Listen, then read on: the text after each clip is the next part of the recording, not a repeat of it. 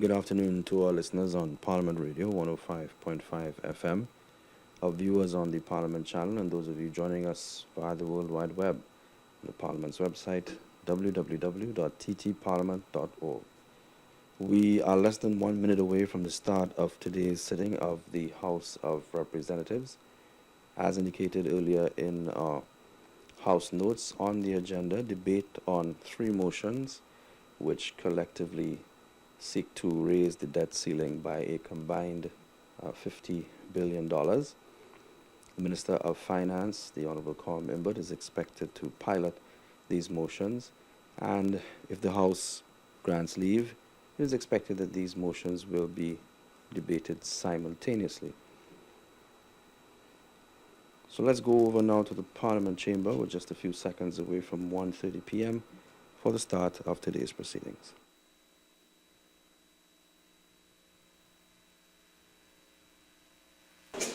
Honorable Deputy Speaker.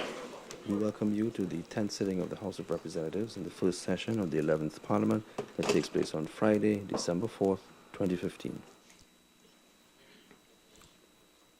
Almighty God, we give thanks to you, the Creator of the universe, and humbly beseech you to direct and prosper the deliberations of the members of this House here assembled for the advancement of your glory and the trust and welfare of the people of Trinidad and Tobago. Grant that peace and happiness, truth and justice may be established among us for all generations. Amen.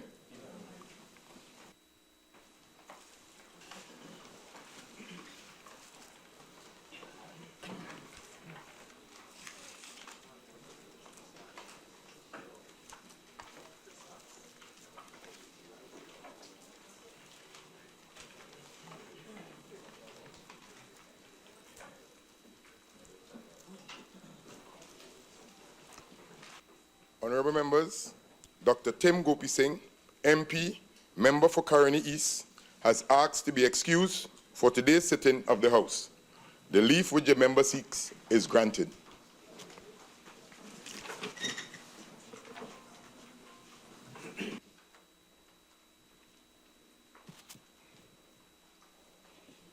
At this time, we will ask for condolences on behalf of the passing of former Minister of Government, the Honorable Mr. Kamaluddin Mohammed, and I'll at this time call on Leader of Government Business. Oh, I apologize, the Acting Prime Minister. Yes.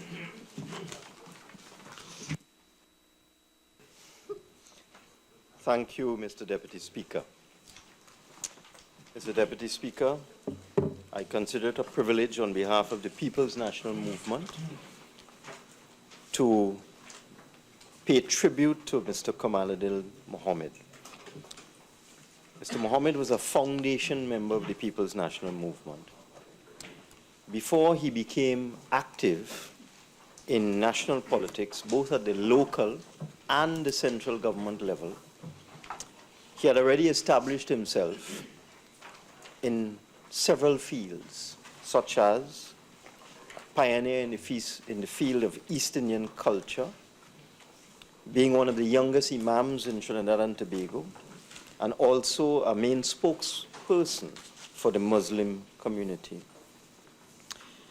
The young Kamal Mohammed, as he was affectionately called, met Dr. Eric Williams for the first time in 1954 at a function at St. George's College, Barrett area. Thereafter, Kamaluddin Mohammed shared another platform with Dr. Williams at another function at Naparima College, along with several other personalities such as Dr. Mosaheb, who later became the vice chairman of the PNM, and the then mayor of San Fernando, Gerard Montano, who went on to become the member of parliament for San Fernando East. All of these events preceded the official launch of the People's National Movement in January 1956. And Kamaluddin Mohammed was among the members, such as De Wilton, 1956, such as De Wilton Rogers, John Donaldson Sr., and Dr. Winston Mahabir, who were all foundation members of the party together with Kamaluddin Mohammed. I think it's important that I list the names of the first executive of the People's National Movement. Chairman was Mr. Larry Constantine. The vice chairman was Dr. Mosaheb. The lady vice chairman was Miss Isabel Tiche. The general secretary was Donald Granado. And the assistant general secretary, the first assistant general secretary of the People's National Movement, was none other than Kamaluddin Mohammed, with the Labor Relations Office being held by Ulrich Lee. This was the beginning of an illustrious political career of Kamaluddin Mohammed under the leadership of Dr. Williams and the new political party, the People's National Movement.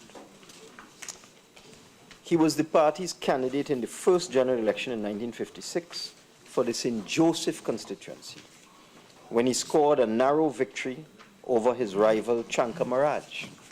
It may be of interest to some members of the House that Kamaluddin Mohammed had to survive an election petition from Chanka Maraj, who claimed there were irregularities on election day.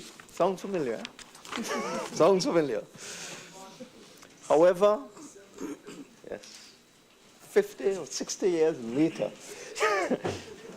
things are in cycles.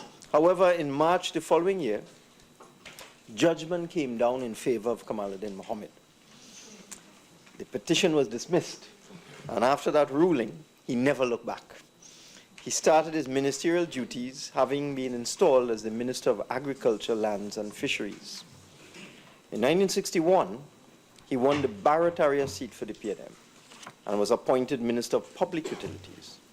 After serving in that ministry for 5 years, he won a seat again in the 1966 general elections, and the PNM was once again returned as the ruling party. On this occasion, his younger brother Sham joined him in Parliament, having won the San Juan East seat, as it was called then. Following the PNM's victory at the polls, Kamaluddin Mohammed got another daunting assignment when he was appointed Minister of West Indian Affairs, where he excelled in forging regional unity in the Caribbean.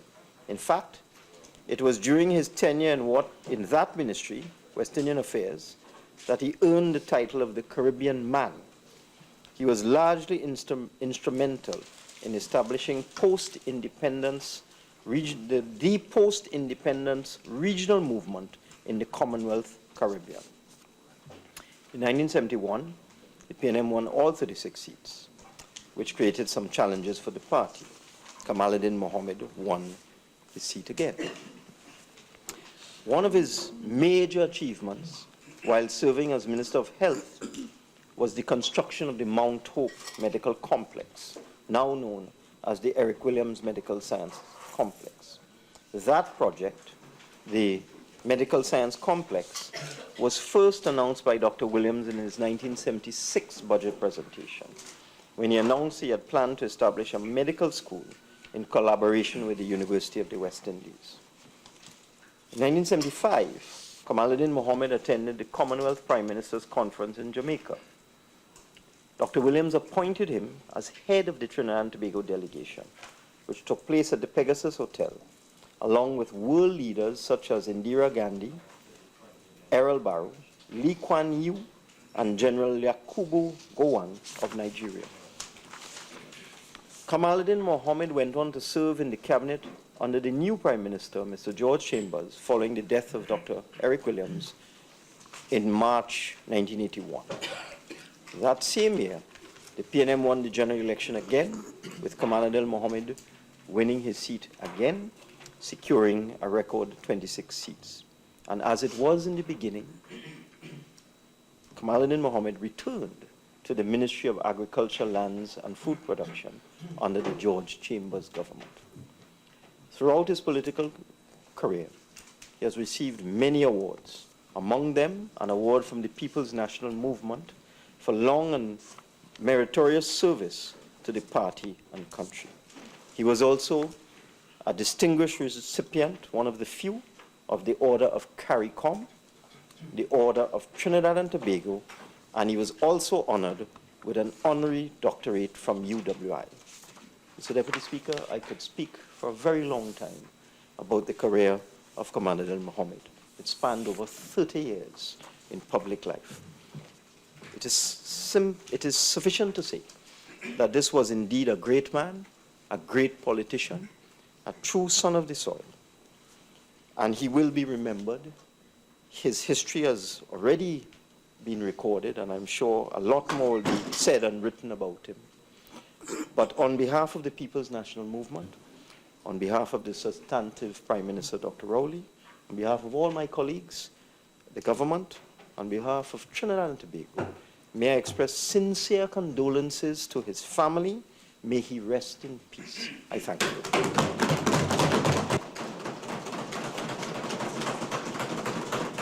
I recognize member for Barataria San Juan. Thank you very much, Mr. Deputy Speaker. Mr. Deputy Speaker, it is a privilege and an honor to stand here today and pay tributes to the late Dr. Kamaluddin Mohammed. Dr. Mohammed was born on April 19, 1927. He was born to the son and daughter of indentured laborers. His father's name was Fazal Mohammed and his mother was Khadija Khartoum. Dr. Mohammed, as he's now called, was a man who spoke 5 languages. He spoke English, Hindi, Urdu, Persian, and Arabic. He was also a musical composer and wrote songs for various artists such as Taran Prasad and Isaac Yankaran. He also, Mr. Deputy Speaker, was the first person in 1947, September 25th, to play the first Indian song on the radio. The song name was Kush Rado Tum Ala Wale. It was the first time an Indian song was played on a local radio station, Mr. Deputy Speaker. This was in 1947. Mr. Mohammed, at the age of, I think at the age of 26, in 1953, went for county council elections and became one of the youngest serving members in that area. He then became the chairman of that county council and met Dr. Eric Williams in 1954. They became very close friends and together with other members formed the People's National Movement, which in 1956 they were able to win the elections and created, as the Member of Parliament for the Martin North, he said, the first executive council, when Mr. Mohammed became the Minister of Agriculture, Lands and Food Fisheries. Dr. Mohammed, throughout his stint, we could learn many lessons from the life of Dr. Mohammed. But it is my opinion, as the Member of Parliament for Barataria San Juan, a seat that I inherited from him. I started in 1995. Dr. Mohammed was there for 30 years, from 1956 to 1986. And there he had many, many examples that were pretty difficult to follow. He was a shining example for us in the constituency. Whenever anyone had a problem, they would go to church, as he was known then, and he would have counsel under his house in a room up to as long as when he became ill and he could no longer function in that regard, and he was still active in his sickbed, giving counsel to members of the constituency and members from the wider community. For 30 years, Dr. Kamaluddin Mohammed sat in this honorable house. And he was initially, as they said, the Minister of Agriculture, Lands and Fisheries, and he continued on as the Minister of Public Utilities, the Minister of West Indian Affairs, and the Minister back as Public Utilities and Agriculture, as the member indicated. But what is significant, Mr. Deputy Speaker, in 1965, while Dr. Kamaluddin Mohammed was the Minister of Public Utilities, The CARICOM members decided to sign an agreement to have the Free Trade Association without Trinidad and Tobago because they're not present at the meeting.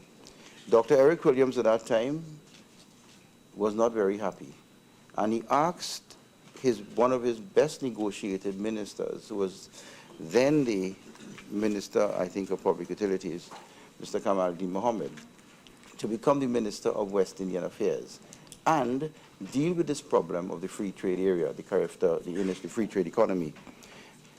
Dr. Mohammed was given that task, and he went to Guyana and spoke to the Prime Minister Forbes Burnham.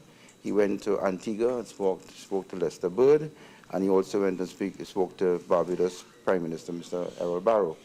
He was able to achieve what was set out to delay the signing of the agreement of CARIFTA, and it was then signed thanks to Minister and also deceased Kamaluddin Mohammed on the 1st of May 1968 when it came into being.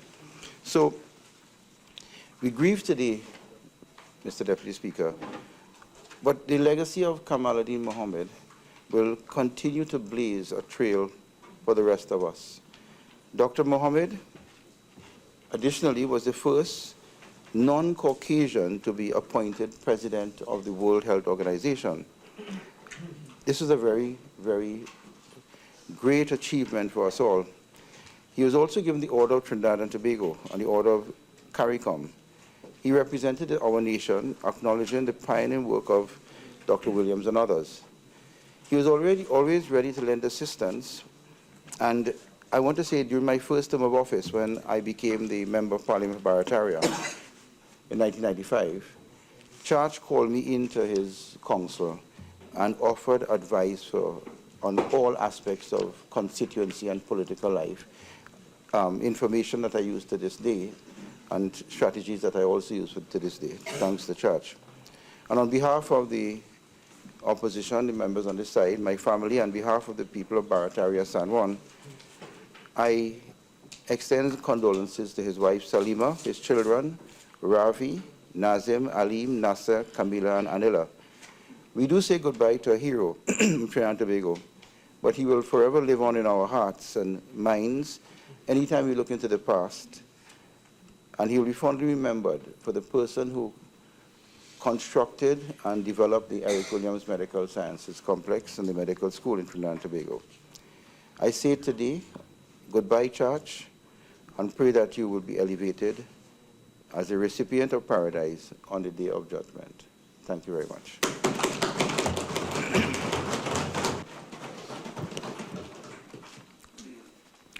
Honorable members, I endorse the expressions conveyed by both sides of the House.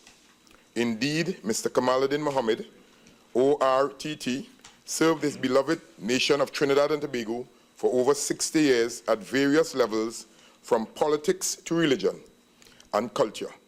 As we heard, he entered the political arena in 1953, winning a seat in the Community Council elections of that year, and went on to become the elected representative for the constituency of St. Joseph in the general elections of 1956. The House has already been informed that he served as acting Prime Minister of Trinidad and Tobago and Minister in a number of areas, namely public utilities, West Indian affairs, external affairs, health, and local government, among others. We further recognize this giant of a statesman served as President of the World Health Organization in 1978 and Ambassador to CARICOM for 3 years. He was the ultimate statesman and an exceptional Caribbean man, as he played an instrumental role in the development of not just Trinidad and Tobago, but the region as a whole. Honorable members, we should all strive to emulate and maintain Mr. Mohammed's high standards of excellence in service to our country. He was a true patriot and a distinguished and honorable humanitarian. This House joins with his beloved wife and the rest of his family and loved ones in mourning his passing. Honorable members, please stand with me to observe a minute's silence in respect of the late Mr. Kamaluddin Mohammed.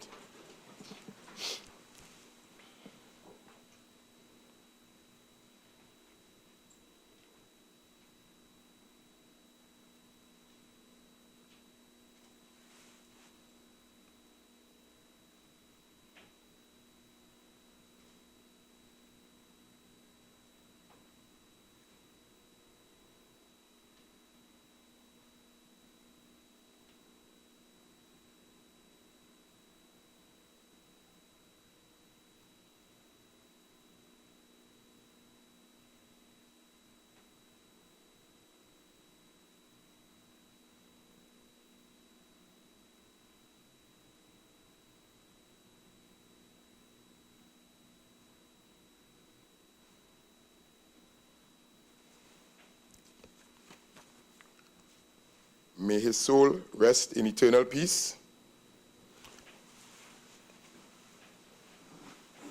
I direct the clerk of the House to send an appropriate message of condolence on our behalf, to the widow of the late Mr. Kamaluddin Mohammed. Bills brought from the Senate, petitions, papers.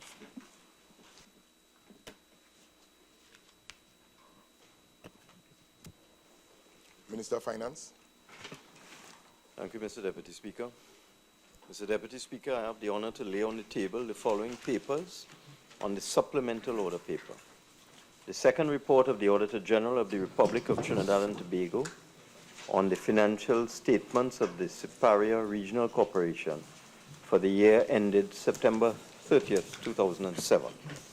The second report of the Auditor General of the Republic of Trinidad and Tobago on the financial statements of the Superior Regional Corporation for the year ended September 30th, 2008. Mr. Deputy Speaker, I beg to move that papers 1 and 2 be referred to the Public Accounts Committee. Honorable members, the question is that papers numbers 1 and 2 be referred to the Public Accounts Committee. All in favor say aye. Aye. Those against say nay. The ayes have it. Minister of Social Development and Family Services. Mr. Deputy Speaker, I have the honor to lay on the table the following paper on the supplemental order paper. The Senior Citizens Pension Amendment of Schedule Order 2015. Thank you.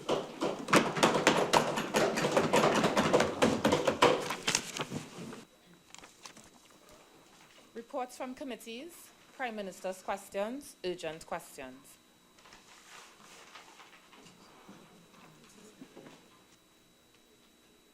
Member for Barataria, San Juan.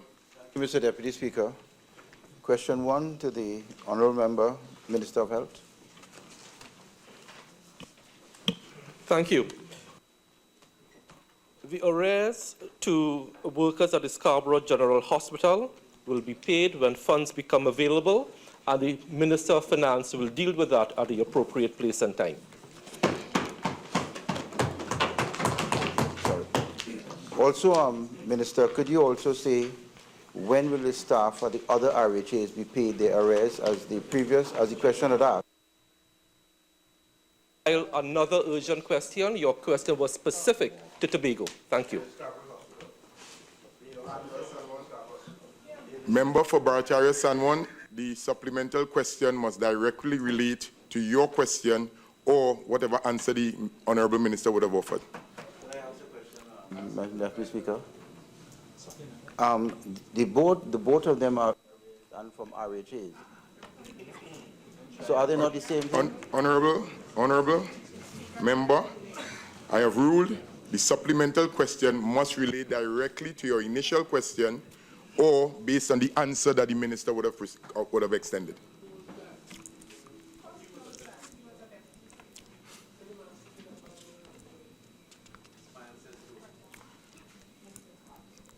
Next question.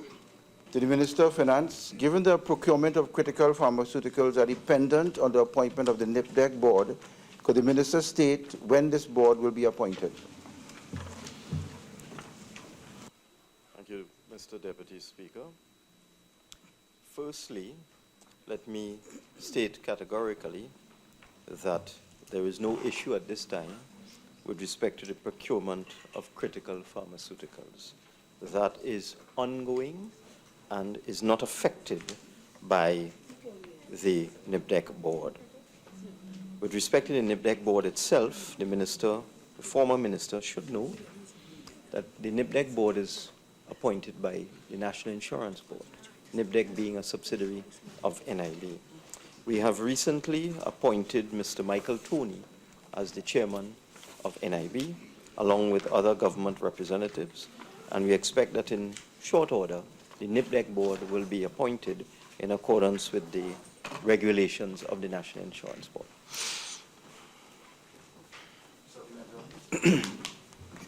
I might assume that the Minister is saying that there is no shortage of critical pharmaceuticals. Mr. Deputy Speaker, as I said, there are no issues at this time with the procurement of critical pharmaceuticals by NIPDEC.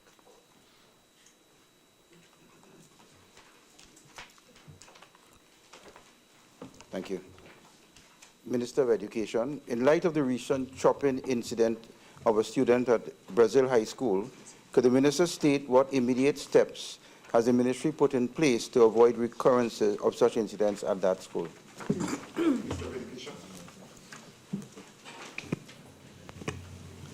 Thank you very much, Mr. Deputy Speaker. The situation at the Brazil High School is as follows. As soon as this incident occurred, the school supervisor 3 of the Northeastern District, Mr. Kendall John, directed the principal to initiate suspension notices to all those persons who were involved in this fracas. As a result, students have been suspended and the matter is being investigated. The suspension is for 7 days. What has been happening is that the student support services visited the school, the police were informed and they also visited the school, and the inquiries and investigations are being conducted at this time. According to our Education Act, as it deals with suspension, a principal has the authority to suspend a student for a period not exceeding 7 days. If, in the opinion of the principal and those conducting the investigation, there is need for further investigation, the principal could apply to the Minister of Education for an extension to this suspension. The Minister of Education, on apprising all the facts of the matter, will determine whether he will agree to the extension of this suspension so as to have a thorough investigation into this matter. As a result of the investigation, certain things will happen, namely, a conference will be called involving the parents, the principal, the student, and members of the support services. At the end of this conference, what will be determined is whether the student can remain in school, whether he can be transferred, or whether he can return, or whether he can be expelled. Thank you. Minister of Education kindly indicate that while those students are on suspension, would they be receiving any remedial behavior therapy in order to continue the management? Thank you very much for that question. As I indicated just now, the student support services are actively involved in the case. The police are also investigating, and I can assure you everything will be done to ensure that whatever went wrong will be rectified. And as such, the students, even the offending students, will receive counseling in an effort to not to have a recurrence of this problem. Bartoris, one again. Public Utilities, would the minister indicate what action has the ministry taken to avert the threatened strike action by TT Post workers in view of the Christmas season upon us?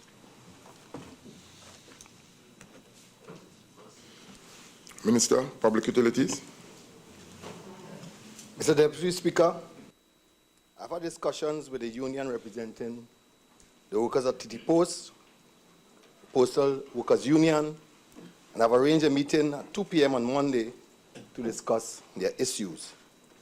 We'll chart a way forward during the meeting in the best interest of the workers, general public, government of Trinidad and Tobago, in light of the upcoming Christmas season. Thank you. Just a supplemental, has the board been appointed?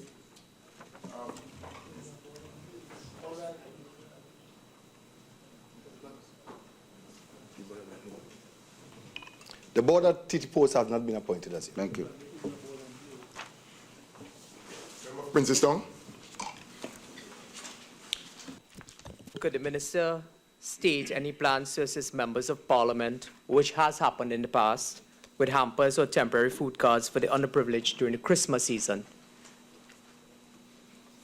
Minister of Social Development and Family Services. The matter is under active consideration, and a statement will be made at the next sitting of the House.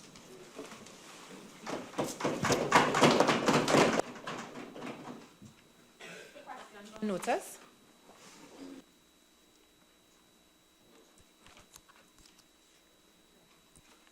Member for Barataria Sanwan. Question number 5 to the Minister of Health. Thank you, Mr. Deputy Speaker.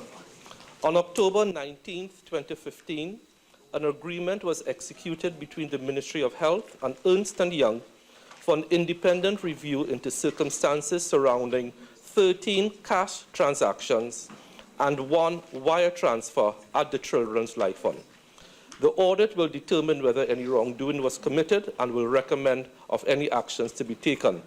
A preliminary report was submitted to the Ministry of Health outlining the project schedule and some of the preliminary findings.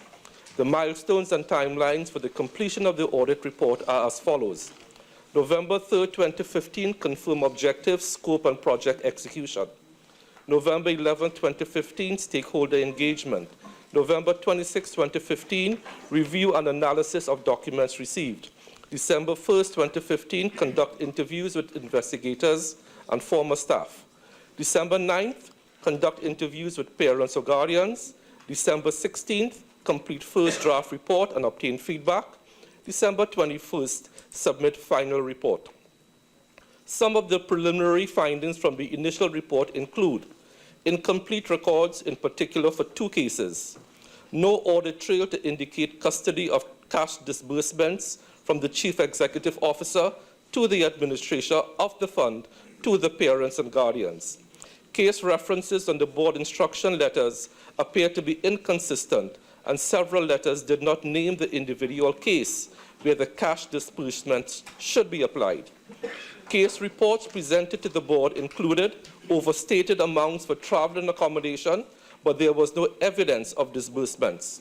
In several cases, payments were based on an initial lump sum quotation, and final invoices were not requested from the hospitals. And payments for treatment were remitted to various bank accounts located in Curacao, Barbados, and Uruguay.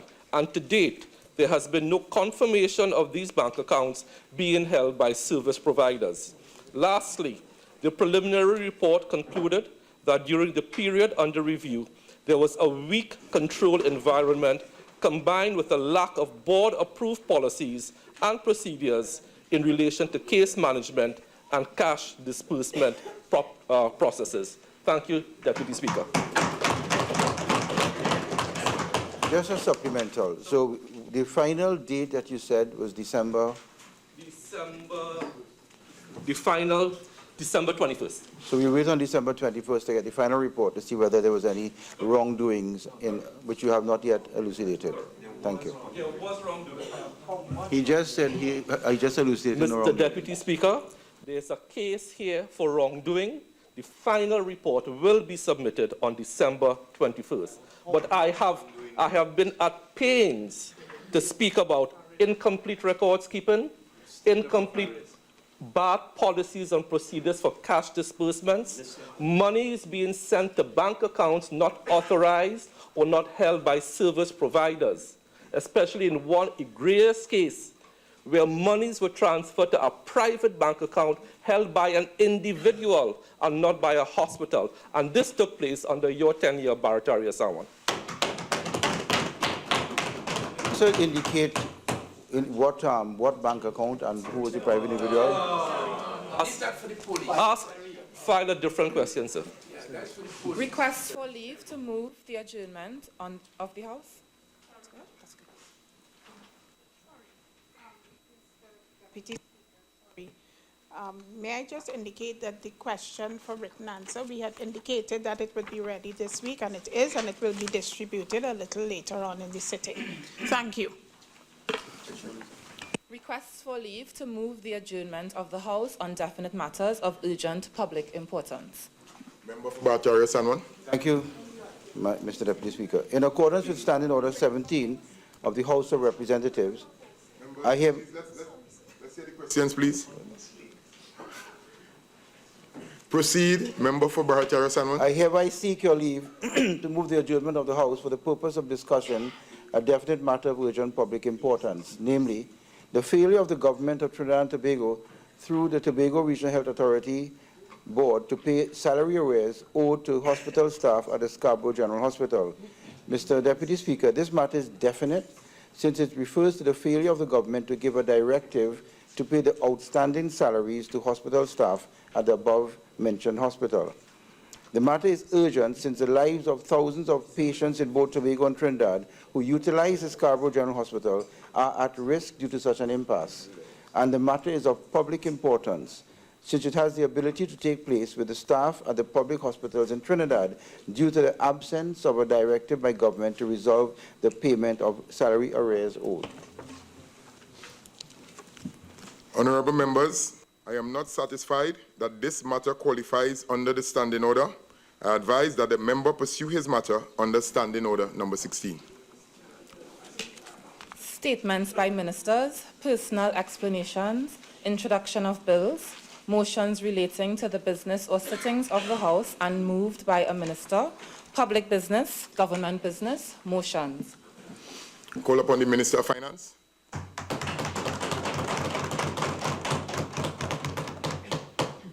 Mr. Deputy Speaker, I beg to move motion number 1 standing in my name. Mr. Deputy Speaker, in moving this motion, I seek the leave of the House to debate along with this matter motions number 2 and 3 on the order paper which relate to the same subject. Is this the wish of the House? It is. Aye. Proceed, Mr. Finance. Prime Minister.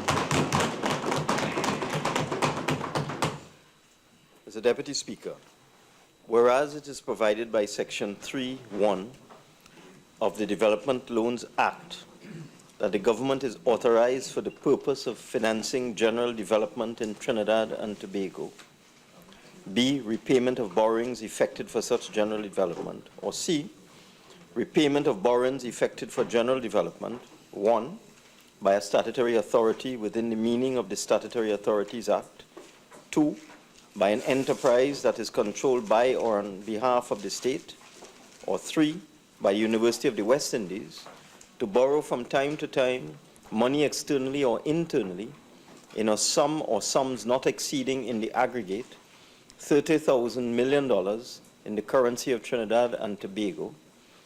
And whereas it is also provided in the said Section 3(1) that thereafter such sum in such currency may from time to time be specified by resolution passed by the Senate and the House of Representatives, and whereas it is necessary for the government to borrow further sums of money for the purposes stated in the said section, be it resolved that for the purposes stated in the said section, the government is hereby authorized to borrow money externally or internally in a further sum or in further sums not exceeding in the aggregate $15,000 million in the currency of Trinidad and Tobago.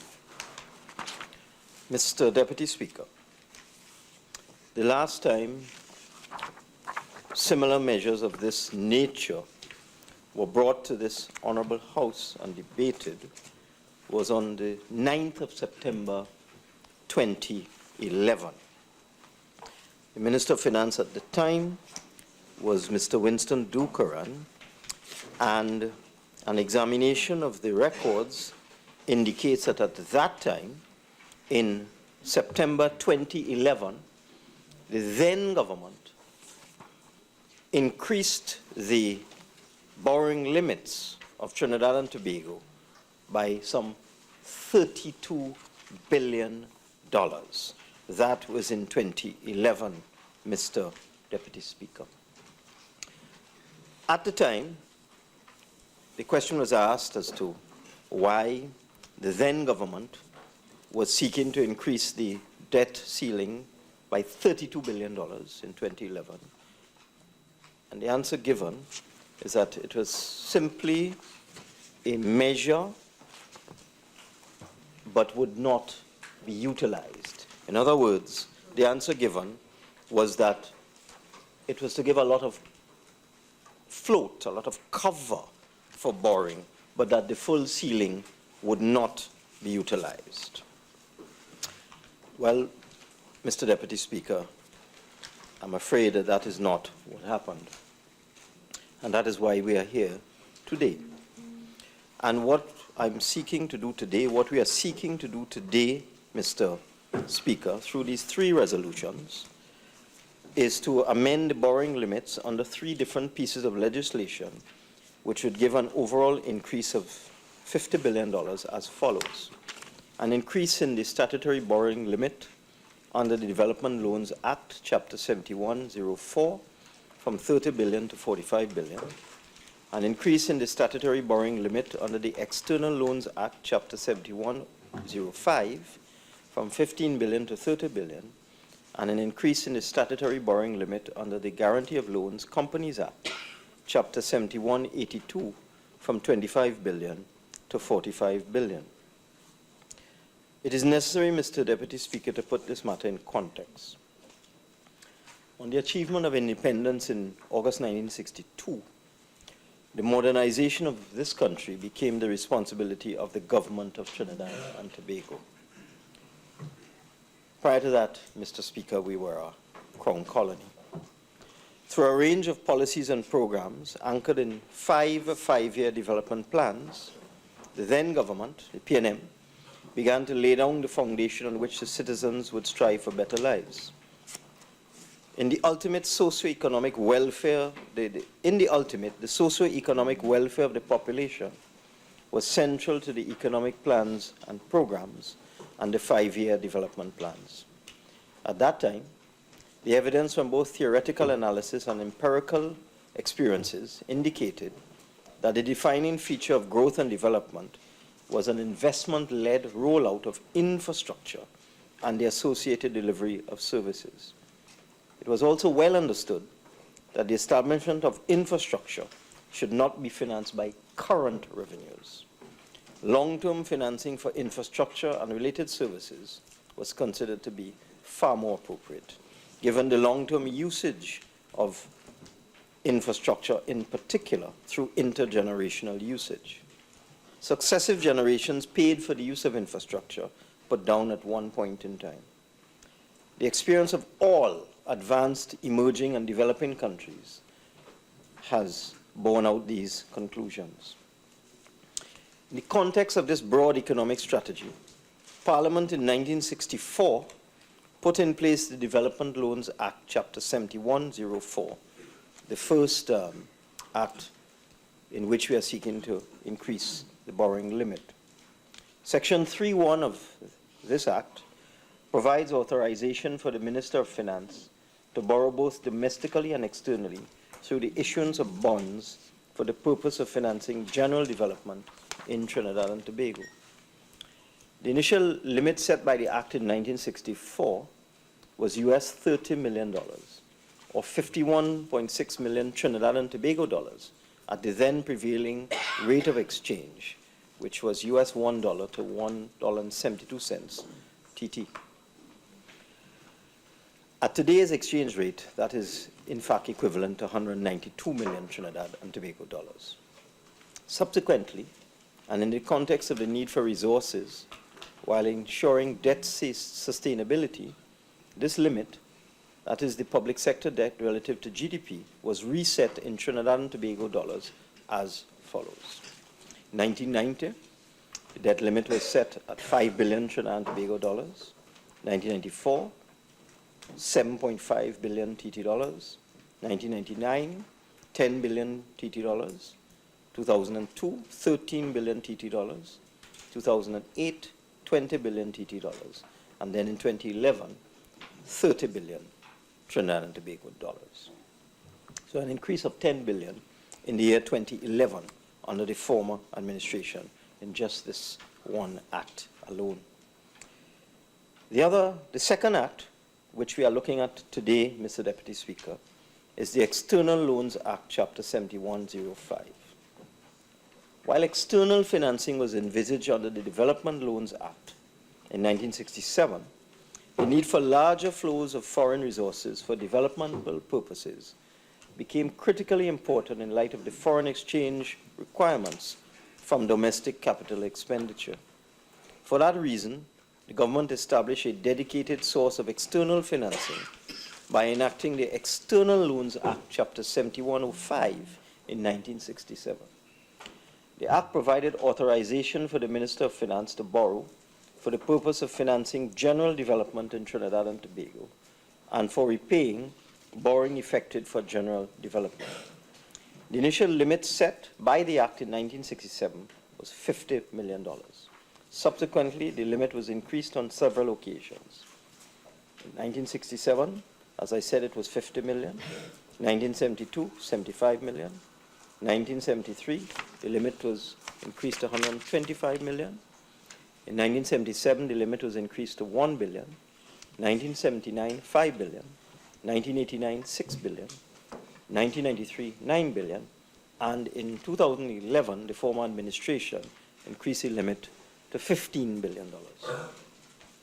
The third act that we are seeking to increase the limit is the Guarantee of Loans Companies Act, Chapter 7182. Mr. Deputy Speaker, by the late 1960s, the government began to assume a larger role in developing the economy by establishing public corporations which were assigned economic and commercial roles in areas where there were market failures. For example, where the private sector was unwilling to intervene in the light of the risk involved, or the high capital requirements, or in areas where the government considered the creation of the corporation to be of strategic importance. The development of the Point Lisas estate, with a modern petrochemical and steel complex, clearly represented an area of market failure where the government had to intervene. The establishment of the National Gas Company of Trinidad and Tobago met the same strategic importance criteria. There were many other companies operating in the commercial and economic field, and like any other company, they were required to raise financing on both the international and local markets, and without track records of performance, government guarantees were required. The then government met this challenge by establishing the Guarantee of Loans Companies Act, Chapter 7182. The Act provides for the guarantee by the government of Trinidad and Tobago of loans by lending agencies to companies in which the government holds at least 50% of the ordinary share capital. The Act also provides for a limit on the total dollar value of guarantees to be provided by the government for borrowing by wholly and majority-owned state enterprises. Section 3 of the Guarantee of Loans Companies Act states that the government may guarantee the discharge by a company of its obligations under any agreement which may be entered into by the company with a lending agency in respect of any borrowing by that company that is authorized by the government. Since the enactment of the Guarantee of Loans Companies Act in 1969, there have been several revisions of the limits under the Act. In 1970, the limit was set at $70 million. 1972, $120 million. 1974, $200 million. 1976, $400 million. 1978, $1 billion. 1979, $5 billion. 2002, $9 billion. And in 2011, the former administration increased the limit from $9 billion to $25 billion. Mr. Speaker, Mr. Deputy Speaker. Well, honorable members will be aware of utterances made by members opposite, as if this was something that had fallen from the sky and something that had never been done before. But I wish to remind honorable members that in 2011, the former administration increased the limits under these three pieces of legislation in the aggregate of $32 billion. Memories are short, it appears, Mr. Deputy Speaker, on the other side. There's a fourth piece of legislation, Mr. Deputy Speaker, the Guarantee of Loans Statutory Act 1968, Chapter 7181. This act provides for the guarantee by the government of Trinidad and Tobago of loans by lending agencies to statutory authorities established by the government of Trinidad and Tobago for undertaking public purposes, for example, airport modernization by the Airport Authority of Trinidad and Tobago, port development by the Port Authority of Trinidad and Tobago, water production and transmission by the Water and Sewerage Authority, electricity transmission by the Trinidad and Tobago Electricity Commission, housing development by the Housing Development Corporation, public transportation by the Public Transport Service Corporation, and carnival activities by the National Carnival Commission. This act, the Guarantee of Loans Statutory Act 1968, does not prescribe a limit on the total dollar value of guarantees to be provided by the government for borrowing by statutory authorities. And I wish to advise this House, Mr. Deputy Speaker, that under the former administration, the outstanding guarantee loans under this piece of legislation, which has no limit, was approximately $11 billion, which has to be added to all of the other loans that the former administration entered into or committed us to. Mr. Deputy Speaker, the total borrowing limit under the three pieces of legislation, for which the limits is now, for which there are limits, is now 70 billion, which is equivalent to 46% of the 2015 GDP at market prices, contemporary prices, Mr. Deputy Speaker. However, there exists some very limited headroom for borrowing in the context of those limits. Under the Development Loans Act, Mr. Deputy Speaker, and I think it is necessary to remind you what happened to the Development Loans Act under the former administration in 2011, Mr. Deputy Speaker. In 2011, the limit for the Development Loans Act was increased from 20 billion to 30 billion in 2011 under the former administration. It is not a very pleasant thing to report, Mr. Deputy Speaker, that of that additional $10 billion that was approved by the Parliament, by the former government, there's only $200 million left in terms of headroom. So under the Development Loans Act, even though the borrowing limit was increased by $10 billion by the former administration, in 2011, they managed to use up 9.8 billion out of that 10 billion in the last 4 years. On the External Loans Act, there is just over 1 billion of headroom left for borrowing, and under the Guarantee of Loans Act, there's only $2 billion left of headroom for borrowing. So of the $32 billion increase in limit that the former administration came to this House with in 2011, they have used up approximately 28 billion out of that $32 billion. And I wish to repeat that when they came to the Parliament in 2011 and they were asked, why are you increasing the limit by such a large amount? Yeah. Why do you need to increase it by 32 billion? They said, we don't intend to use that. That is simply cover for the future generations. But they managed to use up 28 billion of the 32 billion that they increased the limit by in 2011. Now, Mr. Deputy Speaker, and it seems to me, Mr. Deputy Speaker, that the former administration was running on autopilot. Because how would they not know that all of this was taking place? How would they not know?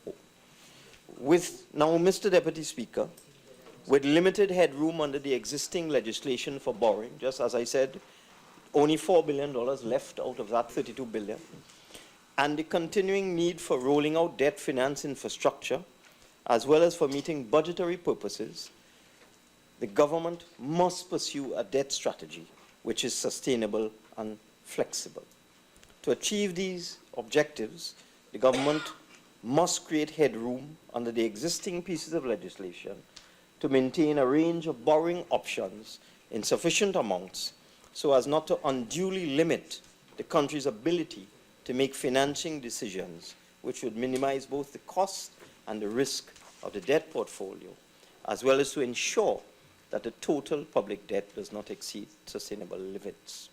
However, this debt strategy cannot now be implemented, given that government is constrained by the absence of adequate headroom under the 3 pieces of legislation which permit it to borrow. The new strategy would allow the government to streamline its interaction with financial institutions, which provide the financing requirements not only for the government, but for state enterprises and statutory authorities, and also to adhere to best practices at managing its debt profile. It is the intention of this government, Mr. Deputy Speaker, to ensure that the debt portfolio of Trinidad and Tobago will remain within international benchmarks as measured by the debt to GDP ratio and other debt metrics. In making the determination as to the sustainable debt positions, the government of Trinidad and Tobago is aware that during the period when those countries in Europe were adjusting their economies to meet the technical requirements imposed by the common currency, the euro, a debt to GDP ratio of broadly 60% was considered to be appropriate. However, that ratio in Europe has been rising in recent times in the context of changing economic and financial conditions in Europe. Mr. Deputy Speaker, for the benefit of all honorable members, because we have members here who have short memories, in Trinidad and Tobago, a debt to GDP ratio of almost 70% was reached in 1991 under the former NER administration. And there are some members opposite who were associated with that administration. I wish to repeat, in 1991, a debt to GDP ratio in Trinidad and Tobago of almost 70%, 69.7%, was reached in 1991 at the end of 2 back-to-back standby IMF arrangements. Since 1992, the ratio has been falling. It fell to 62% in 1995, 51% in 2000, and under the People's National Movement between the 2001-2010 period, it fell from 51% all the way down to 32% in 2010.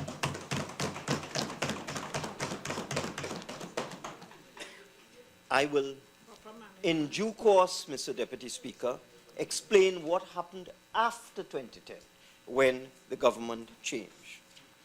Mr. Deputy Speaker, the debt metrics that we're looking at includes limited amounts raised by other debt-raising legislation.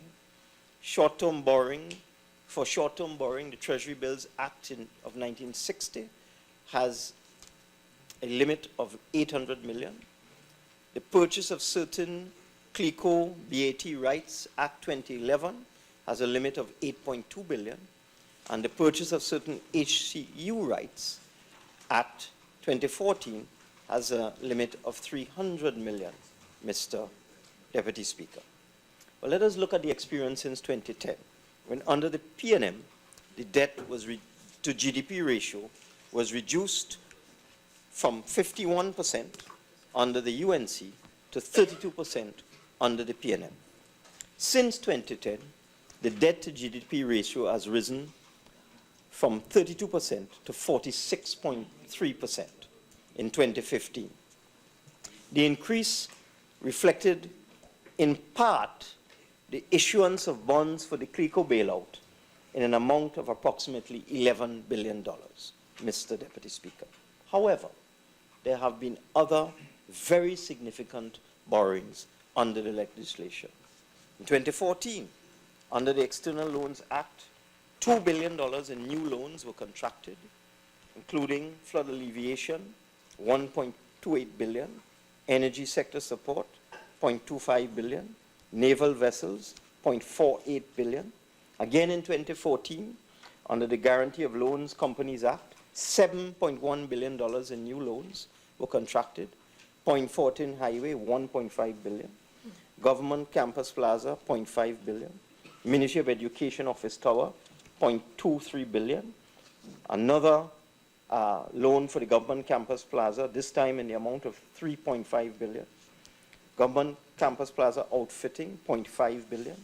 Early childhood care facilities, 0.3 billion. Payments to contractors, 0.4 billion. Family court, San Fernando, 0.15 billion. In 2015, Mr. Deputy Speaker, $1.8 billion in new loans have been contracted. The Coover Children's Hospital, 1 billion. 6 national sporting facilities, 0.55 billion. CNG project, 0.26 billion. And there are several new loans which were in the final stages of negotiation prior to the September 7th election, which this government is now saddled with. Purchase of nasal assets, 1.2 billion. Arima Hospital, 1.1 billion. Point Fortin Hospital, 0.66 billion. Long Range Patrol Vessel, 0.23 billion. Under the External Loans Act, as I indicated, only 1 billion of headroom remains. In 2015, Mr. Deputy Speaker, in addition, under the Guarantee of Loans Companies Act, under the former administration, another loan for the Education Facilities Company, 285 million, and 10 letters of guarantee were issued to state-owned enterprises in the amount of $4.2 billion. This is in addition to everything that I have mentioned before. Again, in 2015, under the Guarantee of Loans Act, several other loans in an amount of 1.3 billion. Yes, they just borrowed like they were going crazy.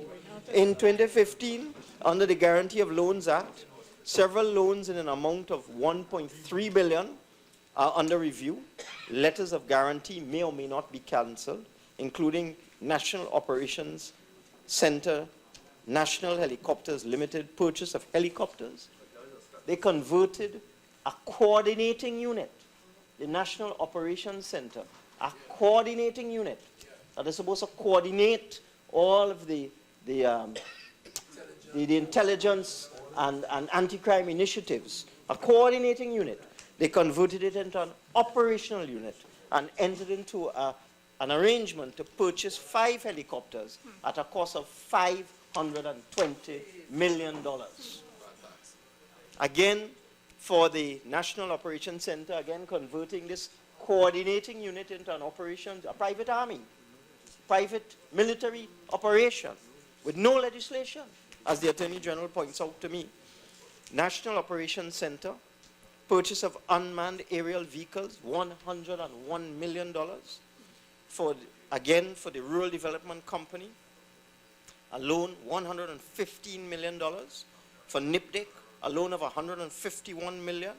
Another loan for the paving of roads for NIPDEC, $400 million, and so on, Mr. Deputy Speaker. It is no wonder, therefore, that out of the $32 billion headroom created in 2011, they burnt up $28 billion of that in just 4 years, Mr. Deputy Speaker. And Mr. Speaker, in considering the increase in limits under the 3 pieces of borrowing legislation, and bearing in mind that borrowing limits under the Guarantee of Loans statutory authorities do not exist, the government is mindful of the need for maintaining, Mr. Deputy Speaker, I'm hearing grumbling from over there. I am begging your protection to control the grumbling from the other side. Proceed, Mr. No, but Mr. Deputy Speaker, they're still grumbling. Members, Bracharya Sanwan, please let the minister proceed with his motion in silence, please. Thank you very much, Mr. Deputy Speaker. Mr. Deputy Speaker, firstly, how much more time do I have? 15 minutes? Thank you very much. 20 minutes. In considering the increases under the 3 pieces of legislation, and bearing in mind that borrowing limits under the Guarantee of Loan Statutory Authorities do not exist, the government is mindful of the need for maintaining at all times a sustainable debt position as it seeks to roll out important physical infrastructure, to finalize loan arrangements for projects which are underway, and to liquidate arrears wherever they exist, including for contractors. The newly established Ministerial Committee on Physical Infrastructure, under the chairmanship of the Honorable Prime Minister, Dr. Keith Rowley, has been developing a framework to ensure that modern, strategically planned, wide-ranging and multifaceted infrastructure development remains an essential component of the future development of Trinidad and Tobago. Mr. Deputy Speaker, there is structure in everything that the PNM does. Infrastructure is the backbone of everyday life. It underpins economic activity. There is no activity which does not rely on infrastructure in some form. Inadequate infrastructure is quickly felt through power outages, interruptions in water supply, poorly maintained roads, inefficient ports, and so on. These inadequacies affect our quality of life and present significant barriers to the operations of companies and other entities. An IMF study in the October 2014 World Economic Outlook found that where appropriate, an increase in public infrastructure investment, and I repeat, where appropriate, raises output in the short term by boosting demand, and in the long term by raising the productive capacity of the economy. That is what we're about, Mr. Deputy Speaker, raising the productive capacity of the economy. Our infrastructure program, we are not into vanity projects, Mr. Deputy Speaker.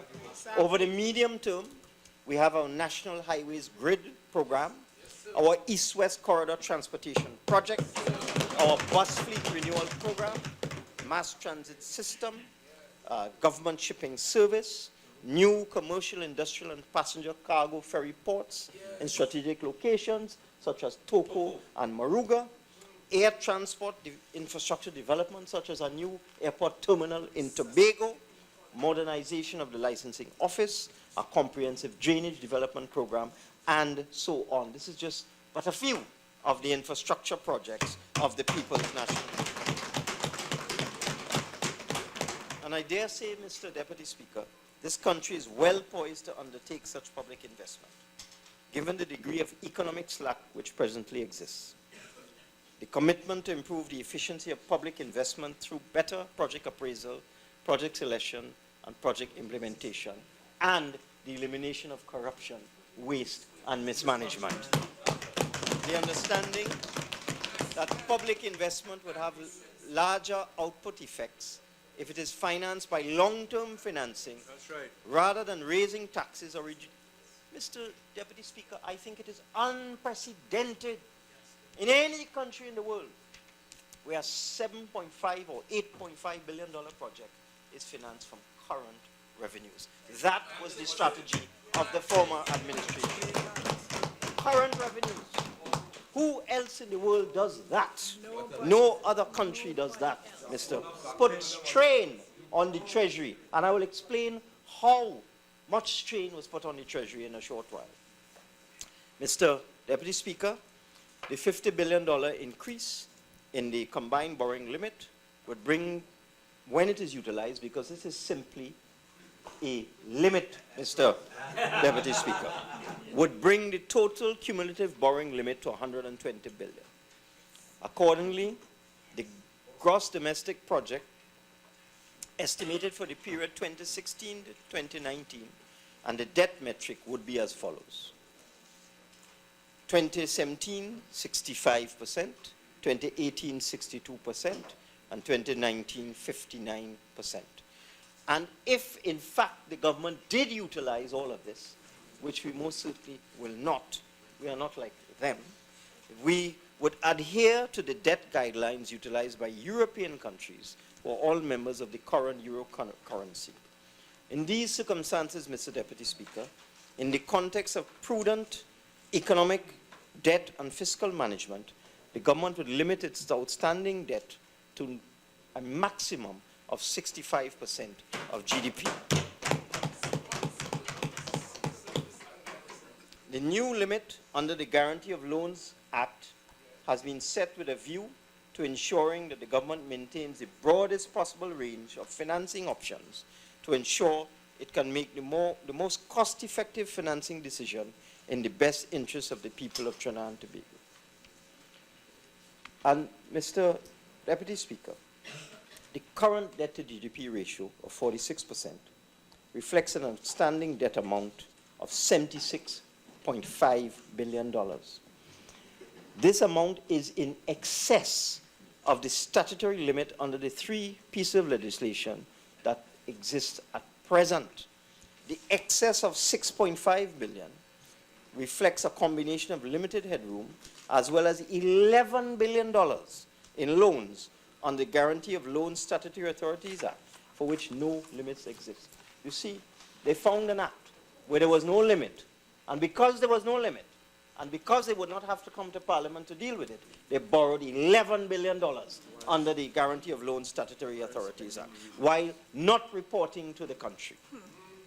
The sustainability criteria, which are now being established with a debt to GDP ratio of broadly 65% at its maximum, if we use all of this $50 billion, if we use all of it, we will be setting a maximum debt to GDP ratio of 65%, which is the average for all European countries at this point in time, in keeping with international benchmarks.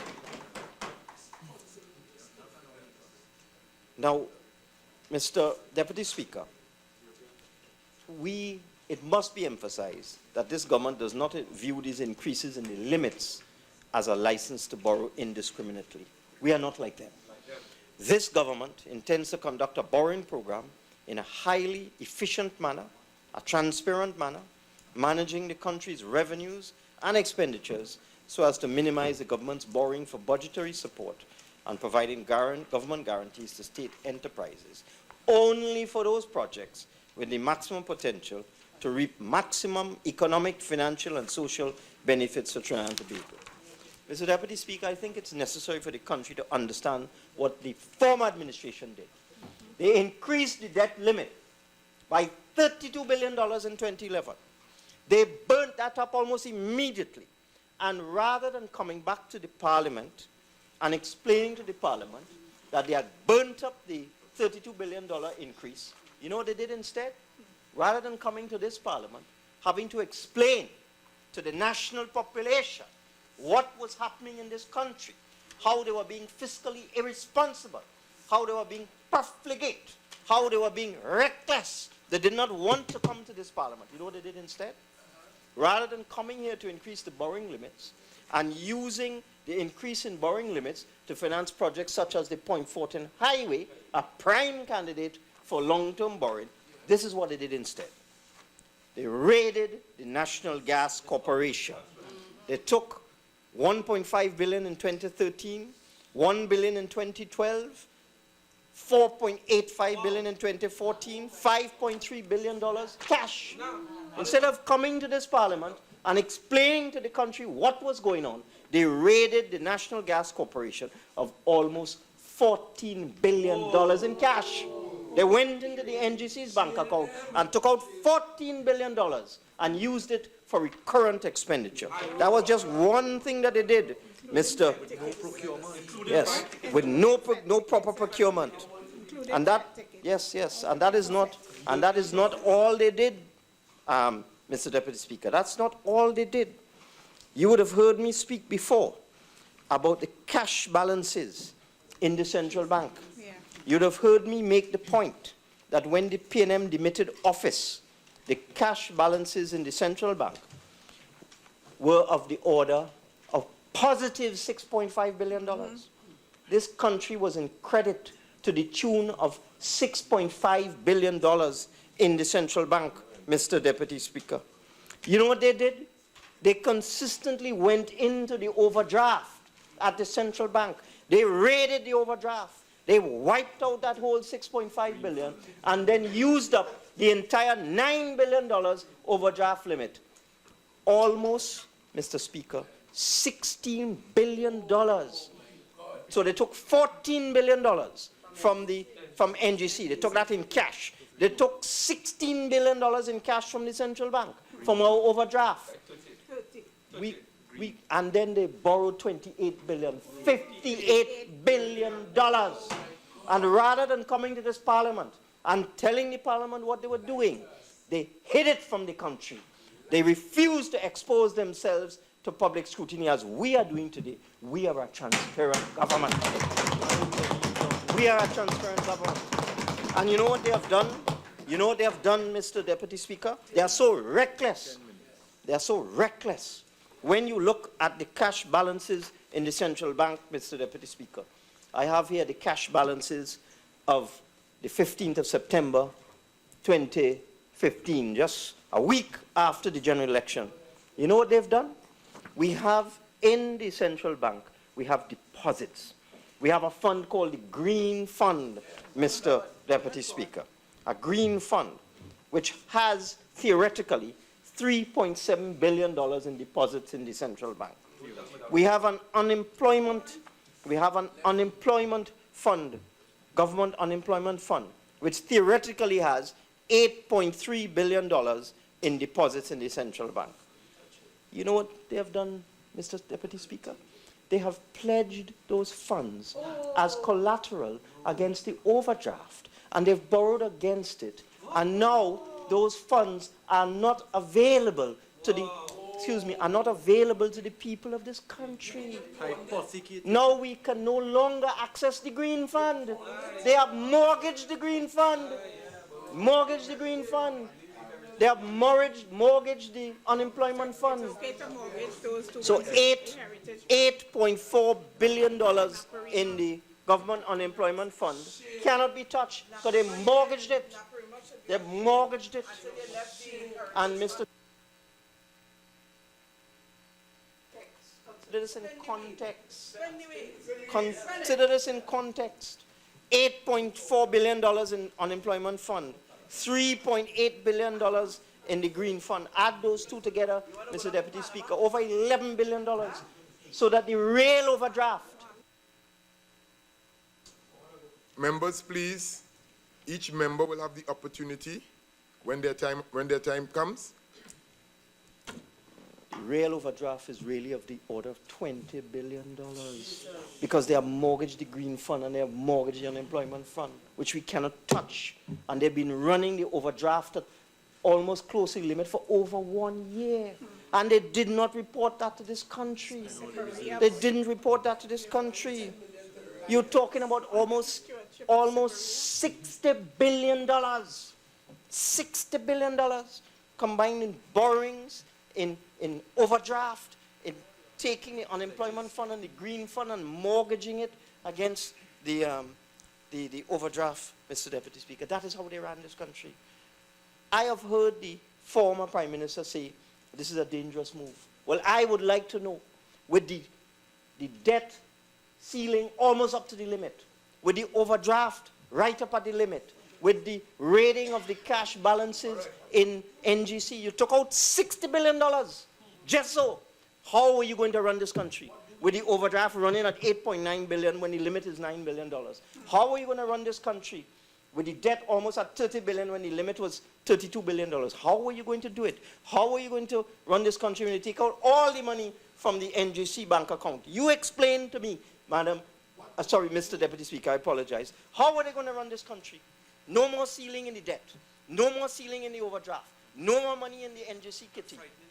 And frightening people with this nonsense, Mr. Deputy Speaker. Mr. Deputy Speaker, before I take my seat, I need to report to this House the recklessness of the former administration. I have enough time. Recklessness. They entered into contracts for a number of projects. Arima Hospital, $1.85 billion, nearly $2 billion. We need a hospital in Arima, yes, but do we need a $2 billion hospital? $1.85 billion. How much of that is value for money? How much of that $1.85 billion is value for money? Acquisition of a Chinese hull for the Coast Guard, $230 million. A fishing vessel. How was it procured? Yes, how was it procured? Construction of Fortin Hospital, $1.6 billion. Construction of Couva Children's Hospital, $1.5 billion. Naval assets, the damning vessels, $1.4 billion. And listen to all of this, and listen to all of this. These are other projects they hid from this country. Development of Endeavor Business Park, US $94 million, $600 million. That's a contract they entered into. Transshipment and dry dock project, US $499 million, $3.2 billion. That ain't come on the books yet, you know. This is what they have saddled this country with. Development of 6 new industrial parks, $151 million, another billion. So $1 billion for 6 new industrial parks, $3.2 billion for a dry dock project, $600 million for the Endeavor Business Park. That is what they have settled. That is what I met in the Ministry of Finance. $1.8 billion for Arima Hospital, $1.6 billion for Point Fortin. It's only billions. They didn't deal in millions. They dealt in billions. If you take those 3 hospitals together, $5 billion. $5 billion. Who could be against health facilities? But $5 billion for 3 hospitals? $5 billion? No procurement, Mr. Deputy Speaker. $5 billion. $1.5 billion for vessels. They come here without guns. Not one of those boats. The Chinese boat, the Dutch boats, not one has a weapon on it. Not one of them could be used for military application. And yes, that is the hard part about it. When they canceled the OPVs, they received $1.3 billion, and they canceled because one gun on one boat was not firing in automatic mode. Two boats had all of their guns firing in automatic mode, and the other boat had all of its guns except one firing in automatic mode. The one gun firing in manual mode, they canceled the project. But now they bring all these boats to Trinidad and Tobago without a single gun on them, not a weapon, no proper procurement. They bring a fisheries vessel from China, no guns, and this administration is now saddled with the responsibility to deal with all of this. Well, Mr. Deputy Speaker, we are going to deal with it, and that is what we're about here today. What we're about here today is for the development of Trinidad and Tobago. No more vanity projects. No more suspicious procurement. No more of these strange soul-selective awards. No more projects costing $2 billion when they should really cost $1 billion, Mr. Deputy Speaker. All of that done. All of that done, Mr. Deputy Speaker. All of that done. And it's incredible. They came to the Parliament and raised the limit by $32 billion. And then raid NGC and raid the central bank another $28 billion. Spell cash, Mr. Deputy Speaker. Borrow to the hilt. Borrow to the hilt. Mr. Deputy Speaker, I think I have educated the population to the squandermania, the mismanagement, and the profligacy of the last administration. And I now beg to move, Mr. Deputy Speaker, I beg to move that the 3 motions standing in my name, Mr. Deputy Speaker, that I beg to move that the 3 motions standing in my name be approved.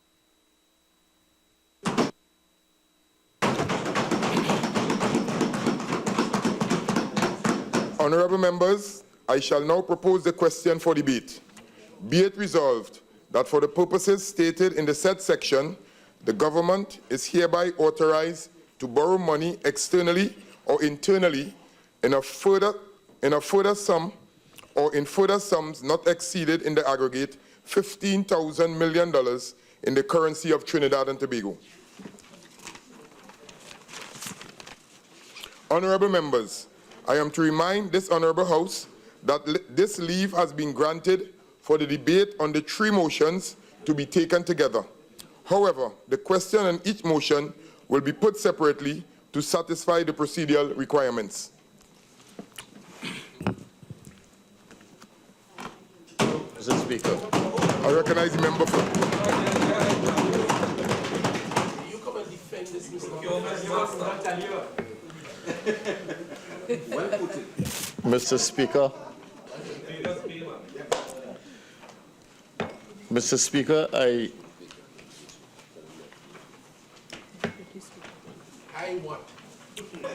was quite surprised by the fact that the Minister of Finance used this as a theatrical opportunity.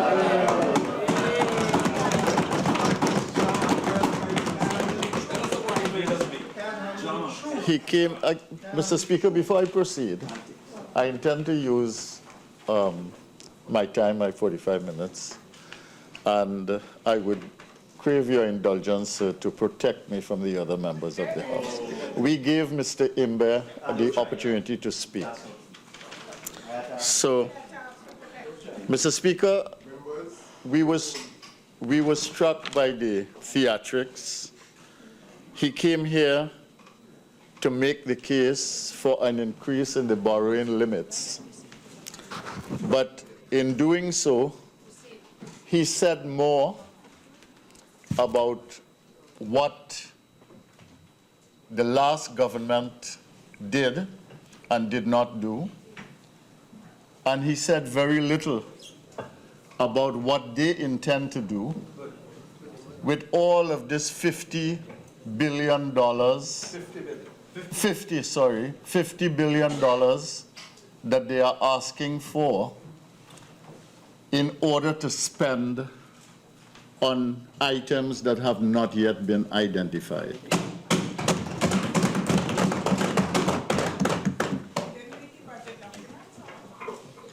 There is nothing in the budget document that says anything about the proposal for increase in borrowing limits or for the need for loans in the budget document. And now that you've come here, you owe the country and the parliament an explanation to say that of the $50 billion, we will spend so and so. We are not comforted. We are not comforted in the least by the fact that you indicate that a debt to GDP limit of 65% is acceptable to you, or that it conforms to European Union standards. We are not comforted by that fact at all. And secondly, we are not comforted by the fact that you talk about managing procurement when we have a situation in which the procurement bill that was passed by Parliament has now been sent to a joint select committee, while you come here to ask us to give you a carte blanche for $50 billion.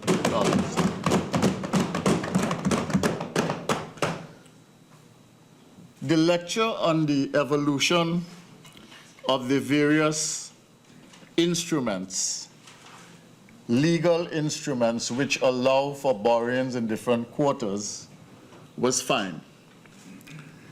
The assessment, though, of how this was used by the last administration and what the consequence is and how it justifies the borrowings intended by this government are not really logical, nor are they factual. And that is why I started by talking about theatrics. For instance, if I might use one example, if you take the Point Fortin highway, you can build a highway, whether it is Point Fortin or anywhere else, yes, by taking a loan. But if you choose to use the Treasury in order to do it, it is an option that you take. And if you take the option of using the Treasury, what it means is that you have not borrowed that money, and therefore it has not racked up the debt of your country. The alternative would have been to carry it in debt and to use the money from the Treasury for other purposes. And those are legitimate choices. But you cannot chastise a government for taking one choice over another if you have tangible proof of where the money went and what was produced for it.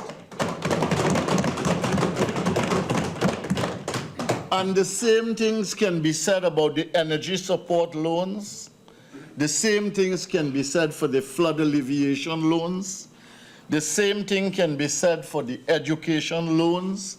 You can see it in the number of schools. The same thing can be said for the South Campus, the Children's Hospital, and so on. If you mention that X dollars were spent, and they were spent for this, and you have a tangible example of what the money was spent for, and it is there looking at you, it is not reasonable to claim after that fact that something has been done that is amiss.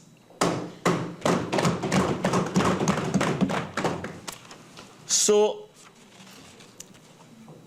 as I said before, the Minister of Finance did not alert us to this strategy of debt development and debt management by his government when he presented here during the budget. Today he comes to us, he says he wants $15 billion for $15 billion for development expenditure, $20 billion for state companies, and $15 billion for external loans, a total of $50 billion. And for this side of the House, the relevant questions are not so much that you've come to ask to increase the borrowing limits. It has been done before on many occasions. We did it in 2011. But the relevant questions are, first of all, why so much money? Why $50 billion?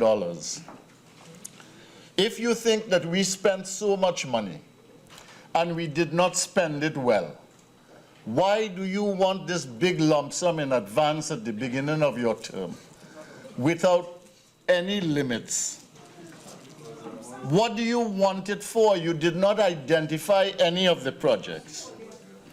What does the government need $50 billion worth of fiscal space for?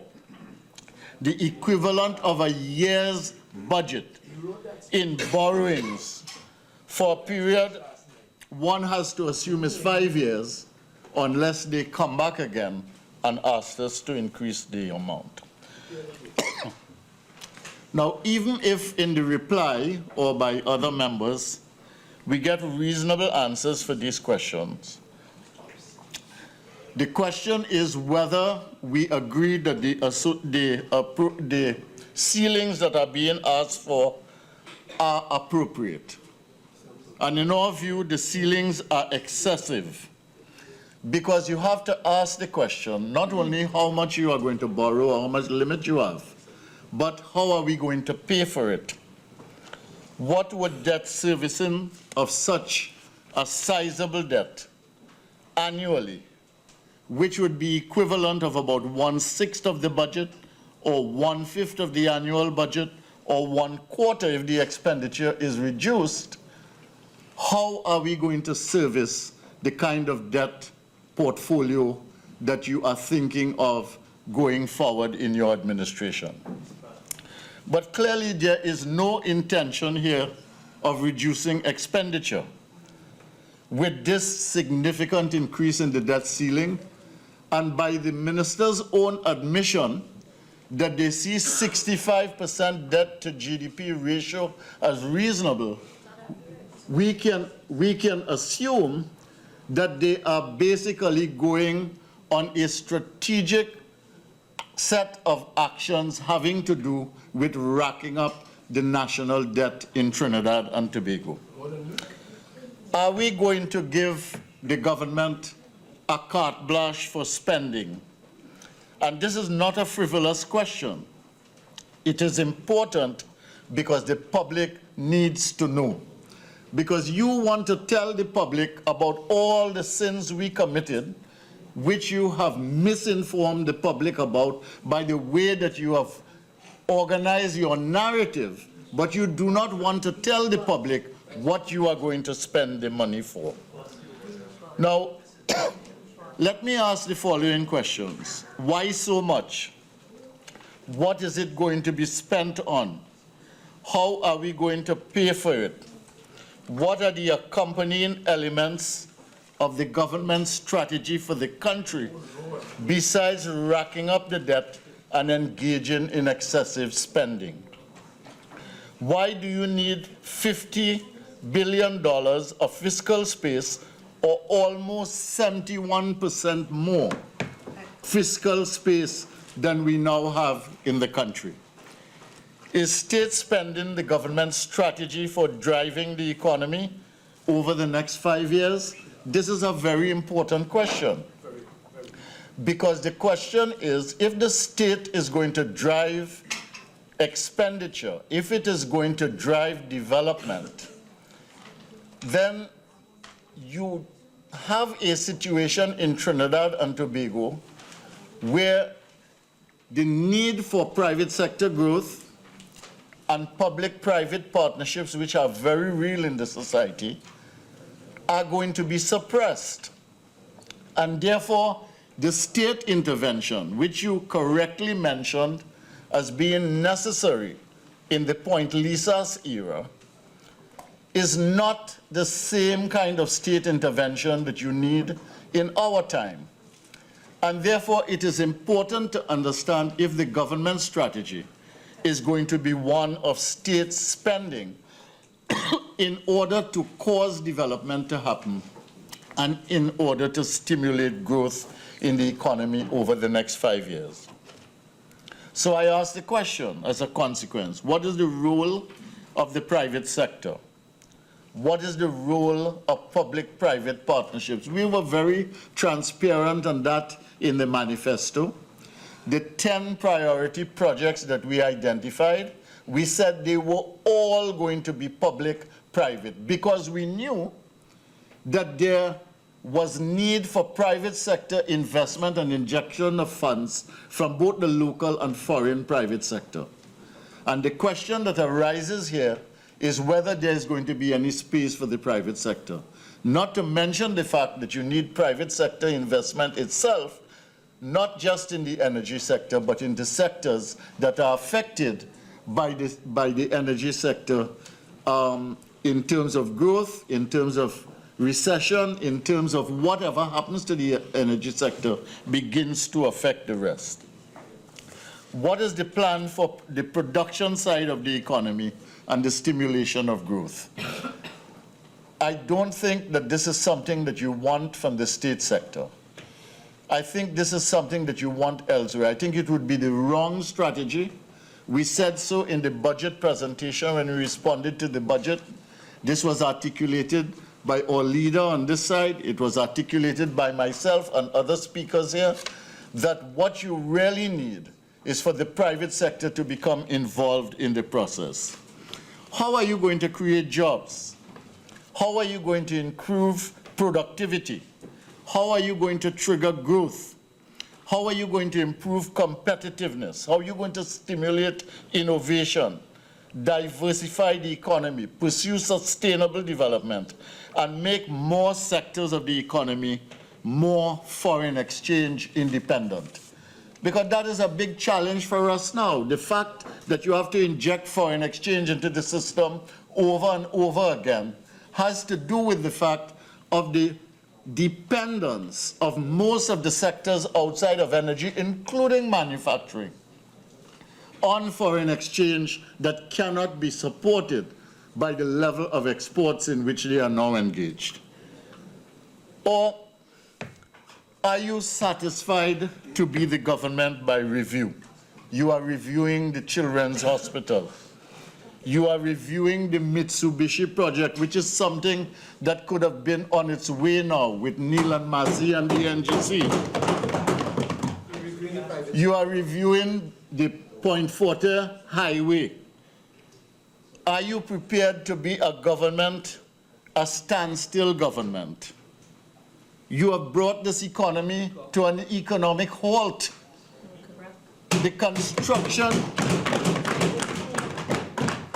construction sector of all sectors has in fact gone into decline in this country precisely because of that. Now we know that this was a rough year. with the price of oil, with the price of gas. But we told you not to budget at 275, that 225 was reasonable. We said that 45 was reasonable. At lunchtime today, it was, I think, just over $41. These prices are not going to go anywhere upwards soon. And therefore, we've got to have an entire mindset change for the way that we approach the development of this country. Why didn't tell your government that? You've brought the economy to a halt in terms of the construction sector. You blame the government. Well, that's something you do every day. And the real issue here now is not so much what is going to happen to the resolutions that you have put before, the motions that you've put before Parliament today, you know. The real question is, when are you going to get to work? You said you were red and ready. You were red and ready for the politics, but you are certainly not red and ready for the government. If you have a clue, if you have a clue of what to do, then you should show us your motion and spare us the tralala. What is your economic planning framework, for instance? What is the economic planning framework? The public servants in every ministry in this country, they are in one quandary because they have been handed a manifesto which has a set of concepts and a set of projects in it, which we knew to be incoherent. We saw it, and we had written our own manifesto, so we understood what was involved. And the public servants have been handed this manifesto, and they have been asked to translate this into policy in their ministries. My God, I don't know what they are going to be able to do with that. And they know it, they are in a challenging and rather tragic situation. And I want to ask you, what is your economic planning framework? I want to say that when I left the Ministry of Planning, I left in process a 10-year plan for the country that the public servants were working on. And it is there. I did not take it. I left it. It was government property. And I want to ask you, if you want to draw on the plan, you don't have to take everything. All you have to do is to look at it and build on it, and perhaps then you could develop an economic framework. What are the accompanying strategies to support the racking up of that? You cannot come to the Parliament and say you are coming to ask for a raising of the ceiling. And when you come here, we don't know any other thing that is happening in terms of the government except the history you try to unfold there in dramatic terms. What is the debt management and debt repayment strategy? We want to know that. What are you going to deal with? How are you going to deal with revenue, expenditure, with deficit? And we also told you, you're not going to realize that revenue in the budget.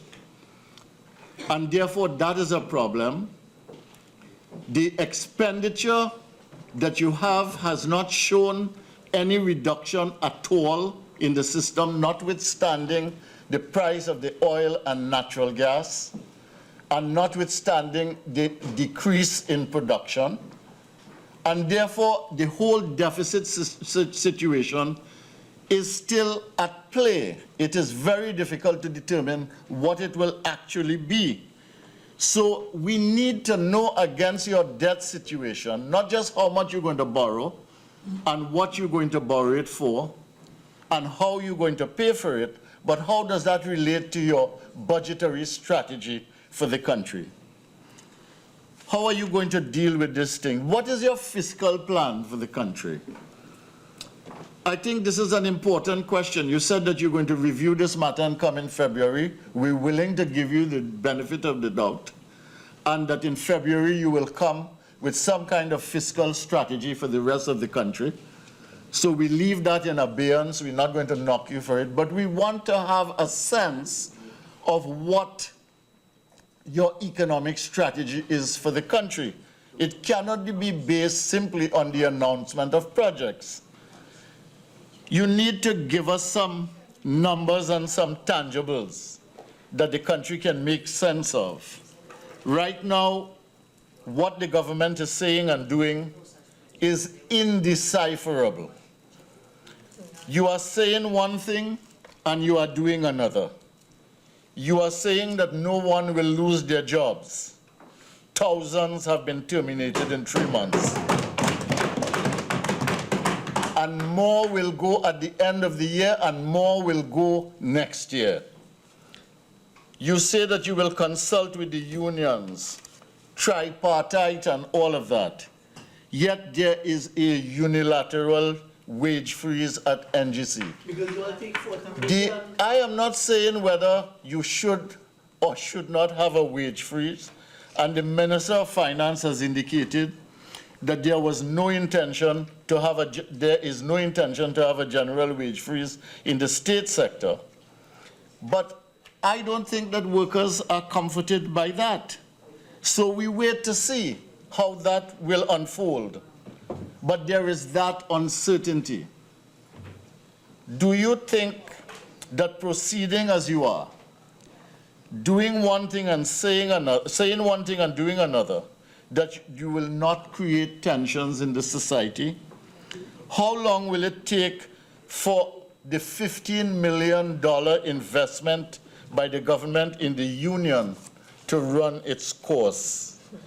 How long will that $15 million inducement guarantee the goodwill that you now enjoy? Take the case of VAT, which is a pending problem that is going to emerge when you begin to address that in January. You want to raise $6 billion out of VAT. Now,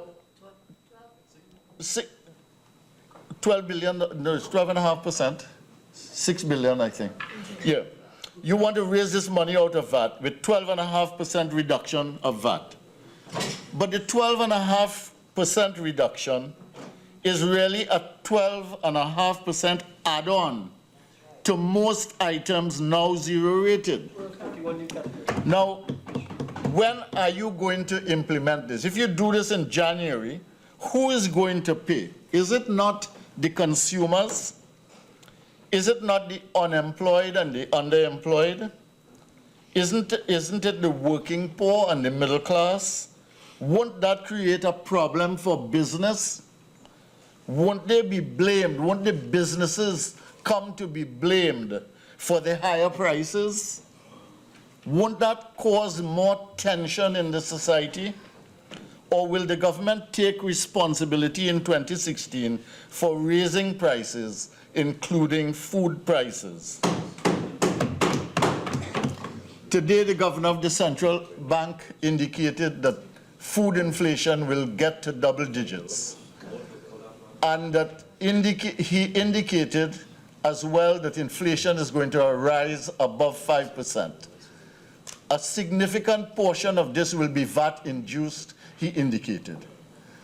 Now, if I am to take that as being reasonable, then these are things we also warned you about in the budget presentation that you made when we responded to it. Several members on this side raised those issues having to do with the VAT. So tension is one thing, but we may well be seeing on the horizon a blueprint for chaos. Because what is happening is that the gap between what you are saying and what you are doing and what the result of what you are doing is, that gap is going to find itself in a situation that makes the society very, very uncomfortable. Now, in the borrowings, you said that you didn't say so in Parliament, but you said on the outside of Parliament, some of your members indicated that you were going to use some of this money for debt repayment. That is to say, the government owes contractors, etc. I doubt that the monies owed to contractors is anywhere near $50 billion. So the point is that that would be a very small part of it. So I want to ask you, I suspect that some of it might have to do with development projects, and I think we need to be pretty clear about that. I hope you are not going to trust this money behind a rapid rail project. I hope that what you are saying about mass transit is an attempt to make a transition, and I hope you understand that there are other forms of transport besides rail that will be appropriate for this country and that will make a big difference to the quality of life of this country. But having said that, I want to ask you if you are going to do anything with the funds that we might approve here for anything about Petrotrin, for instance, which is now becoming, or which has become, in fact, a systemic risk, not just to the energy sector, but to the whole economy in Trinidad and Tobago. This is a close to $14 billion systemic risk waiting to explode. It is something that was set in motion, I want to say, prior to 2010, but I'm not going to go into that with the GTL fiasco. But the point is that that is something that threatens the economy in a very real way in Trinidad and Tobago today. And it is something, therefore, that has to be addressed. And I want to ask if the borrowings or the attempt to raise the ceiling to borrow money has anything at all to do with this and whether this matter will be addressed, because it is a very important issue. What are the plans, whatever plans you have for the future, how are these going to be implemented? I am raising issues here that are very important for you as a government, because being very important for you as a government means very important to the country, because the country depends on the government to govern and to implement and to do and to make things happen. And I want to ask, how are the things that you want to do going to be implemented? Is it going to be implemented through the ministries? Is it going to be implemented through a special mechanism? How?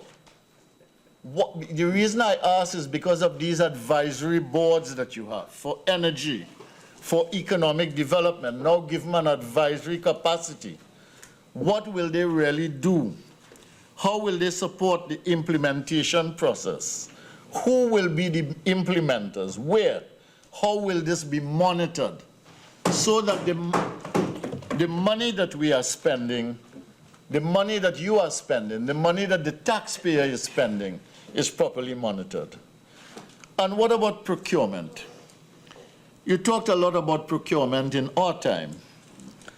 What about procurement? We passed a procurement bill here with no help from you. When we were in government and you in opposition, we partially proclaimed it.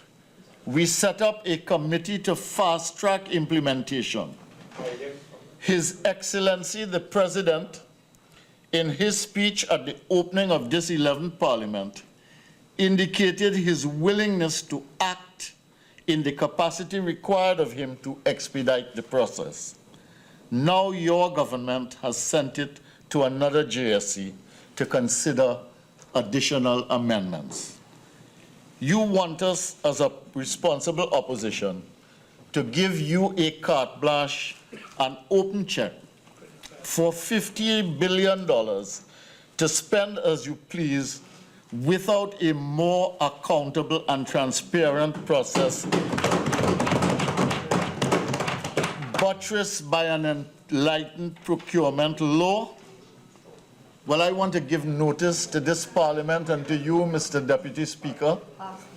I want to say that I intend to introduce an amendment to this resolution, to this motion here today, which will, in fact, address one of the major concerns that I have, one of the major concerns that members on this side have, and one of the major concerns that citizens of this country have.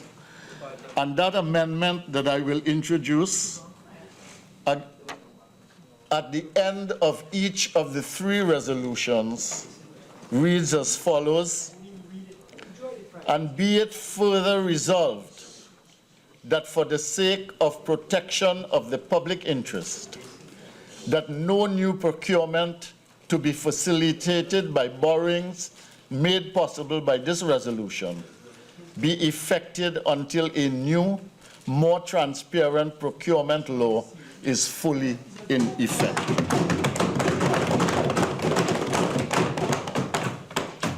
You see, because now that this has been sent to the JSC, we don't know when it's going to come out of there.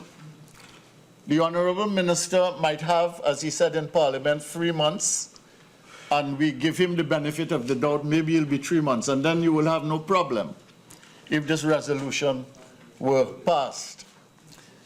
But if it did not happen in 3 months, it would create the conditions in which this procurement bill is tied to this borrowing and spending. Member for Caroni Central? Yes. You have 10 more minutes, please.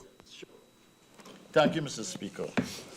And therefore, I will introduce this at the end of this presentation, Mr. Deputy Speaker, and if you will alert me so that I have enough time to read it and have the resolution seconded, please. As we go forward, I want to say to the government, the Minister of Finance, we have many challenges in this country, but we have 5 major immediate challenges, all of which you know very well, and all of which must be addressed, and they cannot be addressed by borrowing alone, which is why I'm raising the challenges. The first one is the oil and gas price challenge, and that is going to remain so for a long time. The second one is the oil and gas production challenge, and that one is solvable if we take the steps that are possible here, and I mentioned those steps, about 5 of them, in my budget response last time when I responded to the budget presentation here. The third one is the foreign exchange challenge, which is real and will not go away anytime soon, and which has to be managed. The fourth is the diversification challenge, which has plagued us from the beginning of independence and continues to be an issue. And the fifth one is the productivity challenge, which seems to be getting worse, and we've got to manage that if we are to address the other issues in the society. Now, the reason I raise these challenges is because you can't deal with these 5 challenges by a borrowing and debt escalation strategy alone. That is why I'm raising it. The reason I raise these challenges is because you cannot deal with these by an austerity strategy alone. That is why I'm raising it. The reason I'm raising it is that you cannot deal with these 5 challenges simply by taking IMF prescriptions or by surrendering to the IMF. It will not work. You also cannot do it by raising taxes on business, the middle class, and the working poor. You cannot address these 5 challenges like that. You cannot keep pumping foreign exchange into a buying and selling system and into a foreign exchange dependent production system. And that is why the diversification thing is such a critical factor. And nobody's blaming you with that. We've been trying that since 1962. We've tried various ways. We have made our contribution over the last 5 years. You've done so in time, but it remains a pressing challenge given the oil production issue, given the gas production issue, given the price issue with oil and gas. The other thing that I want to alert you to is that you cannot deal with these 5 challenges by a devaluation strategy alone. It requires a complex, integrated strategy. And I want to alert you that the way that we are going here, debt here one day, dealing with the workers so the other way, VAT the other way, taxes the other way, etc., that is going to get us into a lot of trouble.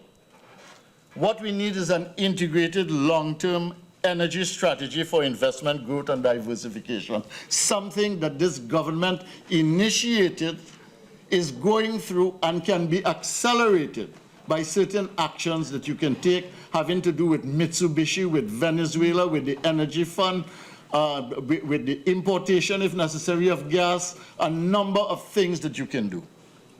What we need is a non-energy investment and growth strategy complementary to the energy strategy. What we need is to create a structure to separate foreign exchange needs of the manufacturing sector from the needs of the commercial sector, and an incentive scheme to support foreign exchange independence of companies through the export sector. We dealt with this comprehensively in our manifesto. The diversification challenge needs to proceed at both macro and micro level. You cannot have a macro level diversification strategy alone. A cluster strategy based on both sector and geography has to be developed. And I want to say that these are important considerations for any government. Productivity challenges need to be met by mindset transformation. And this needs to take place in the public sector, in the private sector and business organizations, and in the unions. It is not just about workers. It is about the mindset of leadership and management. It is about technology and technology intervention and introduction. It is about reward systems. It is about synergistic networks. Now, the minister was right, but he changed up the story. Every government comes because the ceiling that we have, given when these various instruments that he mentioned, External Loans Act, Development Loans Act, etc., were done, those ceilings are too small as the society evolves. And it is reasonable to come here to ask for the debt ceiling to be raised. There's nothing wrong with that. What we have here, what we have a problem with is the amount that is being asked for and the fact that we have no information on what it is to be spent on. But I want to say, together with this strategy for debt financing and for borrowing, we need to begin to look at the question of how to refinance debt. And that is something that you might look at as well. The issue of what currency to borrow in is also an option. The issue of bonds is an option, and there are all kinds of bonds, including the possibility of diaspora bonds, which we mentioned in our manifesto for the 2015 election. The debt limit now is 17 billion. This resolution called for a 71% increase. Huh? 2 minutes? Okay. I finally want to say that the borrowing in the state sector companies, is the most troublesome of all, because there is much more flexibility. Honourable Member, yes. You have 7 minutes. 7? 7 minutes. Okay. So the borrowing in the state sector is especially troublesome because there's much more flexibility there. And therefore, the resolution I wish to introduce, that I wish to add to the existing motion, is something which is especially pointed for that sector, because you cannot watch that sector as you can the sector that is run directly by the Minister of Finance. You cannot watch that sector as you would the normal loans that you would have, whether external or internal, that the Ministry of Finance is responsible for. You have a certain amount of control over that. With the state sector companies, it is very hard sometimes to know exactly what is happening and when it is happening and how it is happening. And therefore, there is need to watch that very seriously, because the largest chunk of the borrowing that is being asked for is for that particular sector, which is $20 billion. So, Mr. Speaker, without further ado, I wish to indicate that I would like added to each of the motions before the House, numbers 1, 2, and 3 on the order paper of today's date, the following sentences, or the following phrase, because it's one sentence. And be it further resolved that for the sake of protection of the public interest, that no new procurement be facilitated by borrowings made possible by this resolution be effected until a new, more transparent procurement law is fully in effect. Mr. Speaker, I beg to move that this be added to the motion before the motion is put to the House. Thank you very much. Second that amendment to the motion.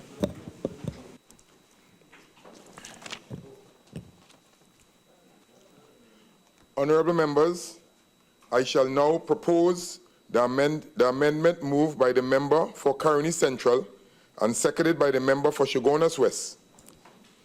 And be it further resolved that for the sake of protection of the public interest, that no new procurement to be facilitated by borrowings made possible by this resolution be effected until a new, more transparent procurement law is fully in effect.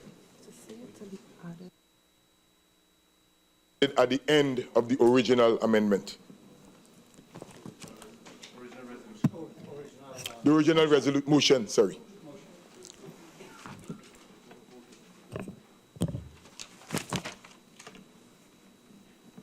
Honorable members. Okay. Honorable members. Okay, right. Go ahead, Joe. Any members wishing to join the debate can do so now. Recognize. Thank you, Deputy Speaker.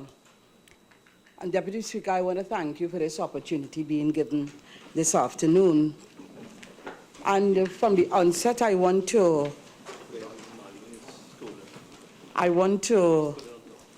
endorse what my colleague, the Minister of Finance and Acting Prime Minister, has said here this afternoon in his presentation. Mr. Deputy Speaker, 9th of September 2011. That's the last time we had debated a motion like this that has come before us today. And let me say that I participated in that debate. And I recall the former Minister of Finance, member for Tunapuna, stating quite clearly that, yes, we are extending the limit of borrowing, but we are not going to use all of those funds. We are not going to do that. And I remember we debated that hotly in this Parliament, $32 billion. And to hear the Minister of Finance, my colleague, said to us here this afternoon that of the $32 billion, $28 billion have been used up. I am very, very concerned. Very concerned, Mr. Deputy Speaker. But I'm also more amazed at the statements made by Caroni Central. And Caroni Central, you are telling this House today that the Minister of Finance has failed to explain what he's going to do with the $50 billion. I am sure that the Minister of Finance said that that is just going to be a cover, or he would not do what you all did by using up all those funds. But I will tell you something. I will say something here. I want to go a step further. I would say to you that across the ministries, all the ministries, we are trying to clean up the mess, the debt that you all have left behind. All that you have created, that's what we are trying to do. Part of it will go there. I will also tell you, you now stand there as a paragon of virtue, and you speak about governance principles, Caroni Central. Petrotrin, you said Petrotrin can become a systemic risk to this country. Where were you over the last 5 years? Where were you over the last 5 years to deal with Petrotrin? You all had the opportunity to deal with Petrotrin over the last 5 years. You talk about the issue of refinancing debt. Mr.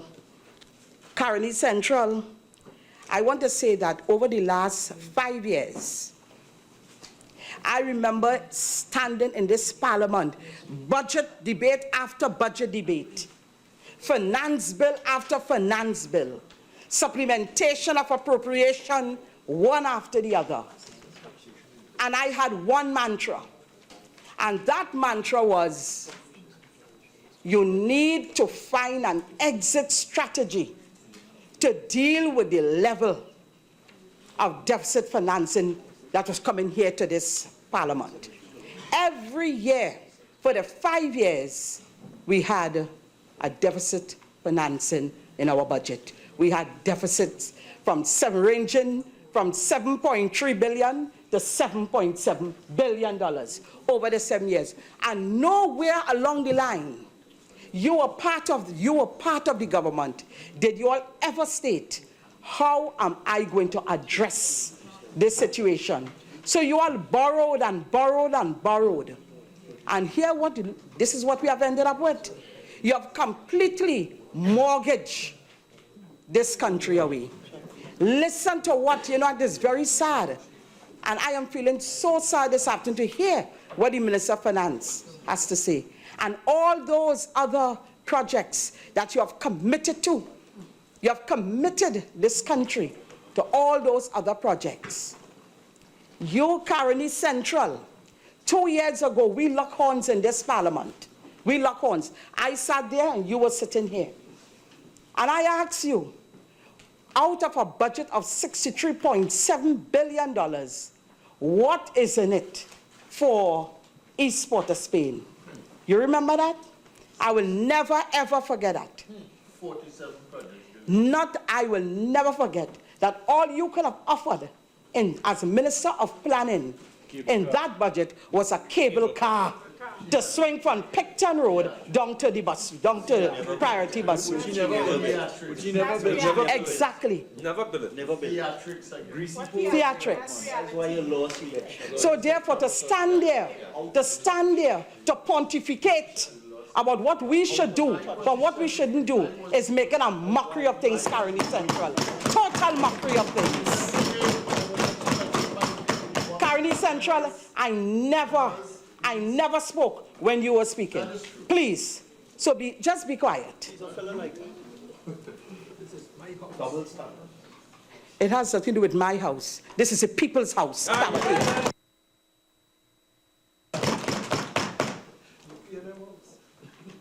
For now. You're right for now.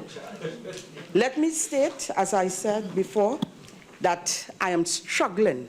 I'm not normally a person who would struggle for words. But after listening to the Minister of Finance, believe me, I will have a sleepless night tonight. But I want to tell you that it is reality. There's a reality in what the minister said. In fact, it's an empty treasury that we are dealing with. That is our reality. That is this government's reality. And so I have to support the Minister of Finance as he seeks to increase the borrowing limit under the Development Loans Act, the External Loans Act, and the Guarantee Loans Act. I have to support him in his quest. But I understand that there are certain ministries which would drive the economic activities in this country. The Ministry of Housing and Urban Development is one such. And the minister is correct. He said, we need to look at what is happening. And he's virtually made an indirect statement that we are slowing down. We are slowing down the economy. But we didn't do that, you know, Caroni Central. You did it. And I want to say that there's a lot of expectation outside there amongst the population of what this government will be doing.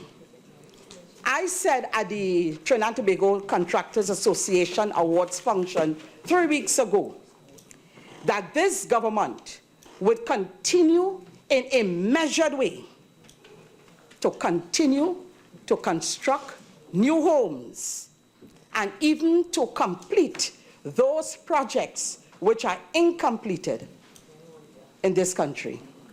But when we build those new homes, it would be in the areas that we believe are in dire need. For example, I have said it in this parliament several times, that the East-West corridor has the greatest need for homes, the greatest need. Once we have the funds, we are going to go in all areas that we see there is a need for construction of homes. But early in 2016, I will be exploring Caroni Central, the private-public partnership approach. I will be doing that. And a number of persons have indeed approached me, a number of institutions.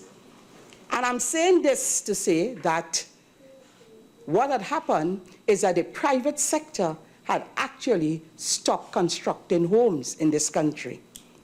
And the HDC, under the Ministry of Housing and Urban Development, tried to fill that gap, tried to fill that vacuum left by the private sector. You all started in some sort of dialogue between Republic Bank and the HDC, which in my opinion was really not advantageous to the people of Trinidad and Tobago. And I'll tell you why. Somewhere in April of this year, there was a signed agreement between the HDC and Republic Bank. At the corner of Leoto Road and Carlton Lane in San Fernando, there was an agreement that 96 houses or units would be built at a cost of $150 million. Town and Country Planning did not give approval for 96 units, but they gave it for 84 units. So the sum went down to $100 million. But when you read the fine lines in that agreement, you would see where the bank actually pointed out to HDC that because you all sell at subsidized prices, you will not be able to get back the $100 million by selling subsidized prices. That's the $100 million plus interest. So they mandated HDC, so to speak, that you will have to sell on the open market. When you look at the cost of building one of these apartments, it was over $1 million. Now, if you try to sell at subsidized prices, of course, you'll go below $1 million. So you look at, and if you apply the way it is done at the HDC, the 40% subsidy, it will be around $750,000 to $800,000. But the bank is saying, listen, we are going to hold the entire property as security. And whenever it is paid up, we then release, which is normal. But in order to do so, you cannot sell at the subsidized prices. You have to sell at the open market prices. I will try to negotiate something that will be in the best interest, because asking citizens to sell to buy over $1 million, your target group is not what you want. Remember Section 13 of the Act. It is geared to the lower middle, the lower income, and the lower middle income. And that's why I said, and many persons would have been annoyed when I said that the agency had lost its moorings, its base. And that's why I said, in reducing the income ceiling, we had to go back to base. So we will be exploring that public-private partnership approach. I want to say to you, and I want to share something, member for Caroni Central, and I want to introduce you to something, because you're asking what are we going to do. I will tell you the dire straits. I can speak to my ministry. I want to tell you the dire straits that you all left this ministry in, particularly the agency called HDC. I want to introduce you to the agency site at the entrance of Diego Martin called Victoria Keys. Now, Victoria Keys comprises 3 8-story buildings, each housing 88 units. So 88 by 3, 264 units.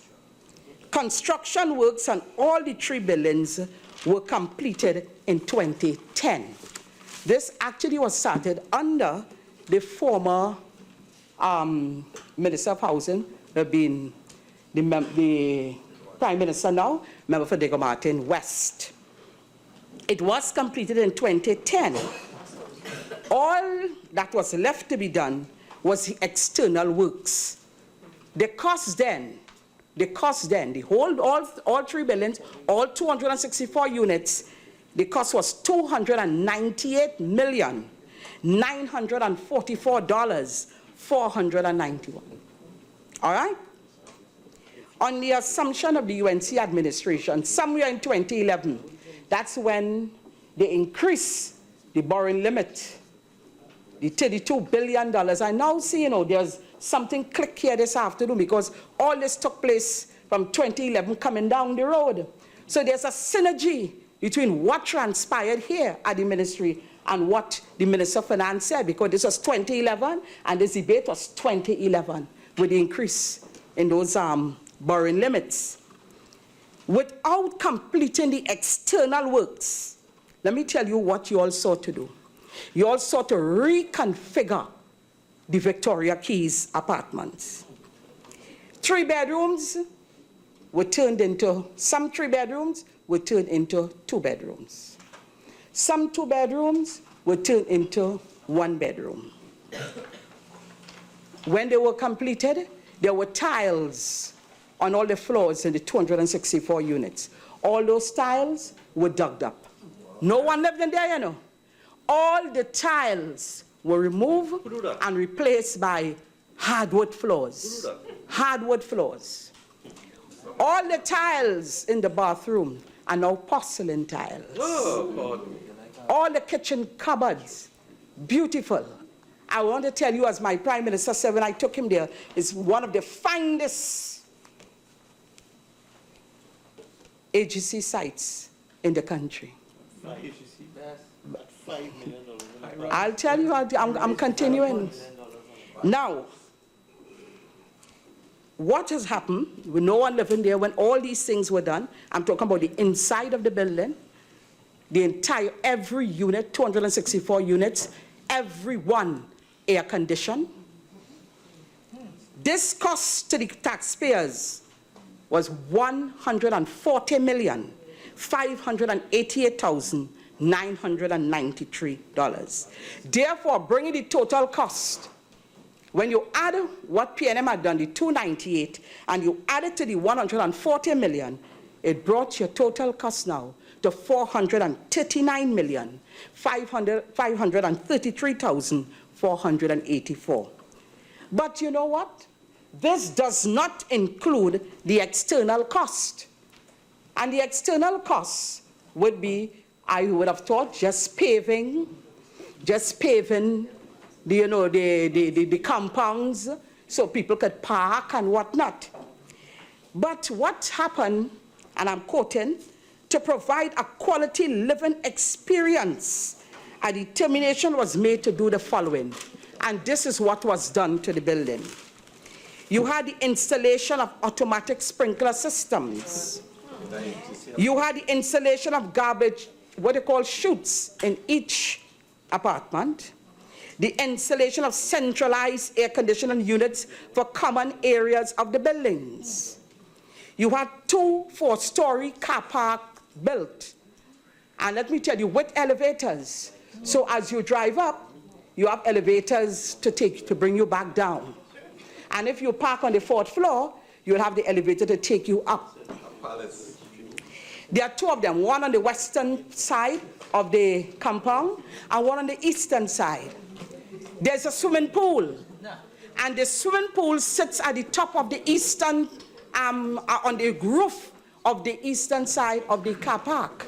So you have the 4th story car park, and sitting at the top there is the swimming pool. My Prime Minister nearly collapsed when I took him there. There is also a clubhouse there. There's also a tennis court. There's also a gym. There's also a sauna cum spa. The cost of these external works, and the sum of, and it's a moving target, and the sum of, to date, please, to date, $170 million for the external works, giving us a total now, when you add it back to your 439 million, giving us a total of $609,533,484. And that's for 4 people, right? So in other words, from 2010, when the buildings were completed, to 2015, with no one taking up occupancy of these units, this government, Mr. Caroni Central, this government added $310,588,993. And I tell you something, Caroni Central, the work is not completed as yet. What? On the external works. The figure is still increasing. That's why we want the money. That's why we have to ask for that increase. That's why. Mr. Deputy Speaker, we also have a number of incompleted projects. One would have thought in 2010, when this government came in, they would have completed projects which were left behind when we demitted office. But instead, they went ahead and built new projects, billion-dollar projects. I'll tell you, and I'm not going to call any contractor name here. There is, I call it, a city within a city. It's in Cypress Gardens in Union Hall. 1,204 units, costing $1.4 billion. Then we go to Shogunas, to an estate there called the Oasis. Or we can provide all the papers, Separia. We can provide everything. Everything could be provided. Oasis. In Oasis, something like about just under 1,000 units. This is costing you $1.3 billion. I take you to Trust Trail. I take you to Trust Trail, because certain decisions, tough decisions would have to be taken. Trust Trail package, Trust Trail development is in 2 packages. One package is $916 million plus VAT for 724 houses. And then the second package for 480 units at a cost of $516 million. Giving you a total, when you add, and you add the VAT, $1.6 billion. I take you to Indian Trail, former Prime Minister. That is just behind. That's $1.6 billion. I will provide all the documents. I take you to Indian Trail, to the back of the Presal, the Children's Hospital. Beautiful land in the back there, undulating, lovely. Bought from the farmers. Agency bought it from the farmers. That Caroni gave them? That's right. What? Yeah. And I can tell you, the letter of award was signed. I'm not calling any contractor's name, but the letter is to build, the commitment is to build 984, I believe, units at a cost of, when you put on the VAT and whatnot, it will cost us about $1.4 billion. What? So, you know, I'm saying this, I am speaking here, and Caroni Central, I am under labor at this point. I am under labor. But you will deliver.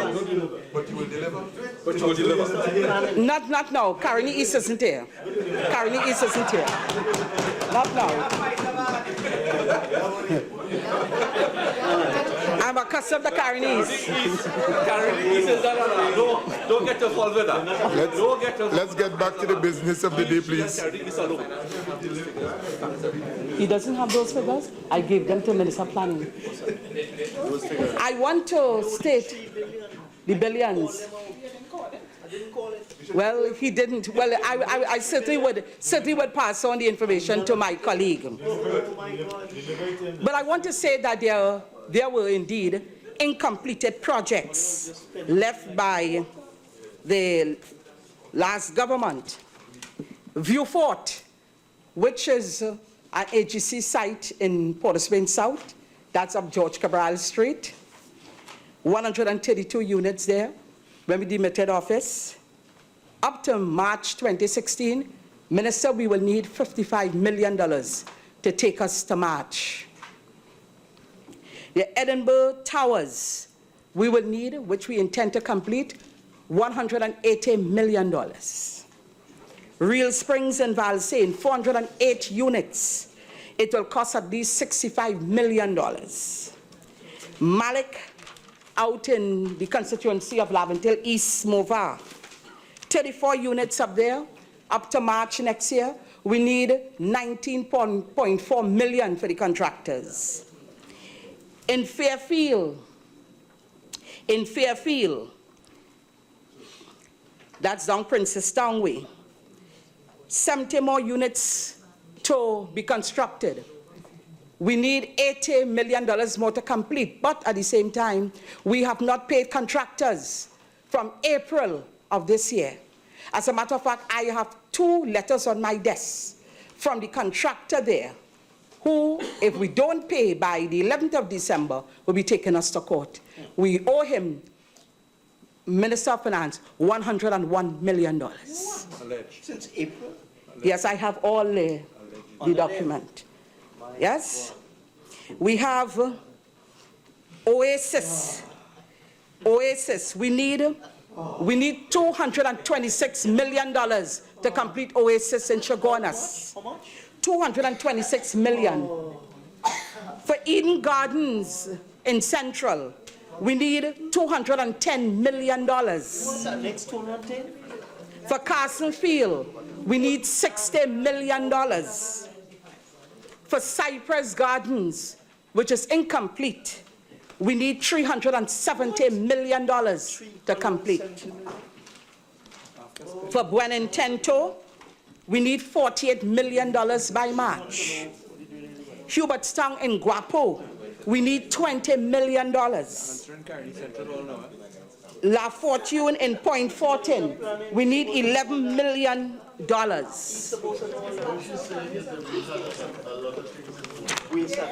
After 300 billion. A joker, you don't know. Members, Mr. Deputy Speaker, we will require for these works on the various sites, we we'll require $2 billion. Plus 2 billion. And I did not put in exactly those. 5 billion. That's right. Another 5 billion. At the end of it, I will tell you what I see, how much money that the Ministry of Housing needs at this point. 23. In addition, could you please, in addition, the records reveal as at the 30th of November 2016, outstanding amounts of contractors and the sum of $394,585,036. On the recurrent expenditure side, we need to get $12,020,931, and this is broken down as follows. For security services, which we have not paid over the last 4 months, $1,374,000. Estate management, $5 million. Construction management, $1.3 million. Project management and oversight, $2.6 million.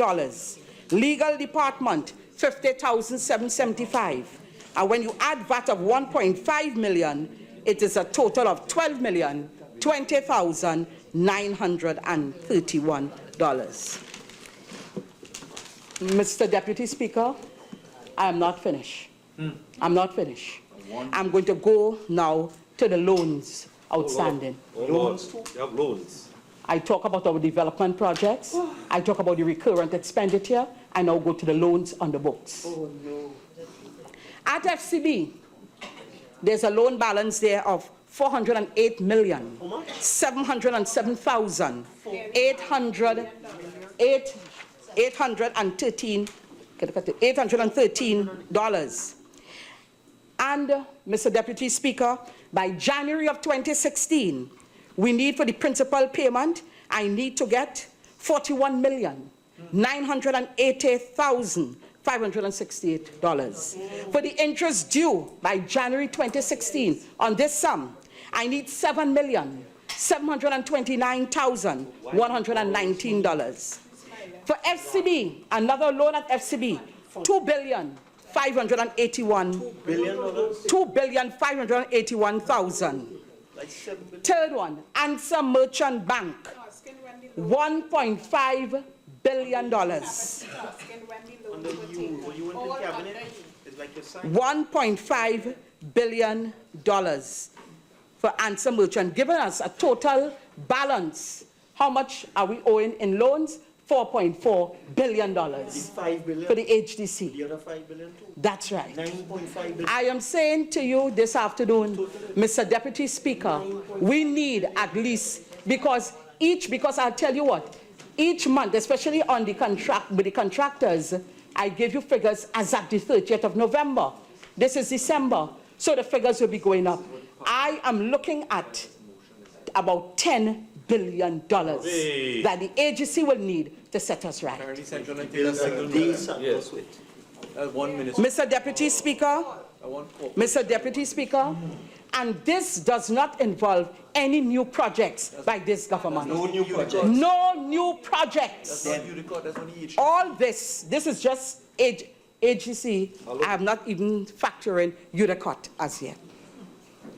So I am saying that on our part, it's $10 billion. And no new projects, because we are looking at projects at Cleaver Heights, La Saiva Maraval, Chagaramas, St. Augustine, Maloney, Canada Apartments. Madam Minister, you have expired your time. Do you wish to? Sir, I'll just take 2 more minutes for me to wrap up. 2 more minutes. Take extension.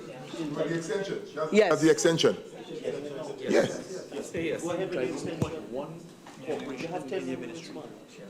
And what I want to say, Mr. Deputy Speaker, that I have only addressed one agency in that ministry. One ministry. 15 more minutes. Yes, yeah, one agency, and that is what I want to highlight. With respect to UDECOT is really a project manager, and therefore ministries will be owing UDECOT a lot of money. So I believe that UDECOT can take care of itself. but in terms of AGC, and AGC is the driver, is an economic driver in this country. And Mr. Deputy Speaker, if 100 persons come to my office, 95 want houses. 95, and that will go for all the MPs in this room. But I hope they are listening. I hope the public is listening, because we are hamstrung at this point. We are hamstrung. And unlike in 2010, when we left 10,000 houses, so they could have given out. In this round, Mr. Deputy Speaker, if I could find 500, I have found a lot. I would have found a lot. So, Mr. Deputy Speaker, I want to support my colleague. I want to support the acting Prime Minister. I think I have made out a good case. A good case, Mr. Deputy Speaker, why we would need, and this is one agency in one ministry. That's one. And I'm sure other ministers make their presentation, you would understand. How I would like to find out, how was this government going to fund all these multi-billion-dollar contracts? Without increasing the limit. How are we going to do it? And the contractors are calling, they are asking questions, they want to see me. Don't pay. But how do we deal with this? So irresponsible. Mr. Deputy Speaker, I don't know how my colleague, Minister of Finance, sleeps in the night, because I don't sleep easily. I don't. Because I'm a results-oriented person. I'm a go-getter. I'm going to do something, I get it done. But my hands are tied. We have no money. Absolutely none. Yesterday, the new board took their rightful place as the new board of the AGDC, and I was able to brief them on the state of finances. I could tell you, Mr. Deputy Speaker, I'm sure they are looking on, and I'm sure they are hoping that we should get some relief. That's right. And that's what I want to say, that this board we have sworn in, I can tell you, Deputy Speaker, they are engineers, they are business people, they are lawyers, and I can tell you, they will cut out the wanton wastage, the squandermania, the corruption, and that's how they're going to manage the agency, and we will see results. I thank you, Mr. Deputy Speaker.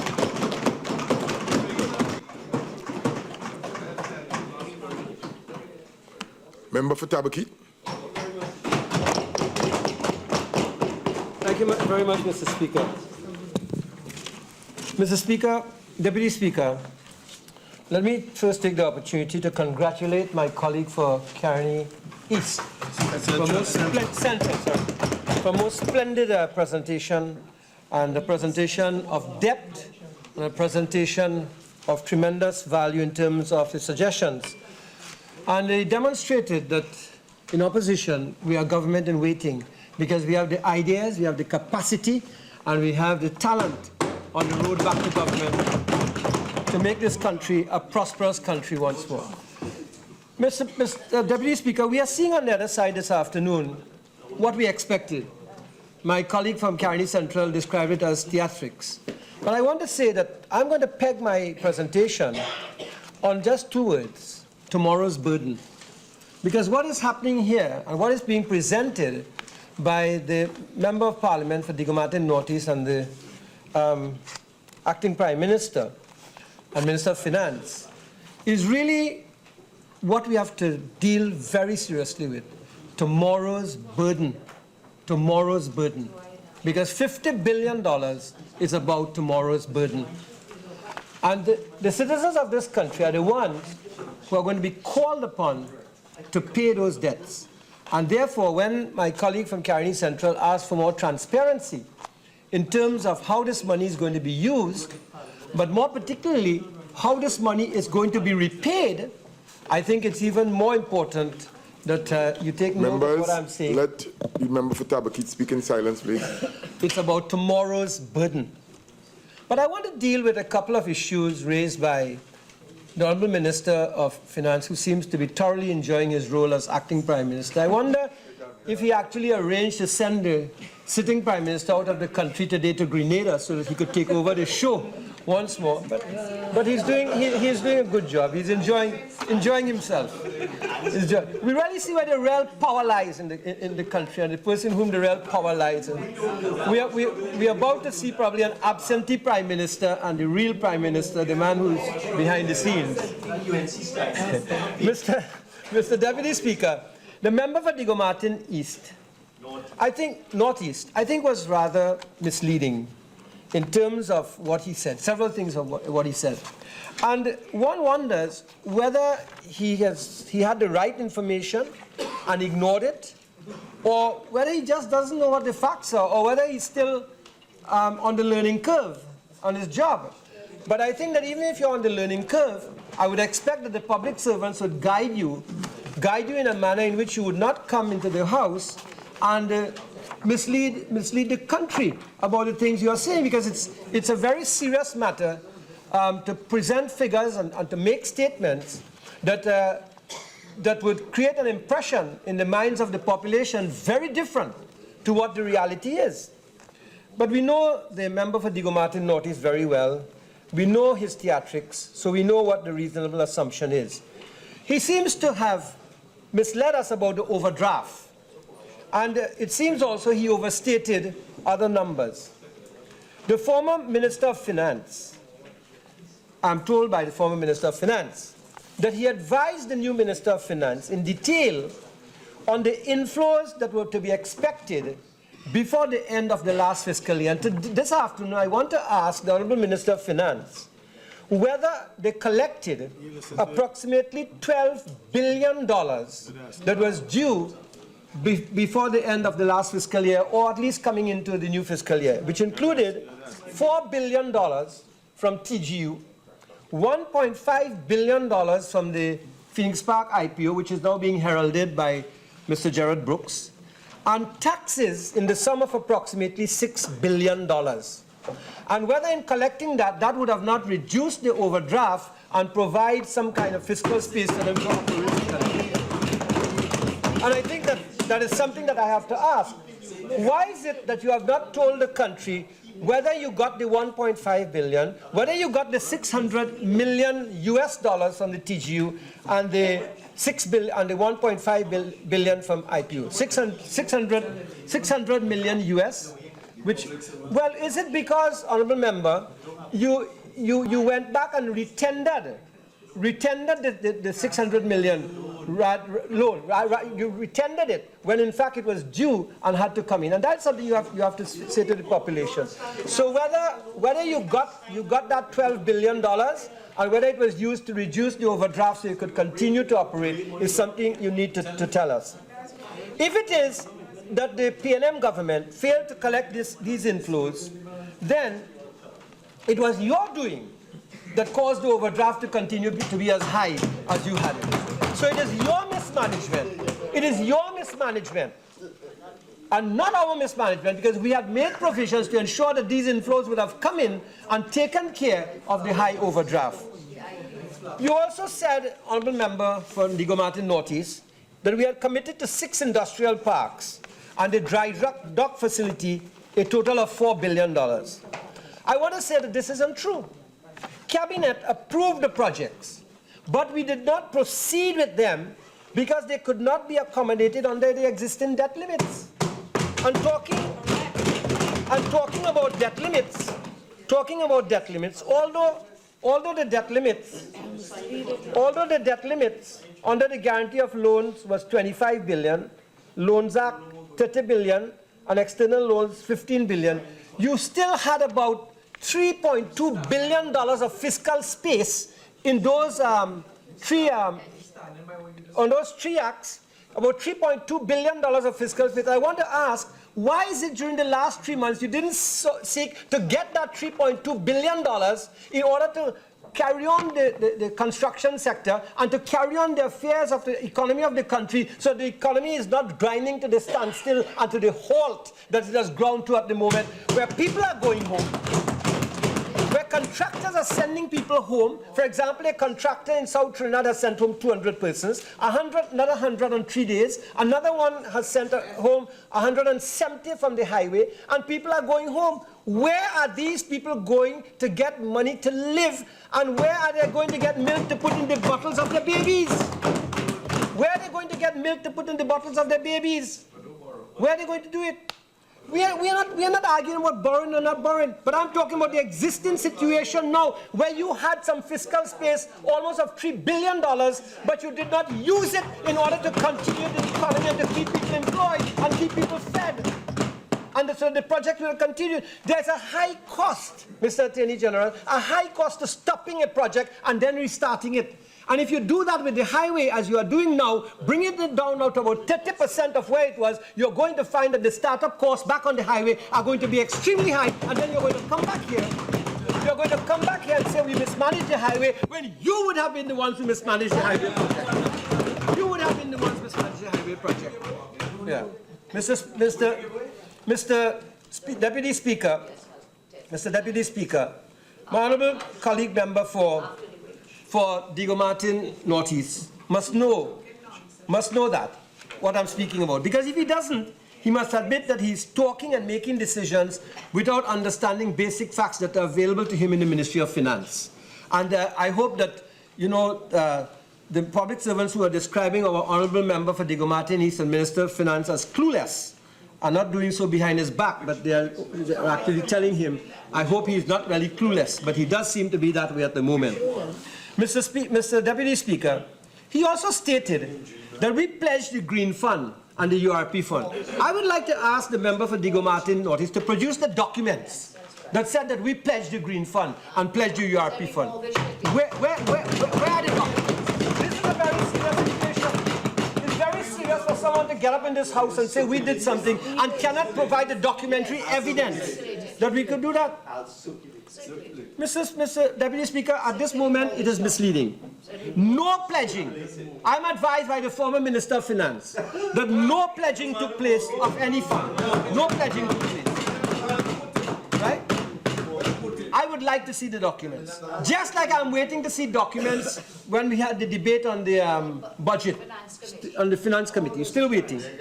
Mr. Deputy Speaker, the other point he made has to do with the computation of the overdraft. The computation of the overdraft, Minister of Finance and member for Diego Martin Northeast, is the same as was used by the PNM. All the credit balances, including the Green Fund and the URP balances, all the credit balances are offset against the debit balances, and the remainder is what is used to compute the overdraft by the central bank. You also did that. You also did that. And if today in this house you are using the description using the description about pledging, then the PNM also pledged the funds because there was a 16 billion overdraft in the exchequer account when we came into office.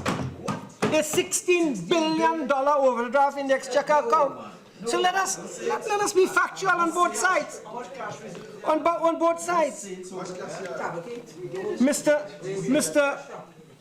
Mr. Deputy Speaker, this overdraft was offset by the balances in the Green Fund and the URP and other funds held by the central bank.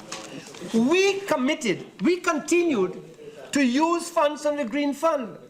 And the Minister of Finance can continue to use it based on how the figures are computed.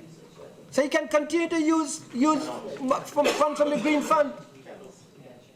Mr. Deputy Speaker, the loan listing that the Honourable Minister gave also includes loans that have not been drawn down or fully drawn down in some cases. And that is why his figures are sounding so much higher.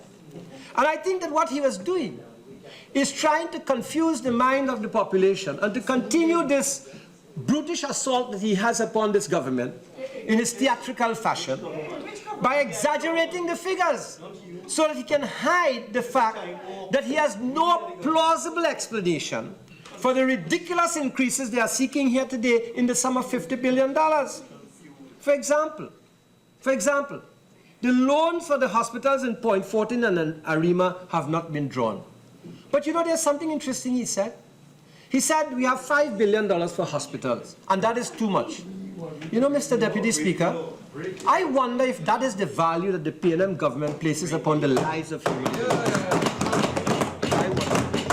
I wonder, Mr. Speaker, I wonder if the politicking by saying that you are cutting down Christmas expenses is really meant to hide what is the Scrooge-like culture against poor people that exists in the past. Mr. Deputy Speaker, just as an aside, you know my children are crying today, crying and thinking about that they have no toys to get this Christmas from the former Prime Minister of this country and no treat to get, Mr. Deputy Speaker. I wonder, Mr. Deputy Speaker, if they are really going to do like we did when we was government, find the poor people in this country and put a smile on their face by making sure they have a nice Christmas hamper, at least 4,000 of them all across the country. I really wonder. If that was a misuse of money, then so be it. But, you know, Christmas is a time when you place a smile on people's face, when you ensure that everyone is happy, because Christmas is a time to make people joyous and happy. And I wonder if they have it in their hearts to do that to people. Mr. Deputy Speaker, let me also say to the Minister of Finance that we did not proceed with the financing of the unmanned aerial vehicles or the helicopters. So his figures will sound higher. So he told part of the truth, but he didn't tell the full truth. He didn't tell the full story, Mr. Deputy Speaker. And that is dangerous. When you seek to deceive in order to tell an untruth about others, that is a great sin you commit, Mr. Speaker. A great sin. Mr. Deputy Speaker, the review of the economy shows that the debt figure in 2009 was 45 billion. Yes, and they increased to 76 billion in 2015. That is an increase of $31 billion, granted. And he said we borrowed $32 billion. $28 billion. Good. Mr. Deputy Speaker, did he say how much of that $31 or $28 billion went to pay Clico? Yes, he did. 11. Okay. Did he say how much of that went to pay for the campus plaza that was committed by them? It was, if I added your figures, I got $5 billion. Right? So let's take your 11 billion. And let's take 5 billion. That's $16 billion. $16 billion. And if we had to pay contractors, I will only put $2.5 billion for contractors. That's $18.5 billion. You are telling me that what we have was about $12 billion in 5 years, which we used to develop this country. We could afford $12 billion. Clico sucked up that amount. The campus plaza continued to suck up that amount. And I'm not going to talk about wastage and corruption and mismanagement in terms of the campus plaza and all those projects. I'm not going to talk about that at all. The country has had enough of that. The country knows who's responsible for that. Those are projects that were overestimated, and those projects cost this country much more money than they should have cost their country. And we inherited it. We did what we had to do because as a government we were responsible. Mr. Deputy Speaker, so we had about $12 billion to develop the country in the 5-year period. And I stand proud as part of a People's Partnership government, like my honorable colleague from Caroni Central said, that the projects are standing in your face and you can see them across the country and you can see where the $11 billion and $12 billion went to.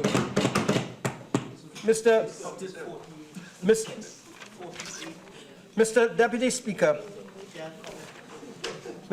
Speaker, the issue, therefore, goes beyond what he spoke about. You are moving the limit from 70 billion to 120 billion. And I want to repeat something. He says that they estimate they'll go to about 69.5% of the GDP. He said 65% of the GDP. We calculated to be about 71%. 73% if you take it up. Right, 73% of the GDP. Mr. Speaker, granted that there's a need for the government to borrow, granted there's a need, granted that you have to keep the economy going, granted you have to pay people and so on, but a 71% increase in borrowing is a serious national commitment. And this represents what can be described, as I earlier said, as tomorrow's burden. As tomorrow's burden. It is tomorrow's burden because it's a debt being proposed at a time when our ability to raise revenue, and more so sustainable revenue, stream of revenue in the future, is under severe pressure. Today I understand that OPEC decided they're not going to cut production. The price of oil dipped below $40 2 days ago to $39.56. It's back up a bit, but the prices are very volatile and seem to be on the downside. Mr. Deputy Speaker, in that context, we have to look very carefully about our ability to repay in the future. And if you look at the contribution... Honourable Member, I need to interrupt you at this time. Honourable Members, I now suspend the sitting at this time for 30 minutes for tea. The House will resume at 5 p.m.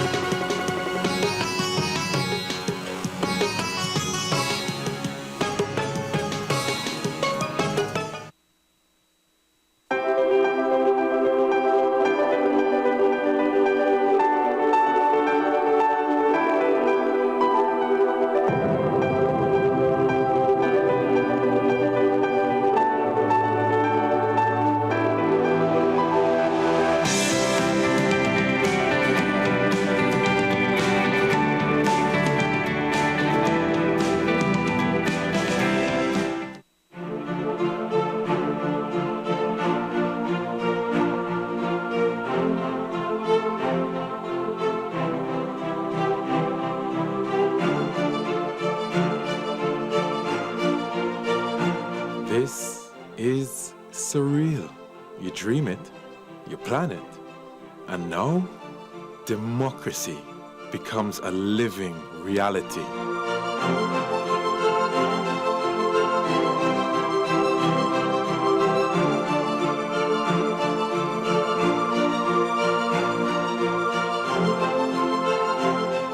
I, Jared Anthony Seeley.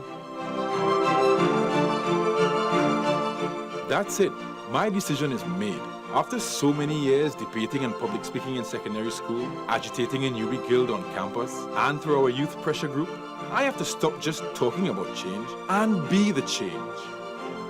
Come to think of it, I'm going to radicalize this place.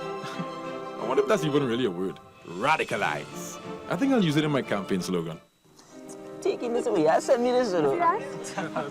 That's what Hey, what's the scene? The scene cool, but you know I intend to change that. Change? You're not trying to change the status quo. Rest up now. How many various issues we try to bring up with our youth?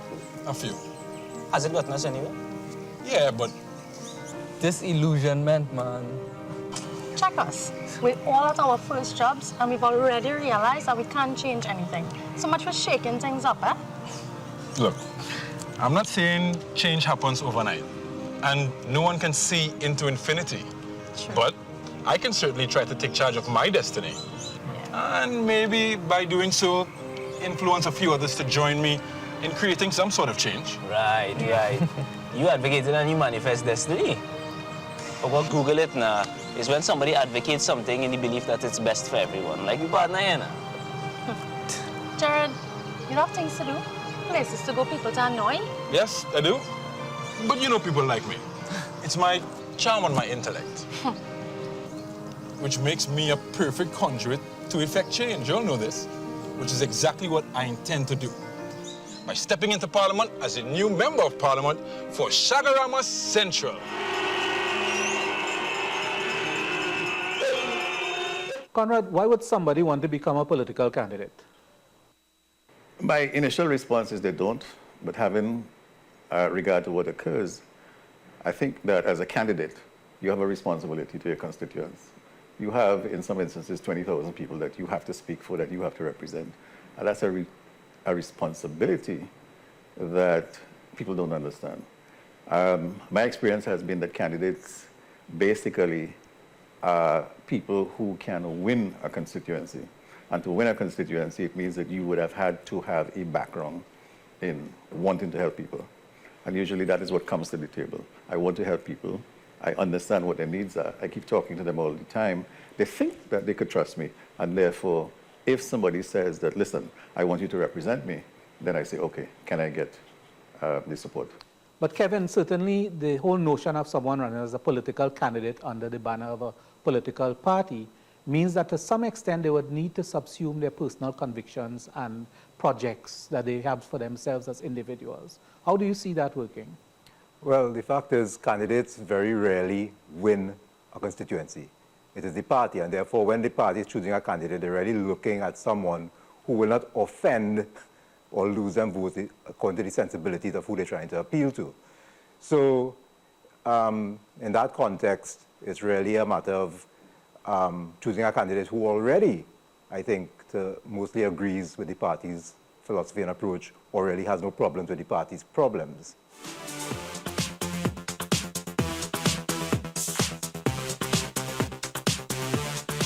This house has 2 voters. This person's going to need assistance. She'll need transport on the day. And this elector wanted a tree trimmed the branches are touching the electricity line. Now, guys, take careful notes. I don't want to forget what I promised. Okay? Good morning. Hi, good morning. I'm good, thank you. My name is Gerald. Hi, Very nice to Gerald. meet you. Nice to meet I you. appreciate your vote in the upcoming Not election. a problem. Thank you. Good luck.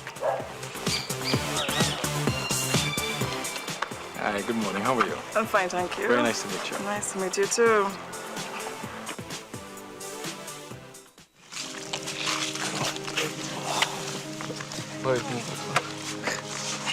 That was a long walk.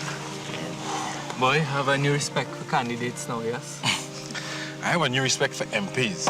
I mean, trying to listen to as many constituents as possible and then attempting to fulfill all their needs, that's a monumental task. It's you who side of it, you know. Politics chose me. You know I've always championed causes and ran for office at Students' Guild and social organizations. So my commitment to improving people's lives is my raison d'etre. His reason for being. Practicing for parliament. No, I genuinely want good for my country and its people, as cliche as that may sound. What happens then is that you go into the constituency, you convince people that this is who I am. You may not know me, but I will represent you properly. And then on that basis, during the election process, if sufficient people think that you are okay, then you are elected and you get into the parliament. Now, once you get into the parliament, it is expected that you would represent their interests. Now, being in parliament and being in government are 2 separate things. Being in parliament means that you have the final say in the laws of the society. You also have the final say in a representation, because your constituencies' voices, their concerns, the issues that are important to them are represented by you in that forum. And what happens when the aspirations of your constituents collide with the broader national agenda, Kevin? Well, then always in our political culture, the party takes precedence. And what Conrad said is technically correct, but not so in practice, in the sense that what the party wants, there's no separation between constituency and government, or parliament and government, because nowadays, with the small size, every MP gets appointed to be a government minister. The only way they don't is if they fall out with the political leader. Yes, but the appointment of a cabinet position does not guarantee anything. Because if you think about it, when you get into government, you have a structure of expenditure. So when you get into government, you know that there's $9 billion worth of costs related to salaries and wages. There's $9 billion worth of costs related to debt repayment. That's $18 billion, it doesn't really matter. So when you are a minister, for example, and you're a minister of works, it means that your budget and what you can do is constrained by the amount you have. And therefore, the ability for the constituents to get what you want as a result of you holding office is usually not something that happens very easily. You really have to go and negotiate. You have to make friends. You have to ensure that you could do a better job than everybody else in looking after your people. Okay, guys, guess what? I have the figures from our sample survey. And guess what? We're trending well. Ah, boy! Well done. You're doing good. Well, good. I still want us to concentrate on these areas, though, because if we look at the previous statistics, it's polling division 1789, 2112, and 4753 that attracts the most swing votes. Brenda, let me see that. But we walked these areas 3 times already. Yes, and we'll walk it again, and again, and again. A candidate must walk his constituency 3 times. First, to make initial contact. Second, to reach those that we've missed the first time. And the third time, to solidify voter acceptance. So we're behind. But by your logic, that means it's 5 times in the critical polling divisions and 3 times in the rest of the constituency? No sacrifice, no victory, Gerard. Speaking of being victorious, though, I wanted us to check the EBC's website. They have a section on the electoral process. I'm a bit absorbed right now in reading the standing orders of the Parliament and the Constitution. Like I said before, I have a new respect for parliamentarians. You know, I wasn't really aware of how detailed the functions of the Parliament are. Or for that matter, the function of an MP. Yeah. I always thought you just convince people to vote for you, you win, and then you enter Parliament and talk now and again.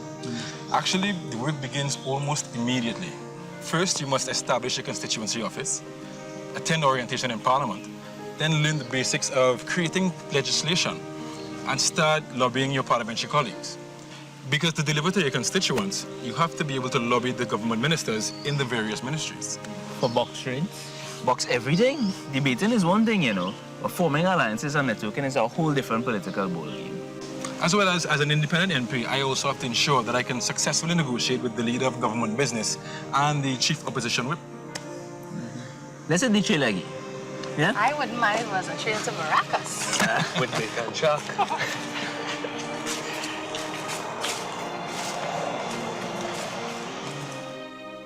Let's look at election polls now and surveys. In some parts of the world, the UK most recently, polling got a bit of a bad name because of the inaccuracy, the patent inaccuracy of what the pollsters had to say.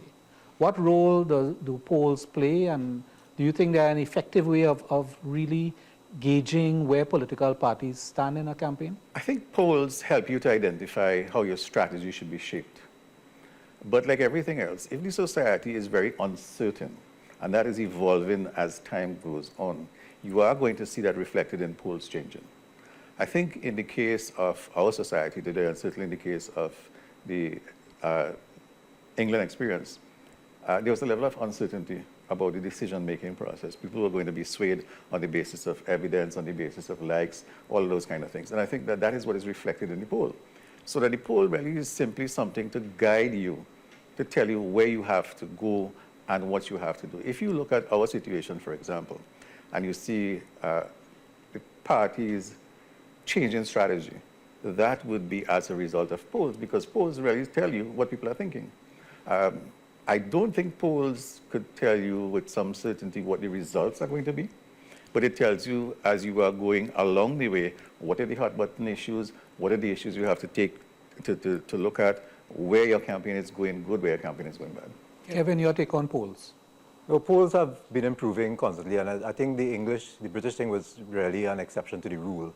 So in terms of accurate forecasting, but Conrad makes an important point there. The importance of polls now is how do you shape your strategy, because you link your poll results to new psychological techniques which have been experimented on in other cultures, but you can extrapolate here a lot of the time and shape your strategy that way. The unfortunate thing about that is that it then deals with people's kind of psychological buttons rather than issues and actual implementation of policies and so on.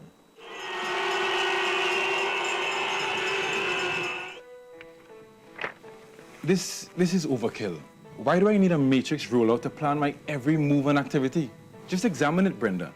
Advertising and marketing campaign, media talk show schedule, walkabouts and cottage meetings, a manifesto, a pamphlet, T-shirts, flyers, banners. Next, you'll include a campaign song with a video and have a music truck while I'm walking. Yes, Gerard. Trust me, all of this is needed. Don't you want to communicate your message effectively? Of course. Aren't you vying for political office? Let me tell you something that you already know. Becoming an MP starts by campaigning and outlining your vision. And in our Westminster system, it's not just about connecting with people and sharing that vision. There's a competitive element to it. And that's where the candidate with the best and most effective plan pulls ahead. Like you said, I already know this. But my concern is the cost, Brenda. This plan is too costly. Welcome to the real world. You have to spend to win. If not your own money, you need to attract investors. Let's say you become Prime Minister. You're going to have to sell TNT. You have to have that core ability to attract investment. You have to sell TNT. Prime Minister may be a bit far-reaching. Let's stay focused on my immediate intention, getting into Parliament. Understood. Good. So, let's also limit the scripted talking points. I know how to articulate my vision in the way that I want to. I intend to be a parliamentarian that debates, not just reads from a piece of paper. You wait till I'm an MP in the House of Representatives. And you will be. Meanwhile, let's stay on message. And Matrix.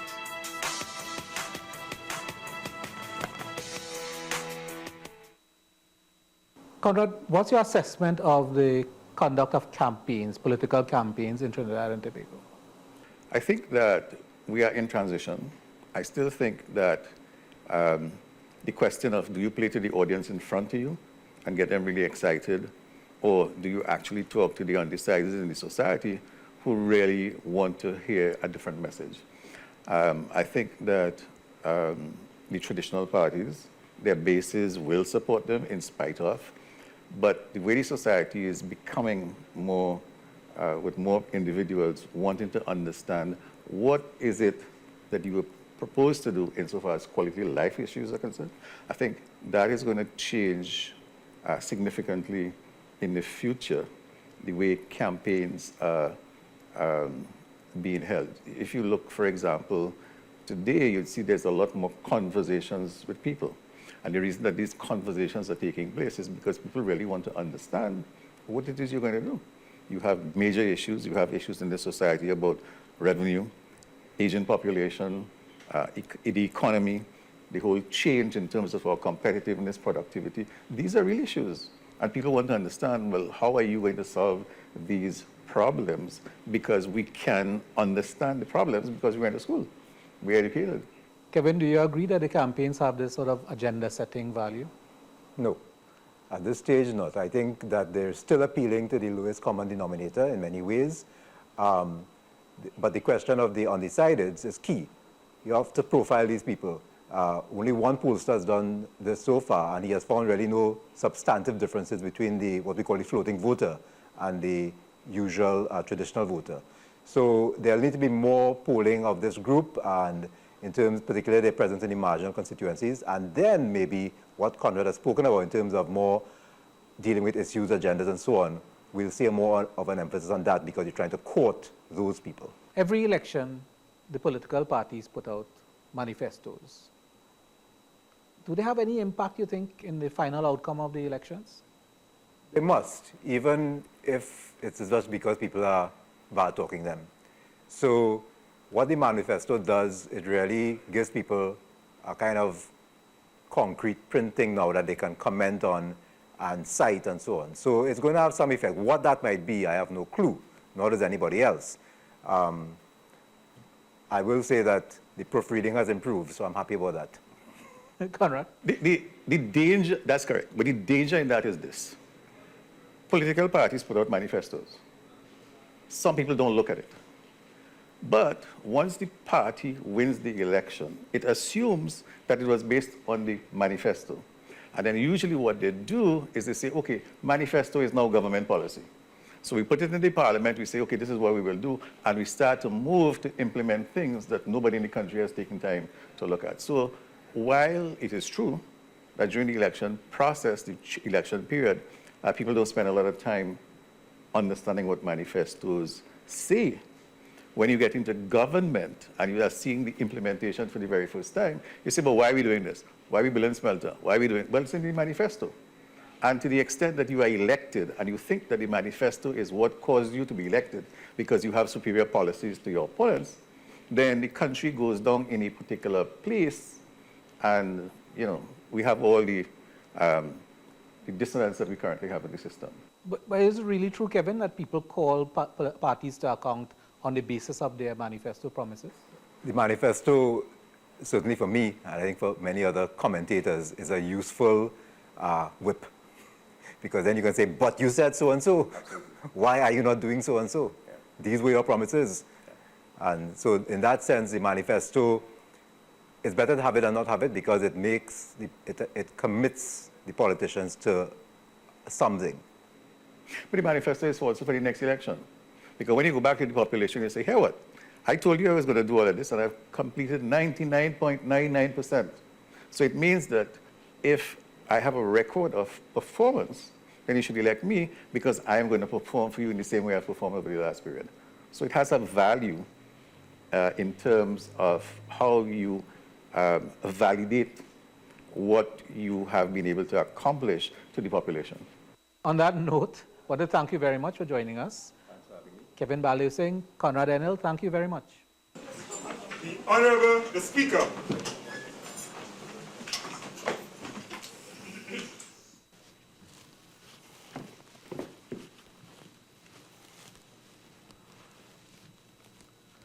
I, Jared Anthony Seeley, having been appointed a Member of Parliament, do solemnly affirm that I will bear true faith and allegiance to Trinidad and Tobago, will uphold the Constitution and the law, and will conscientiously and impartially discharge the responsibilities to the people of Trinidad and Tobago, upon which I am about to enter.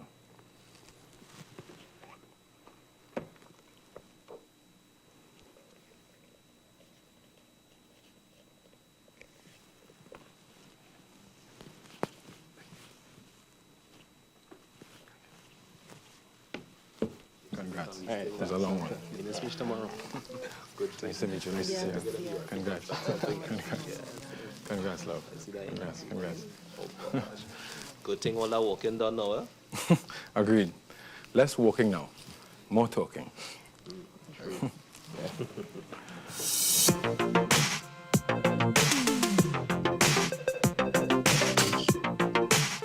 Dreaming convinces us that we know our path in life. But even I didn't foresee such a clear path to Parliament.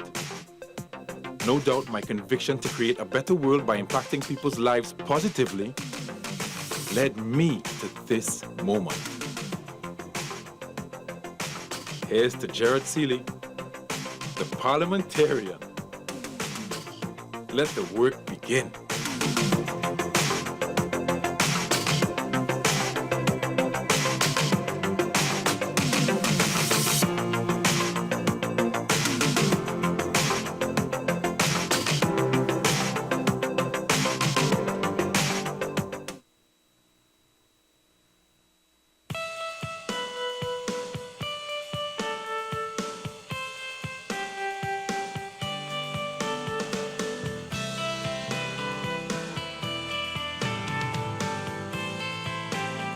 This has been a presentation of the Parliament Channel and Parliament Radio 105.5 FM.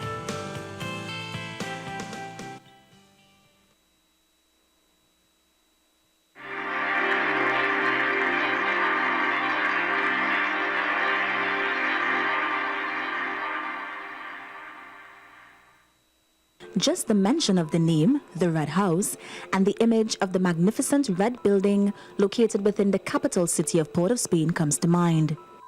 It covers an entire block from Hart Street to Knox Street and sits perfectly between Abercrombie and St. Vincent Streets. The Red House is the seat of this country's democracy and was once used to host parliamentary proceedings. Its history dates back to the 1800s when the first building was constructed and painted red to celebrate the Diamond Jubilee of Queen Victoria. As a result of its color, citizens coined the phrase the Red House to describe the building, a label that has lasted to this day.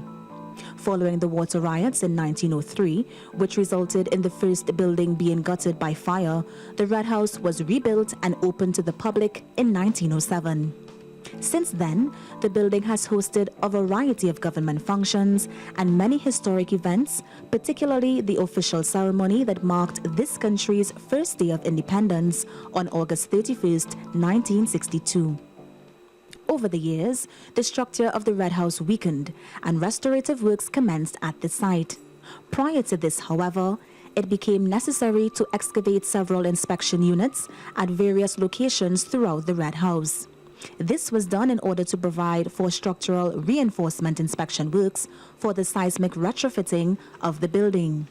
In March 2013, during excavation works, human skeletal and biological remains, bone fragments, mollusks, and pre-colonial cultural material were found in the basement of the Red House. Archaeologists were brought in to conduct excavation and post-excavation analyses at the site. The late Mr. Peter Harris led the archaeological team during the early stages of the excavation process. However, due to his demise, Dr. Basil Reed, senior lecturer in archaeology at the University of the West Indies, was brought on board to lead the archaeological team and continue excavation works on July 1st, 2013. During the removal exercise, 6 complete skeletons, 36 incomplete skeletons, 3 sets of long bones, and 1 skull in a pot were discovered. Several coins were also unearthed, of which the most valuable is a $1 US gold luster coin. Samples of the unearthed material were sent abroad for DNA testing and radiocarbon dating in order to determine the ethnicity, gender, and age of the bones. 2 particular samples of shells belonging to the group of pre-colonial material discovered at the Red House were sent abroad to be dated. Tests reveal they were from the periods 5510 to 5330 BC and 4330 to 4130 BC. Over 13,000 individual fragments of European ceramics were discovered, as well as adornos and colonial period ceramics. Artifacts and various Amerindian pottery were discovered throughout the Red House basement, along with shells and fragments of animal bones belonging to 8 species of animals. Numerous stone artifacts and pottery found buried with at least 9 of the skeletons suggest that they were directly linked to the interment process. It is also believed that landfill from the Lavental quarry was used to fill the area before the first building was constructed.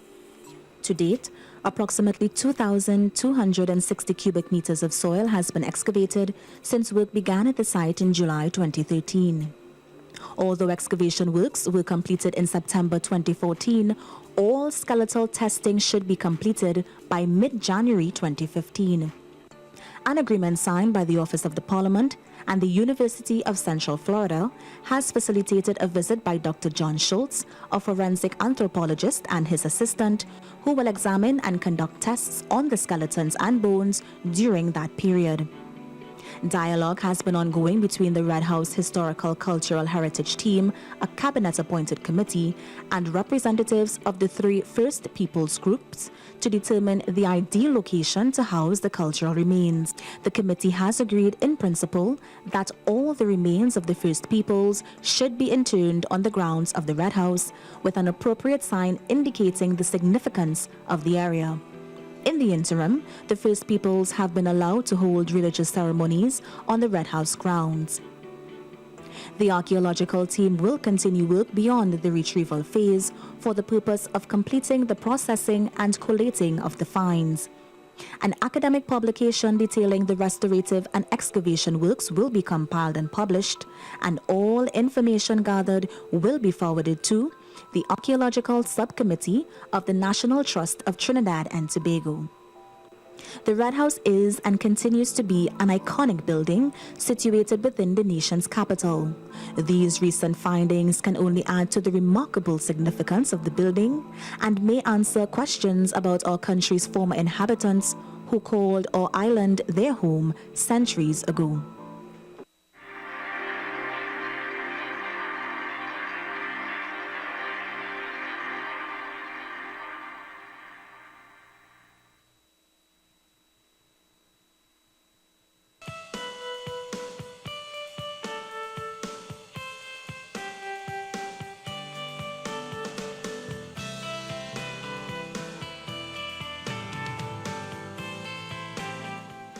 This is the Parliament Channel and Parliament Radio 105.5 FM.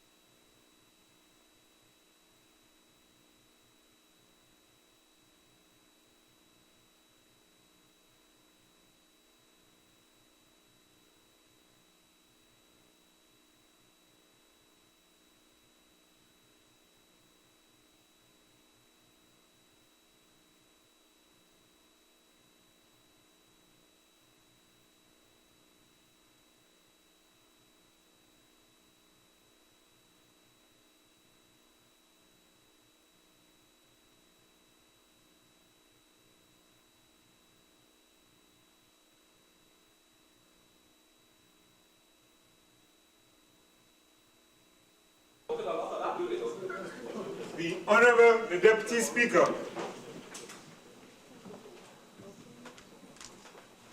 You need 12.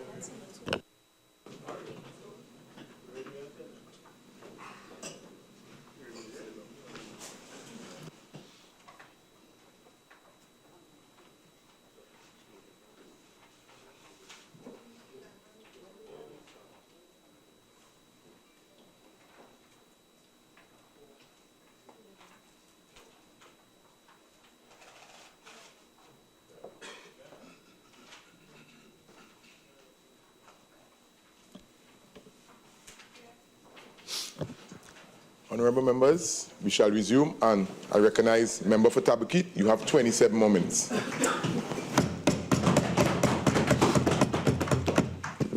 Mr. Deputy Speaker, that's of original speaking time or total? Total. Total, thank you. Thank you, sir. When I stopped just before tea time, I was saying that our ability to repay these debts that we are going to incur will be of tremendous significance and importance to the citizens, because the burden that we are creating, tomorrow's burden, by way of this debt, is being done at a time, or proposed at a time, when our ability to raise revenue, and more so, sustainable revenue streams into the future, is under severe pressure. Mr. Deputy Speaker, I also mentioned that energy prices are volatile and at this time are on the downside, and give the example of OPEC. And not only here in Trinidad and Tobago, we are seeing the problems associated with not being able to meet your debt. Trinidad and Tobago hasn't gotten that far as yet, but right next door, we have several Caribbean countries, including Jamaica, that was in deep trouble, and now Puerto Rico, that is in very, very deep trouble with respect to its ability to meet its debt. And now they're looking for a bailout from the United States of America. And the kinds of things that they are doing and have to sell, even seems like the citizens have to sell their kitchen appliances in order to help pay the debt in Puerto Rico. And this is very serious. I want to make the point, therefore, that this burden requires information from the government to the citizens, if in fact the citizens are to make a commitment. Because this is not just about the Parliament. This decision that we are making here today is not just about a parliamentary debate. We are representatives of the people, but the people must have a voice in what is being said here. And if you look at today's newspapers, the Trinidad Express on page 19, business heads are saying, not yet, Mr. Imbert, not yet, Mr. Minister of Finance. And if you look, Richie Sukai, for example, president of Chaguan's chamber, said, we fully support government's position in terms of developing various areas of the economy. At this time, however, we have the opinion that an increase in the debt threshold, an increase in the borrowing, which is 50 billion, may not be in the best interest of our economy at this time. And our concern is due to low energy prices that we are facing, and because of this, we are worried of how exactly they intend to service this extra incurred debt. and also Daphne Bartlett, president of the San Fernando Business Association, she said she did not support the government's decision to increase its borrowing capacity. Bartlett said the PNM should not be borrowing in such a large amount of money within its first 3 months of office. Borrowing such a large amount as soon as they come into office is a little bit apprehensive for me. I'm afraid, because when you borrow money, you have to pay back money, so you're indebting the country. Bartlett said taxpayers required more details on the purpose of the loan. Now, don't knock Mrs. Bartlett. She's saying what every citizen is saying, that we want more information. We want more information. We want more information. Indira Sajiwan Ali is saying that you need to be open and transparent. You need to tell the country what you are borrowing the money for. And I think she has been very forthright. Dr. Ronald Ramkisoon, in yesterday's very article you are referring to, said that you cannot borrow long-term money to finance your short-term debt. And one of the questions I have for the Honorable Minister of Finance is this.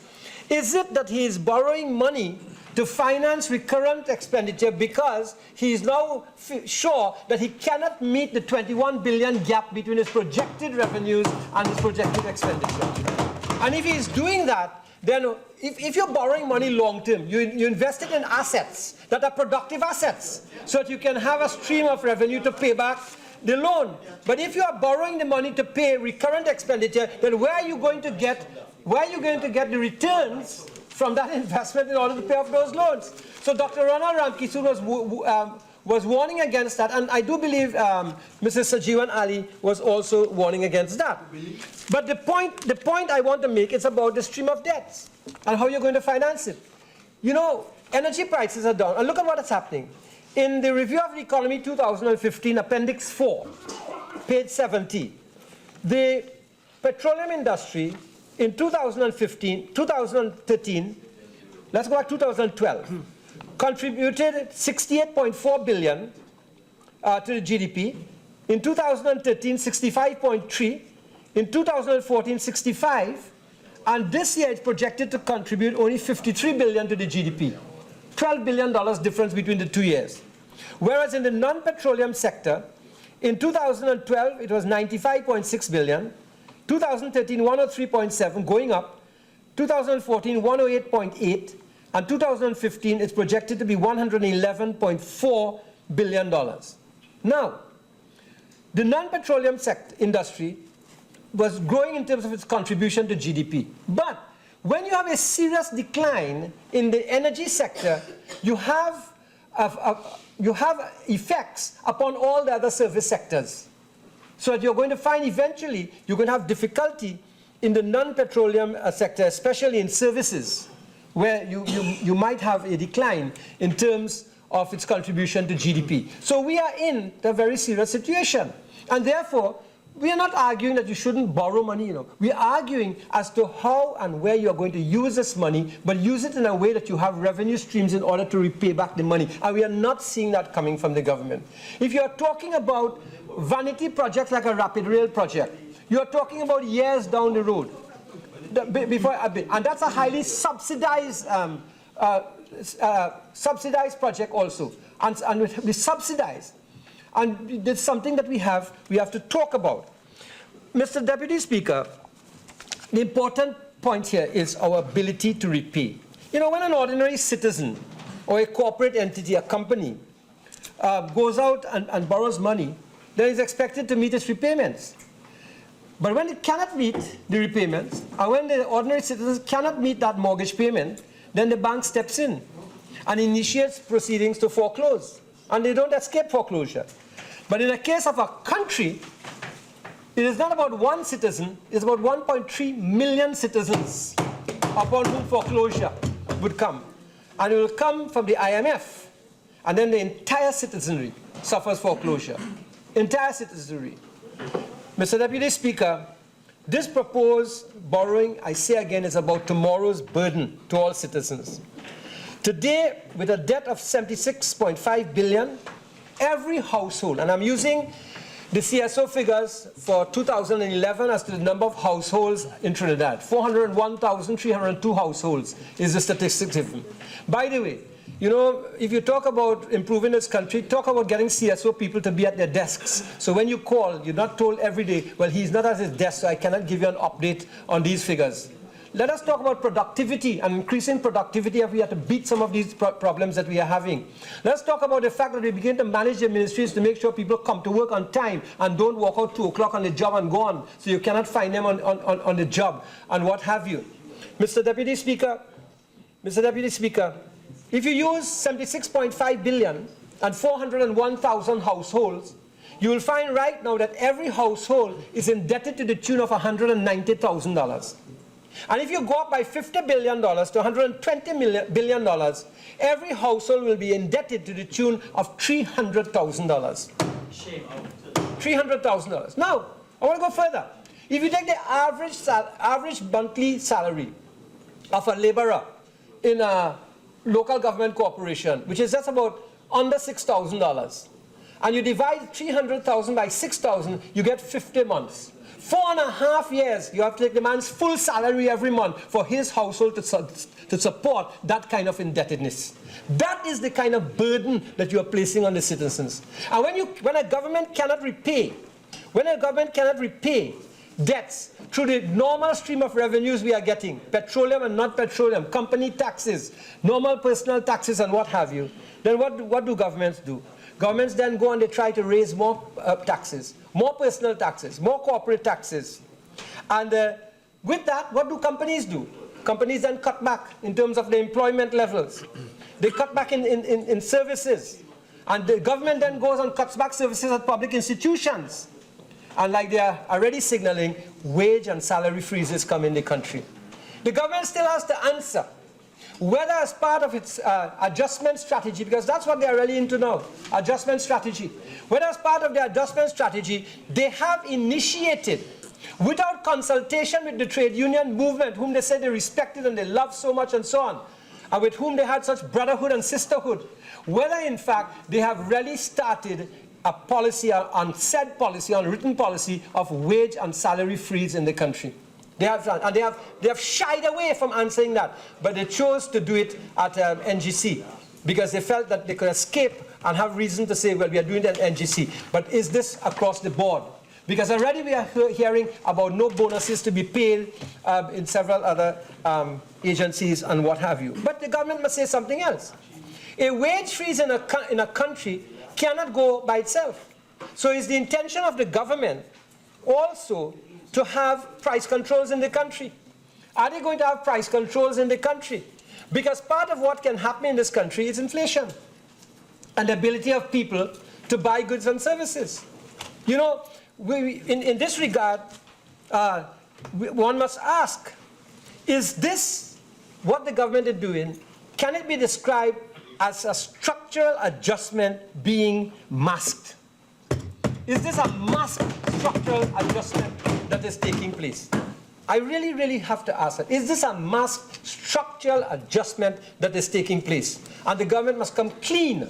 They must come clean to the population on this matter. You see, I'm belaboring the point, but the citizens who must bear this debt burden in the future must be told what will be his or her burden out of his or her pocket. I want to ask a question, for example. Would the ability of the government to service this additional $50 billion of debt, in view of the lack of the kind of revenues of the past, would it mean further cutbacks, like cutback in the GATE program? Would it mean that? Would it mean a cutback in terms of the subsidized housing on the HDC? I heard the Honourable Member for Port of Spain South speaking about what heights it is? Victoria Heights, Keys, and talking about the apartments that were built there and so on. Fine. So the apartments have been built. You can't turn back the clock. You can't go and break down the apartments. Treat it as an asset. Change the paradigm of your thinking. And if you have 264 apartments there, and like we are told in the newspaper that the, how do you call the ones at the very top? Penthouse has been valued, I don't live in those things, so I don't know these names, valued at $5 million. So if you treat the average price of an apartment at market value, given what you have of other similar types of apartment buildings in Port of Spain, right, like Woodbrook Place and what have you, of an average of $3 million, just $3 million, you have approximately $800 million to $1 billion in asset there that you can then use. Sell it, and go out and build houses for the poor people in Trinidad and Tobago. Sell it at market value and do that. But don't come and complain about it. You are in charge. You said this is your house. You are in charge. Well, use the fact that you are in charge to do what we are suggesting to you. Go out and sell it at market value and make poor people happy by giving them the real subsidized housing that they can get. Mr. Deputy Speaker. Would it mean a cutback in laptops? You know, nobody got laptops yet. No. Nobody got laptops. I was in Rupnarayan's hardware buying some tiles, and the cashier looked at me, almost with tears in her eyes, and she says, you know, my daughter is not going to get any laptop. Are we going to get any laptops at all? Yeah, the normal cashier there, she's working for about $750 a week, $3,000 a month. She can't afford to buy a laptop. She was expecting a laptop for her child when the child went into first form. Today that child doesn't have a laptop. Why? Scrooge government again. Scrooge government again. Child doesn't have a laptop. That is not right. So you're borrowing $50 billion. Tell us, are you going to cut back on education? What is the burden on senior citizens? Are there going to be additional burdens on senior citizens? Members, excuse, I'm hearing a constant, you know, it has been going on a little while now, and I think that we should minimize it, please. Thank you. Mr. Deputy Speaker, I saw last night on a CNC3 business report as to the amount of money that we spend on new cars. And $1 billion has been spent on new cars over the last 3 years, I believe it is. Does this mean that, you know, new car imports will now be a thing of the past and there will be control? What does that mean for people who want to buy a second-hand car? Will the price of the second-hand car now increase also? What kinds of burdens will be brought upon the population? These are serious matters. PriceSmart used up $507 million last year. Courts used up $198 million last year. These figures are now coming out, right? What is the government's plan for import substitution? What is the plan really for stimulating the agricultural sector? And more than that, doing agro-processing in the country so that you reduce the amount of imports you have in the agricultural sector. I maintain that there are enough fruits in this country to be processed, that there are enough green vegetables in this country to process that. I don't think there's any inability to produce, but are the incentives there? For the very first time in the history of this country since the 1960s, agriculture contributed positively to the GDP under the People's Partnership Government. Because we were doing something about agriculture, and the next step was to move into the processing side. So you need to tell us what you are going to do and how you are going to do it, and with this $50 million. You know, we see complaints by importers that they are hard hit for foreign exchange limits, but we also see a question being asked by the Kuva Chamber you President. Have 10 more minutes. Thank you, Mr. Deputy Speaker. My colleague, the member for Caroni Central, outlined 5 challenges that the government has, and one, he says, is on foreign exchange. And foreign exchange is inextricably tied up in this discussion to what we are talking about here today. And people are complaining that they can't get foreign exchange. Today, if you read the newspapers, you will see that importers hard hit by forex limits on the Trinidad Business Guardian, Friday, December 4th. And importers are among the hardest hit, so says Baliram Maharaj, CEO of ADM Distributors and former president of Supermarkets Association of Trinidad and Tobago. And he says a lot of his colleagues are now deciding on if they should get out of the business. People are losing confidence because of the inability to pay for goods. A lot of people are being cut from credit arrangements, he told the Trinidad and Tobago Guardian. And that is a very important comment being made by him. But I also want to ask the supermarket associations a question, you know. When the VAT is cut next month to 12.5%, I hope that they also cut the prices on the goods on the shelf by 2.5%. I hope that the government is going to monitor that the prices are cut. And I hope that it doesn't stay at the level of the 15%, but the savings are passed on to consumers. And rather than stay with the proprietors. So, but there's a question that was asked on the newspaper, which I want to pick up today in a very serious manner, by the Couva Chamber presidents on Forex woes. He says, where did the 500 million US dollars go? And I remember the Honourable Member for Diego Martin Northeast, Minister of Finance, saying that he was doing a study to find out where the money went and so on. Now, I read also on the newspaper that with the change that was made in the central bank, the change that was made in the central bank in the allocation, only 3% went to people who didn't prior get foreign exchange. So just by making a 3% change, it couldn't result in what we are seeing where the traders and so on are not getting foreign exchange. And I wonder whether the banks are the ones who should be explaining, or particular banks should be explaining whether they have been doing some things and manipulating the foreign exchange system. I really want to ask that, because I want to tell you something. I have a constituent, and this constituent, about 3 months ago, needed $20,000 US to pay for his goods. He's a small entrepreneur. And, you know, he went into business. So he had $125,000 in the bank. And he came and he showed me he had 125,000 TT dollars.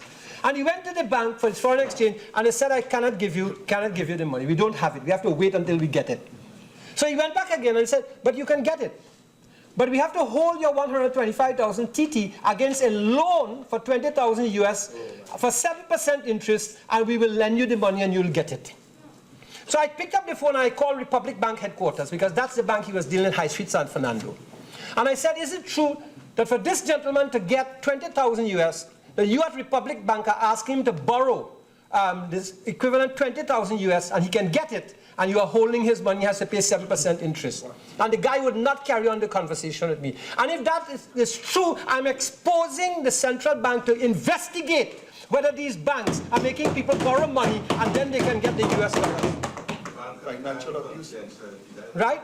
And I'm not calling any names. I'm not calling any names of any of my constituents, but that is a fact. Because today, on today's newspaper, the Couva Chamber president says, I find it extremely strange, and I'm quoting him, Mr. Deputy Speaker, I find it exceedingly strange that a certain commercial bank can say they don't have US to sell, but it is possible to access a loan and the said US currency to be paid back with interest to that bank, said Mr. Liaquat Ali, president of the Couva Point Lisa's Chamber of Commerce. How is this possible? I thought for 1 minute you did not have the funds. The big question is, who is really hoarding? And that is what I want the government to investigate. I want the government to investigate whether one bank paid off for its own investments in other countries with the foreign exchange that should have legitimately gone to the traders in the country. Let us say, right? Let us say, ask them whether, in fact, when they get this foreign exchange, they are calling up people and say, you can get how much you want, but the rate is so and so. Go and ask them, because I believe in my heart that some manipulation of the system is taking place there by some of the commercial banks. And if it's true, they need to be exposed, because the traders and the citizens of this country are suffering as a result of that. And maybe Mr. Jwala Rambachan, the governor of the central bank, was not so wrong after all in terms of what he was saying, although it seems that everyone wants his head for it. Mr. Deputy Speaker, a lot can be done.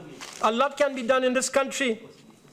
You know, instead of that, what is the government doing? The government is just firing people, left, right, and center, and hiring their friends and families, hiring their own political supporters, and knocking people off of jobs. Mr. Deputy Speaker, a lot can be done. A lot can be done in this situation in order to stimulate the economy. The public-private sector partnerships that are spoken about. Can the government not expand this policy position to keep the debt burden lower? There are hundreds of people with small acreages of land in this country who want to develop their lands. develop them into smaller plots, maybe 4,000 square feet, 5,000 square feet, even 3,500 square feet, where you can provide land for people who will then be able to build their houses, which will keep the hardwares going, which will keep the contractors going, which will keep the plumber going, the electrician going, and so on. And you can get back people working in the country. Right now, the construction sector is grinding to a halt. This is the halt government, the stop government. I don't know when they're going to put on the green light and say, go again. Go. Mr. Deputy Speaker, nothing will happen in this country, even if today we pass this, as it's going to be passed in the House, we can require a simple majority. But the time it is now going to take in order to get this money means that not before June can anything happen in this country, and this country has hard times coming, Mr. Deputy Speaker. Mr. Deputy Speaker,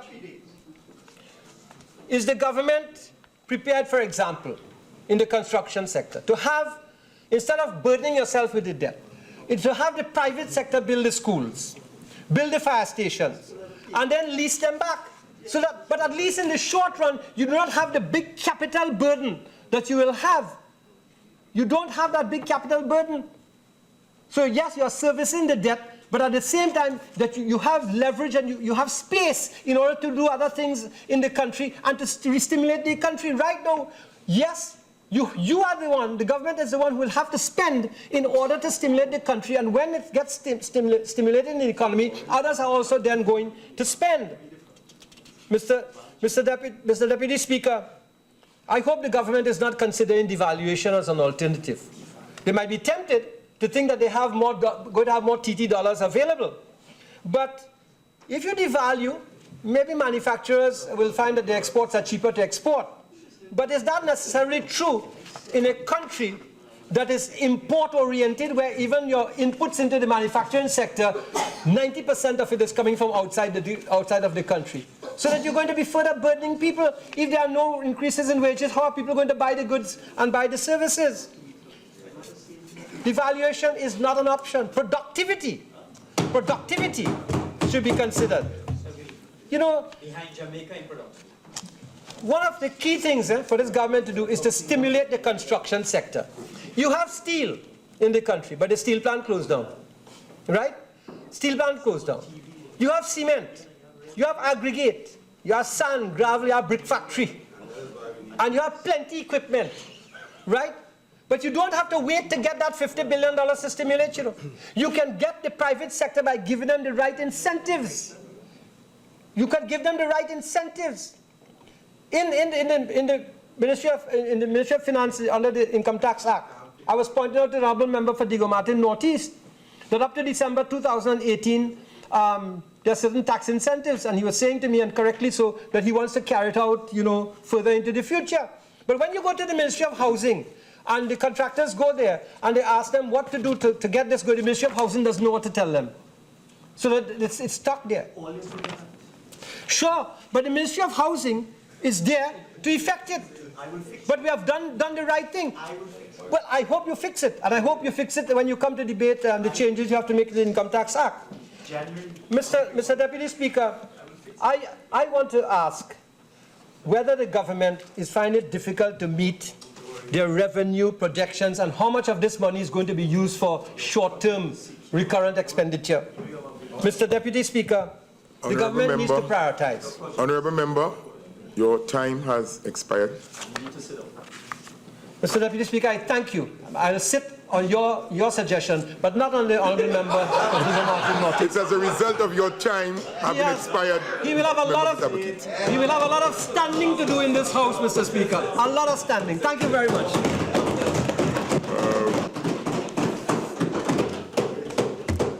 I recognize the Honourable Minister for Member for Arima.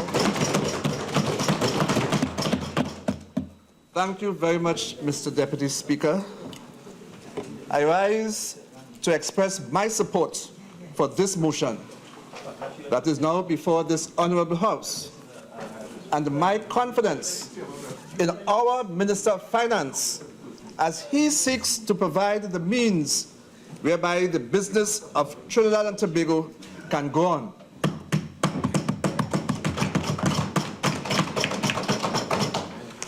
But, Mr. Deputy Speaker, Let me first respond to the member of Tabaquite, and I noticed as soon as he realized that I was on my feet, he left. But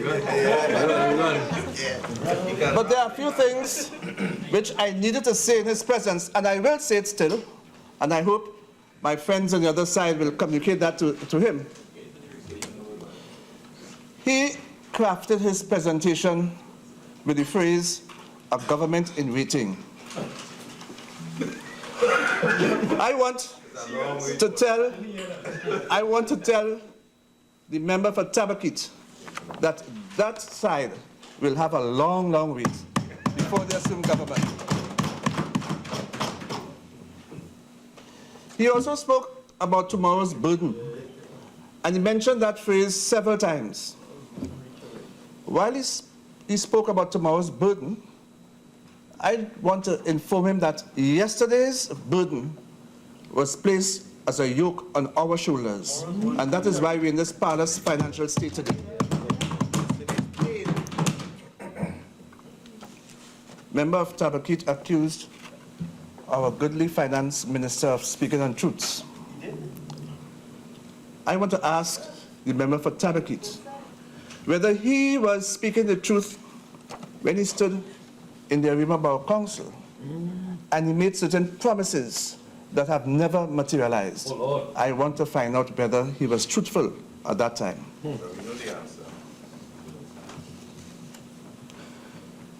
He expressed concerns about revenue streams, and he went on and on about revenue streams. Where was that concern of his when, while they were in government, they engaged in spending as though it was going out of style without any controls? Where was that concern? I need to ask him these questions. And he also spoke about laptops. Mr. Deputy Speaker, the position of laptops is one that we in the Ministry of Education are paying very close attention to, because this whole scheme of laptops was one of the crooked features of the former government. You'll hear more about laptops subsequently. But Mr. Deputy Speaker, in order to put our financial reality in its proper perspective in 2015, we need to remind ourselves of how far we have come since we were rated as stable by Standards & Poor's in 2009. Madam Deputy Speaker, the fiscal health...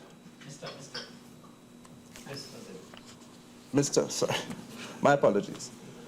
Mr. Deputy Speaker, the fiscal health of Trinidad and Tobago was summed up by the then opposition leader, Dr. Keith Christopher Rowley, who is today our Prime Minister, as he quoted from a press release from the reputable Standard & Poor's Rating Service issued on September the 14th, 2009 in New York about the Republic of Trinidad and Tobago.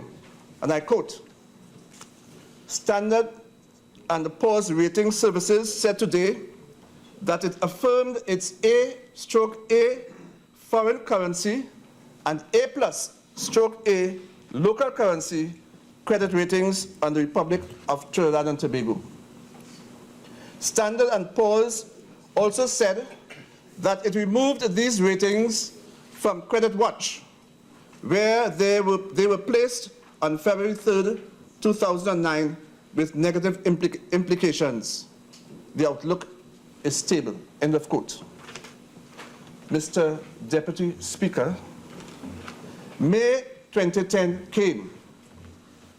The UNC, having led a motley crew of political groupies, some leading themselves, others finding themselves actually in a place of government under the rubric, the People's Partnership, completely out of their league and in a state of suspended animation, but sadly in government. That UNCPP was supported by an accord that was ineffective and was in breach even before the ink could dry on the word Faizabad in their document. The last 5 years, Mr. Deputy Speaker, were the most challenging for us in Trinidad and Tobago. Those 5 years, in fact, turned out to be a 5-year experience of a style of misguided governance where the interests of citizens, their security, and the services from the ministries were trumped by special interest groups and the contracts galore. Profligate expenditure and the questionable projects were the order of the day. Today, as my colleague, the Honorable Minister of Finance indicated in his budget presentation a few weeks ago, the government is now confronted with resolving almost $5 billion in public arrears. This frightening sum directly points to mismanagement of public funds by the previous administration. For the past 5 years, the public witnessed the abuse of power and the position by the former administration using their public office for personal gain. Mr. Deputy Speaker, upon assumption of my duties as Minister of Education, like my other colleagues here, I too have been challenged and frankly baffled by the gross measure of mismanagement under the watch of the PP government. The Ministry of Education received a total allocation of $440 million for its construction program for fiscal 2016. The ECCE centers received an allocation of $40 million. Primary schools were allocated $205.2 million, and the secondary schools, their allocation is $195 million. I have been advised, Deputy Speaker, that the total cost, that is, arrears for payment at the ministry, currently combined with the cost to complete the construction and outfitting of ECCE and the primary schools by EFCL under the Infrastructure Development Fund is an estimated $1.4 billion. The same pattern of expenditure prevails for the construction and outfitting of secondary schools, totaling an estimate $1.5 billion. The ministry has to pay close to $3 billion over the short-term period. Mr. Deputy Speaker, what is there to do? We are certainly in a difficult and a challenging position, to say the least. It is therefore imperative that we increase the government's borrowing limit to allow for the payment of outstanding expenditure, as well to engage in key high priority projects and initiatives which will contribute to revenue generation and the long-term development of our country. For example, Mr. Deputy Speaker, we have to ensure the continued expansion of accessible tertiary education in keeping with our manifesto, which is now official government policy. We also plan to ensure that all our schools are equipped with free, easy access to broadband internet so that the entire education system can benefit from technological innovations. And this is one of the reasons why we have not yet outfitted the schools with laptops. Mr. Deputy Speaker, you will recall that in my contribution to the debate on the budget for fiscal 2016, I declared that the Education Facilities Company Limited was a runaway horse. The developments related to that matter, which have since been highlighted in the media, are certainly testimony to this. It is with both shock and dismay that I learned of the $620 million debt incurred by EFCL.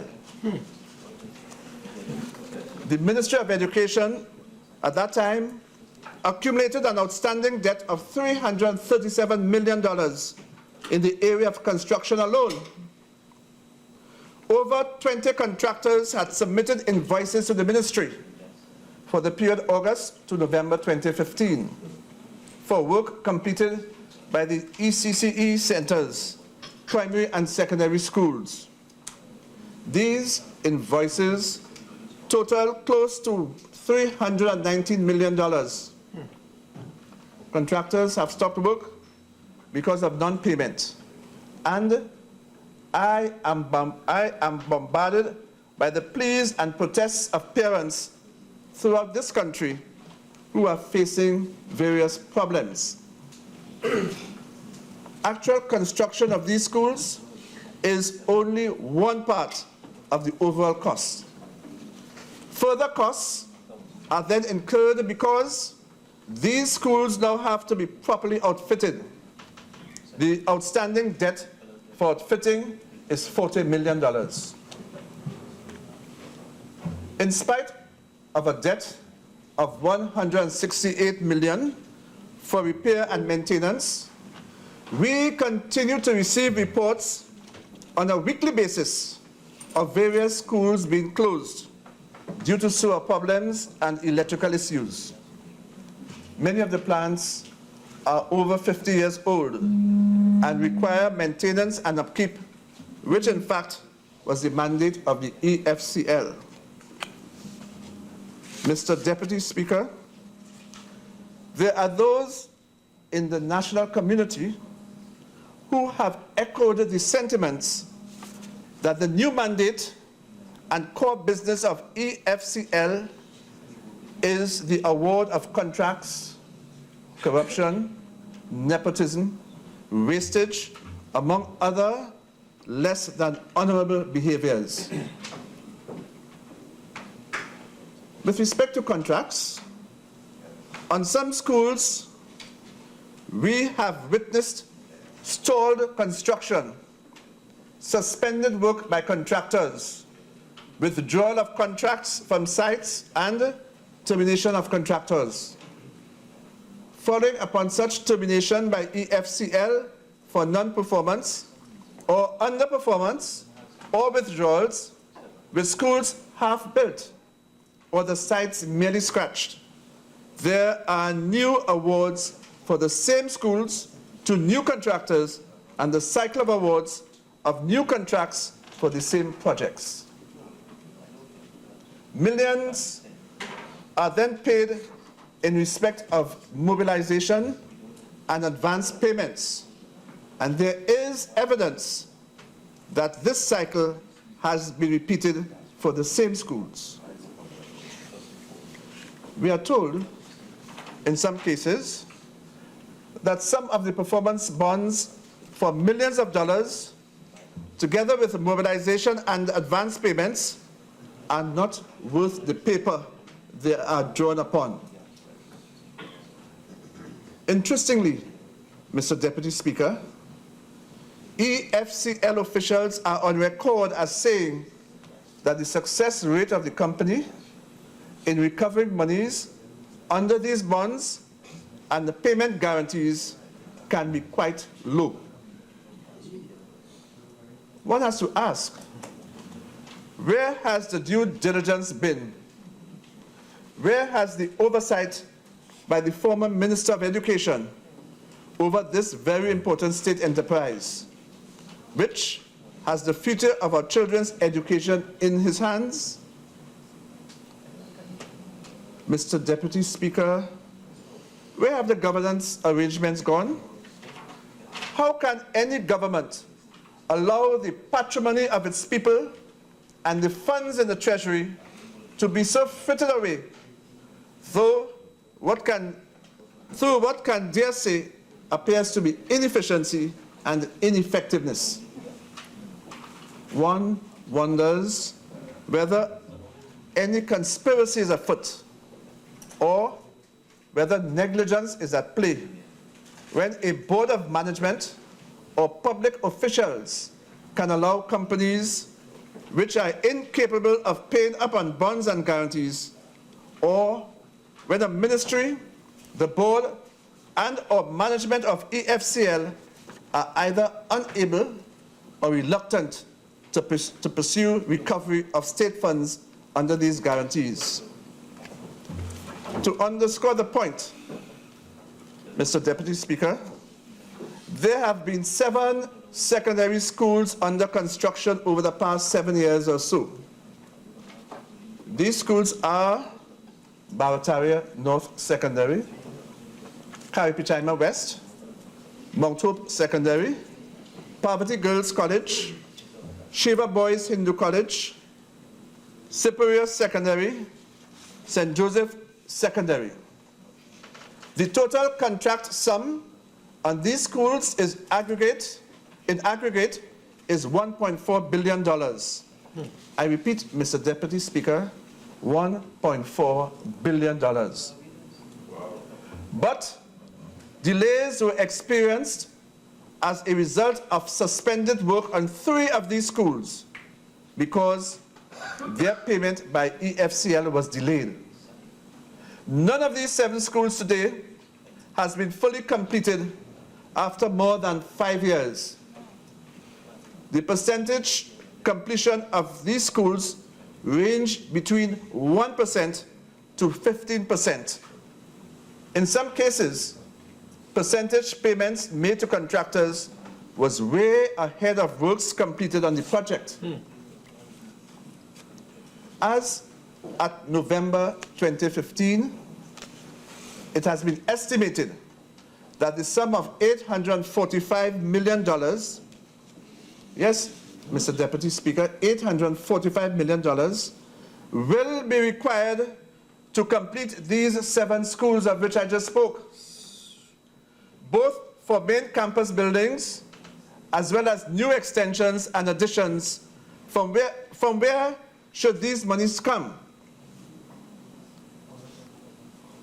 Further, in order to kickstart the recommencement of construction in respect to 3 of these secondary schools, namely Barataria North, Shiva Boys and Parvati Girls, some $40 million will be required to get these projects back on track. Mr. Deputy Speaker, the funds we seek will provide the much needed intervention in the fiscal challenge we now face. It will boost the profile of Trinidad and Tobago. Investors will regain confidence in our country and they will return. Local investors will also be attracted to partner and re-establish relationships with the government to continue developing our country. Mr. Deputy Speaker, with this much needed cash flow, we will reduce the risk of defaulting on Trinidad and Tobago's existing fiscal commitments. This is critical, Mr. Deputy Speaker. I congratulate our Minister of Finance for his timely intervention to manage our economy so that life in Trinidad and Tobago can return to some semblance of order. Mr. Deputy Speaker, in 5 years, with 5 budget deficits increasing exponentially from 2010 to 2015, the total sum spent is unprecedented in the history of this country. On September the 8th, after the People's National Movement won the general election and assumed office, we realized that management of our economy was in shambles.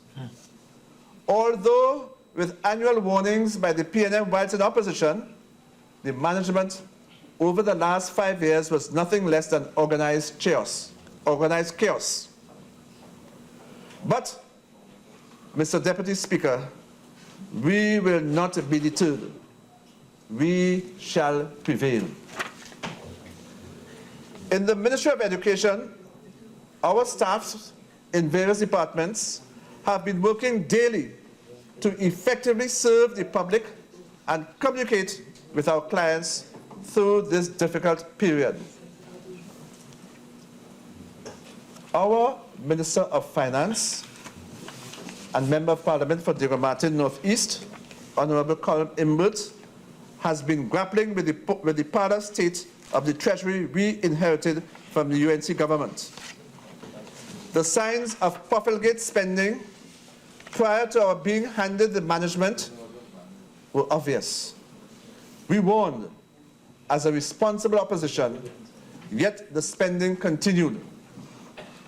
Our Prime Minister, Dr. Keith Rowley, had also warned the nation of the bleak economy during the term of office of the UNC government and their style of suppressing the facts from the public. Mr. Deputy Speaker, I support this motion. I see the motion today as the only way out for this administration to effectively serve the people of Trinidad and Tobago.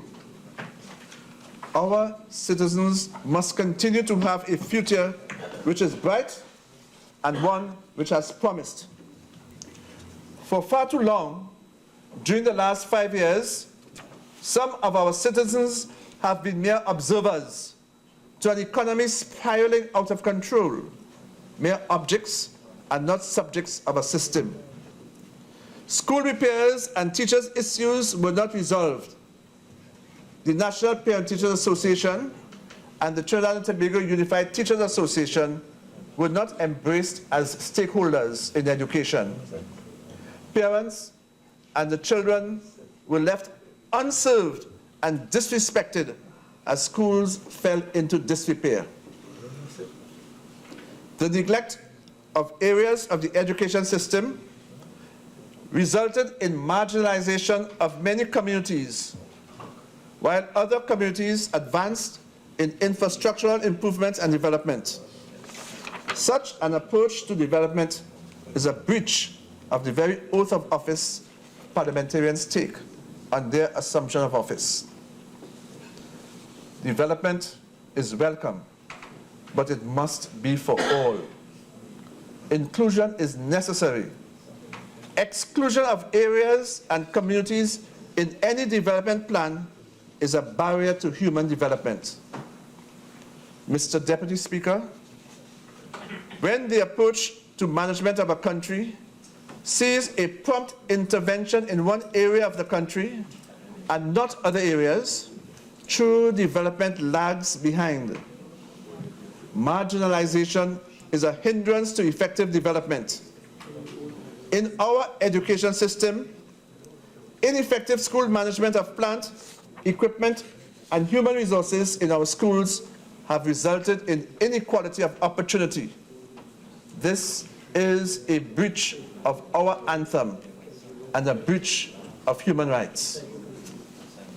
The poor management of our school system is a violation of the United Nations right of a child, and even the creed of many religions which value the coming generation as the future of the world. Trinidad and Tobago repudiated such mismanagement on September the 7th, 2015, and now we must make it right. Mr. Deputy Speaker, many glibly mentioned in public statements affirmations describing Trinidad and Tobago as a model nation. I agree, but today we must work our way back to that time when the education of our children was of paramount importance. To the former administration, the importance of education in Trinidad and Tobago paled in comparison to other areas of lucrative contracts, which were neither monitored nor measured. The outcome in most cases of mismanaged projects was one that neither enhanced nor created opportunities for true human development. The millions spent on their flagship projects, for example, live sport, have had no positive improvement in the target group for whom it was designed. Don't go there. The Ryan report, complete with recommendations, has not been effectively implemented. Live sport is on the list of projects under investigation, and no interventions were developed to rescue those who were left behind literally as the project was transferred to another ministry. Mr. Deputy Speaker, with a well-implemented fiscal plan, which begins with the ability of our government to raise the necessary funds, with the successful passage of this motion, we will well be on our way to rectify this sad situation. In our Ministry of Education, many of our staffs were demotivated as they tried to make sense of the challenge to manage the various departments. There are invoices for payment which go back to a period prior to 2015. However, as a responsible government, we, the PNM, will pay the bills and allow our partners and our service providers to stabilize their businesses, which are now challenged by the mounting debts owed to them. The Ministry of Education is indebted to the MTS Security and Maintenance Company of over $73 million. The Ministry of Education is indebted to WASA in the range of $1 million. TNTech, over $10 million. TSTT, approximately $5 million. Contractors, over $600 million. One cannot easily re-engage contractors to whom money is owed and for whom no payment schedule has been developed. There are also smaller companies who have also provided services for maintenance and security, who are owed close to $4 million each. We cannot continue like this. Our Minister of Finance has developed a way forward, and as a nation, we must support this plan as the most effective recovery option available to us as a nation. Mr. Deputy Speaker, our contractors and the service providers have staffs to pay, and the impact of this debt left behind is being felt by many individuals who have families to support. Issues of debt to contractors, added to ineffective management of the education system for 5 years, have resulted in uncertainty in the society. Our duty to our children is one of great importance. The children of this nation are sacrosanct. Nothing must violate that trust of molding the minds and shaping the characters of those under our charge. The fiscal plan that these motions will facilitate will guide the nation, and we look forward to 2016 with optimism. With boundless faith in our destiny, I support the motions, and I look forward to an end to this period of fiscal and social challenge brought on as a result of inherited fiscal commitments. This period will soon be behind us. Every citizen has seen and experienced that roller coaster ride over the last 5 years, and we now embrace the fiscal intervention. We look forward to a prosperous new year and a new phase of effective governance with responsible measures to stabilize our economy and strengthen national and international confidence in our economy. Mr. Deputy Speaker, the motions detail the conditions for each quantum and the focus of the funds we seek to raise. This is prudent fiscal management, which will guide us back to responsible government. Thank you, Mr. Deputy Speaker. I recognize the Honourable Member for St. Augustine. Thank you very much, Mr. Deputy Speaker. As my recently deceased friend, Deyalsingh said, if you want something different, you've got to do something different. I pause on that statement. If you want something different, you have to do something different. Deja vu again, as we say. When we came into government in 2010, the very arguments we're hearing on the other side were put. And 5 years after, a change of government, arguments similar come from across the floor. So, Mr. Deputy Speaker, I think the country wants something different. No longer do they wish for us to be, as the Americans say, shooting up within the tent, because we are truly a very small nation with huge ambitions, some difficulty, but really a paradise waiting to happen. And we cannot have a change of players without changing the rules of the game, because the game itself is the core of the problems we face here.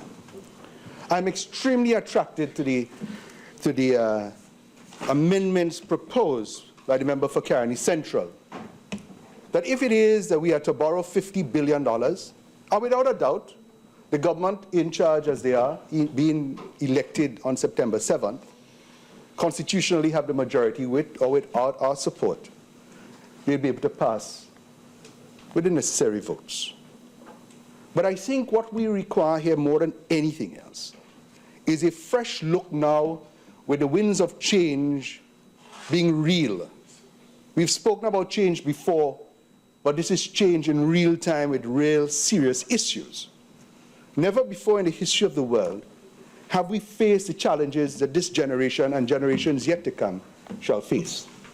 I'll give you one prime example of such: global climate change, the effects of which will dramatically necessitate a change, not just in the way we think, but the way we do things, and the change of an economy that is carbon-based for all of those, especially Trinidad and Tobago, which many have called a blessing and others have called a curse of oil and gas. We cannot be, shall I say, kept on a short leash and racketed about on the basis of international changes over which we have little control. So we see a period of boom, great expectations, great hopes, and then we see a period of gloom and doom when oil and gas prices fall. We cannot live like this. Coming after the most noble and distinguished gentleman from Arima, a man who I have great respect and fondness for a long period of time, he speaks to some of the difficulties he's experienced now as a minister of education. But I shall get to that in a short period of time. Let me deal now with the bigger issues. Unless we wake up and understand that what is upon us may not be a temporary dip, but a structural adjustment that we must make in this country, is either we get ahead or we go under. We have great privilege in this nation of a comfort zone of the oil and gas, yes, of an educated population. But we have, at the same time, a disconnect between those who are governed and those who govern. There is a lack of trust, no matter on which side you are. On September 7th, you had the favor, we had it in 2010, and we shall have it again, and the cycle will repeat itself. And that is why, in 2010 onwards, I speak here for the Congress of the People on this side. They can laugh as they wish. They can laugh as they wish. Of course, they say that it is the Congress of the person. But let me remind my friends Let me remind my friends, sometimes it takes only one, and I shall continue to speak to this, because I'm not here for political gamesmanship. I'm here because I want all of our children to grow up in a better tomorrow. And to have heard the member for Tabaquite put it so well. What is it? The burden of tomorrow? Tomorrow's burden. Tomorrow's burden. Tomorrow's burden is our duty to live today. Yes, we may need to borrow. That is the structure that we have inherited. We borrowed, you have to borrow, you'll blame us, we blame you. What is at the core of this thing is really value for money. To have heard the member for Port of Spain South speak about the expenses and the cost of building is jarring, but it is real. But that didn't happen in this last 5 years alone. It started long before, where we do not as a people get value for money, and it started where there's a great dependency, and a large part of our economy is based on government expenditure. A reliance and a dependency on the government, that is the state, to furnish economic growth. We have to decide who we are, what we are about. Are we a socialist state, a capitalist state? What are we? And unless we have that understanding, that vision, we will continue to take burdens that we may not be able to bear in difficult times. I believe in independence. I believe in independence of the spirit. And that comes not just by saying it, but by truly empowering people to have economic independence, which then leads to political independence. And therefore that leads to true democracy. What do we do? Are we to continue spending as we have for make-work projects or so, or do we then say at this point in time, where the crunch time has come, we as a people, because I want to tell you I admired fully the statements of our Prime Minister on election night when he said we shall do this together. Many of us are slipping, understanding not as well maybe as their leader has, and sometimes on our side too, that this nation is so small that we cannot afford now, when we shoot, a bullet must hit its target. And what is the target we want? The target we want is for a prosperous nation, one that is happy within its own skin, where we do not crave things that we cannot afford, where we return to our brothers and sisters as true keepers, where we feel safe in the company of each other, where the educational system is enhanced so that we will liberate ourselves for the new economy that must come, whether we want it or not. Necessity is a mother of invention, and if now is a time for necessary change, we must think differently. For far too long, we paid lip service. It's about time we put hip service, that put your back into this thing. What do I mean by this? Are we to wait and hope for a rise in oil and gas prices? Or are we to re-engineer ourselves now with lowered expectation? I want to tell you, the member for Diego Martin, Northeast, sometimes we joke, in some joke says that he was theatric. I thought, actually my line would have been, as acting Prime Minister, he took it to another level. He should have been on Broadway. It's brilliant. He has primed this nation for failure. From the moment the PNM took government, rightly they had to condemn what they perceived as the wrongdoing of the former government. But they have primed this nation for failure, which is, in a way, a very bad thing. But in a way, let's take the benefit of it. The expectations of the population today would be lower than it was than any other time in the past, in terms of what the future holds. There's a sense of foreboding as to what will come. Dark clouds have come on the horizon, and there's a fear factor that we will not be the same as we had been. Things will not be as good as they were because God, we've realized, is not a Trinidadian. And we must now then remember that God helps those who help themselves. Why do we continue to look to international masters? I thought independence came a long time ago, but we've never really sought to find true independence, to grow food within our shores so that we could be independent from food fluctuations. We remember 2008, what happened with the price of rice and flour and basic commodities, when prices shot through the roof, and notwithstanding the price, there was a tremendous scarcity. So I look forward for the success in the Ministry of Agriculture to really revitalize that which God gave to us, to feed our nation as a first priority, is a national security issue. How do we do these things? So speaking is one thing. I grew up in a large part in a business family, yes, but we had a farm. I know how hard agriculture is, how muddy it is, how difficult it is to go into the weather and to dirty yourself and look after animals and to plant things. But it is essential. Somebody has got to do it. We cannot import as we have been. We cannot truly afford it.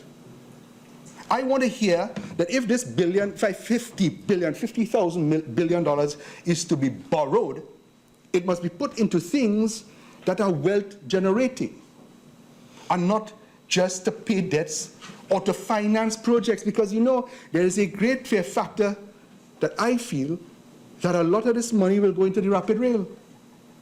This rapid rail, and to date we've asked the questions repeatedly, the 10 billion that they've spoken about as the estimated cost, whether it's 10 billion TT or 10 billion US. We don't know. But if we are to go on, my friend, the acting Prime Minister, gave a number of developmental projects that they may wish to entertain.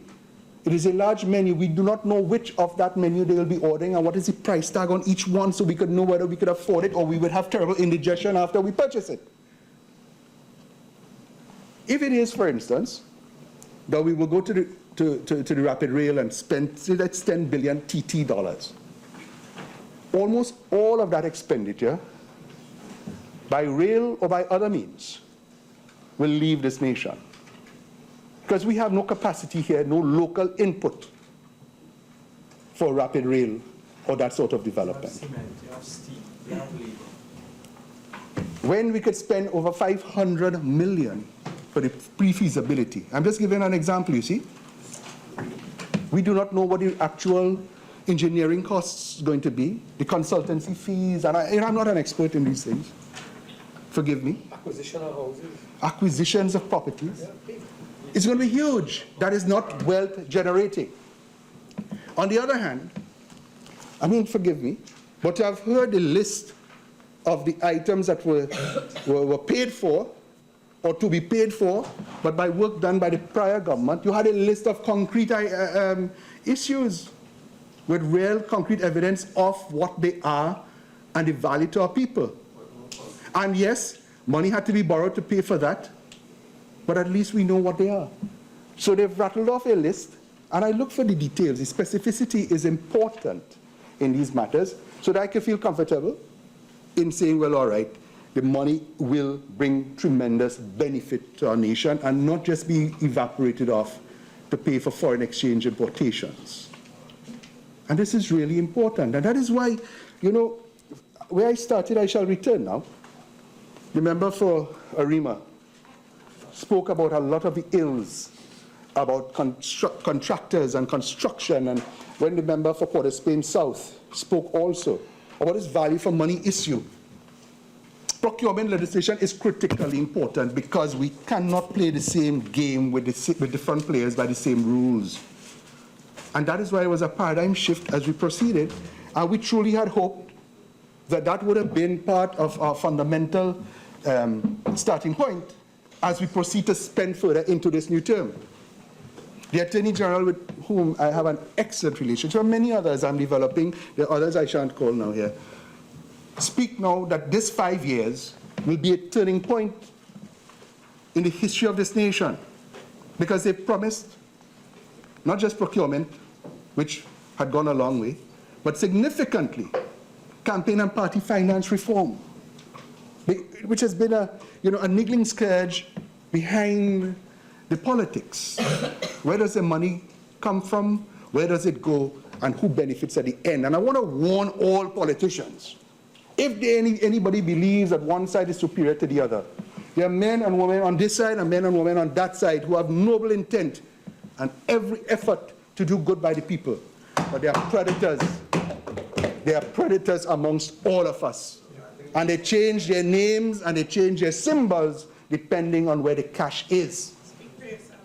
Well, we'll show you. I could call names, but I shan't go there. I shan't take this debate to a lower level. This is a level here of national build and not national break. This is not about pointing fingers, but pointing the right direction. So I want to warn that for some who are sitting here wishing to do well and good and nobly by our people, that every dollar spent should be to their benefit and to no one else. That they are predators in this nation. It has a long history of it. Let me tell you something. That is why we pushed. Mr. Speaker, I shall address you. And that is why we pushed. Please do. Yes. Pushed for procurement legislation. At the end of your term. Talk to the Deputy Speaker. Am I safe now, sir? Yeah, go ahead. Yeah. Yes. That is why we pushed for procurement legislation. And the history is not to be remade here.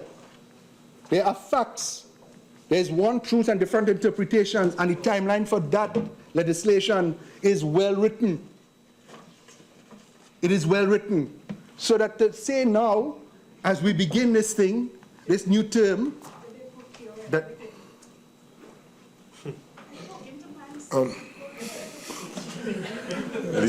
so attracted by you, I can hardly resist. Member for Kamaluddin, please give the honourable member his time to speak. I could look at her all day, sir, but listening is another matter.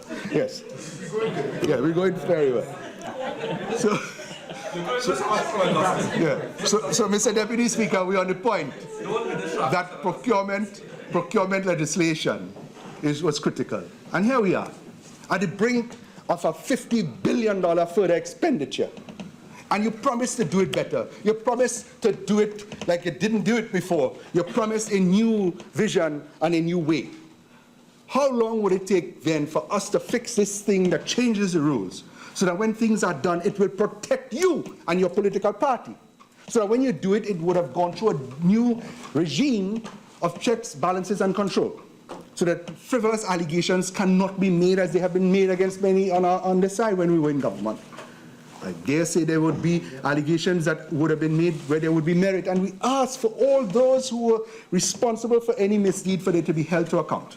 As we will, if any on the other side should fall victim to that. But as a preventative, protective measure, because the one thing that we have always had a terrible shortage of in this country. You think about scarcity, you think about paucity, you think about a terrible burning need and desire is for people to be connected to its leaders. I said that earlier, and this is how we do it, to restore trust. But you ask the average Trinidadian, do you trust politicians? Well, I think we rank a little bit lower than whether you trust lawyers. And lawyer politicians, well, I say no more. And accountants too. So that we need to fix that thing.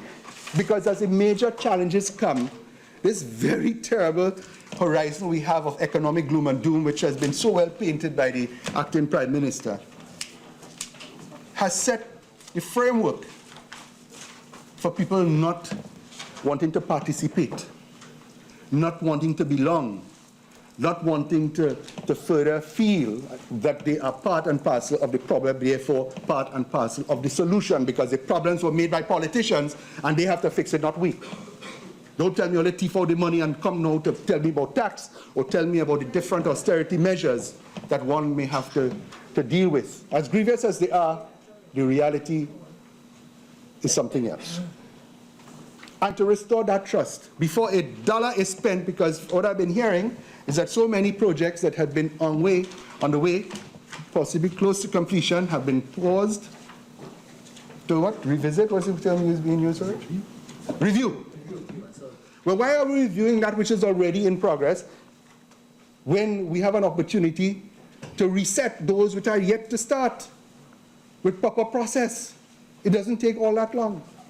And I tell you this, if we should do this, when I say we as the leaders of this nation in this house, representing the body politic, the Prime Minister, of course, and us on this side, form the parliament that has the responsibility to lead politically and to guide, I dare say morally. Why don't we use this opportunity now? So that at $50 billion at the end of your term, you could stand boldly and safely. And if anything should fall short, you would have had in place checks and balances to insulate yourselves. Because we did not have that benefit.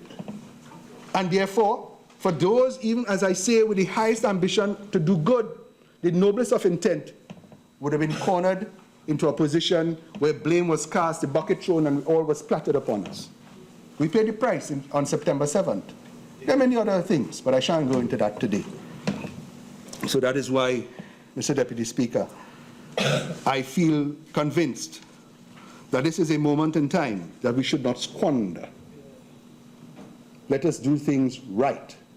The change that everyone has spoken about, the time has come upon us.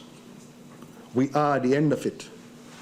One nation, one people, one destiny. The destiny is unknown, but by the actions we take, we could help shape the destiny we want. Mr. Deputy Speaker, I thank you very much.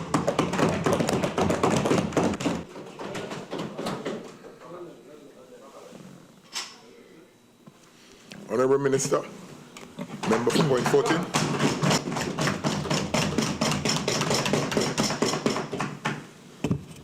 Thank you very much, Mr. Deputy Speaker. I stand this afternoon in support of the current motion to increase the borrowing limits of the government of Trinidad and Tobago under the respective acts. I want to congratulate the Minister of Finance and also the other speakers on this side of the House for their valuable contribution to this debate. Mr. Deputy Speaker, in this regard, I seek on behalf of the government to add the Ministry of National Security justification for the extension of the borrowing limit, given that a substantial element of the debate of the debt of the previous government was in fact acquired from this ministry.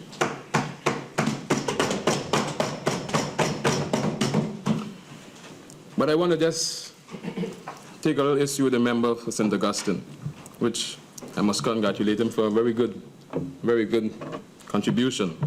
But you stated that the country wanted something different.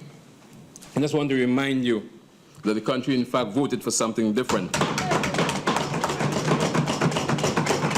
They voted for good governance, transparent government, and responsible governance. Let's do it together. You also mentioned that we have to borrow to live for tomorrow.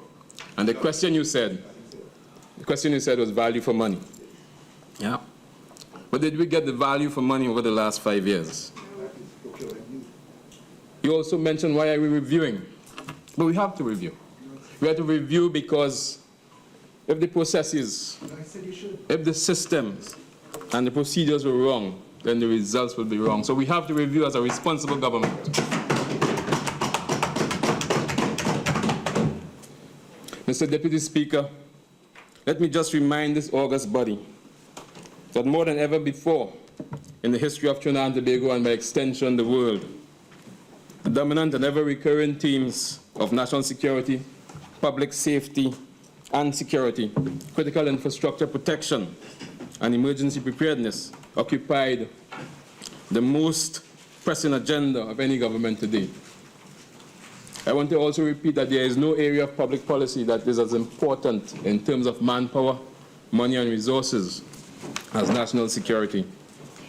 Mr. Deputy Speaker, adequate protection of Trinidad and Tobago's critical infrastructure and key assets will rest on cooperation and collaboration in all sectors.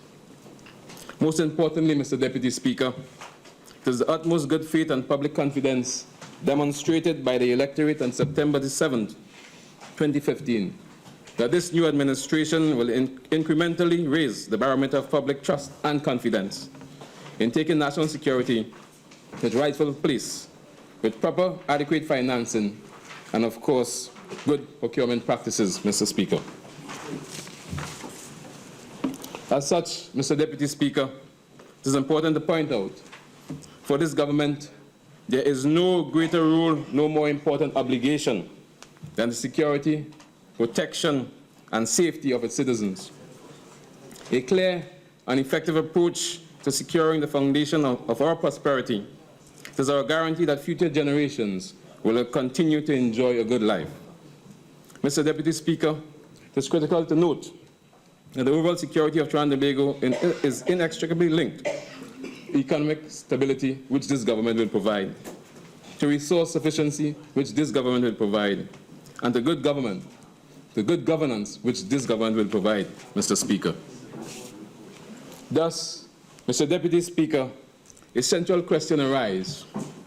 How responsible and effective has the last administration been towards the stewardship of our finances for the past 5 years? I think the evidence is clear to all, and I'm sure the appropriate answer or solution is in fact provided.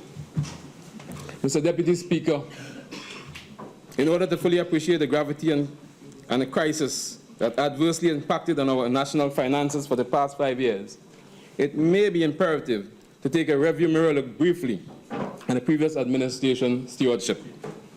On assuming office in September 2015, the Ministry of National Security encountered several unpaid debts, both local and foreign.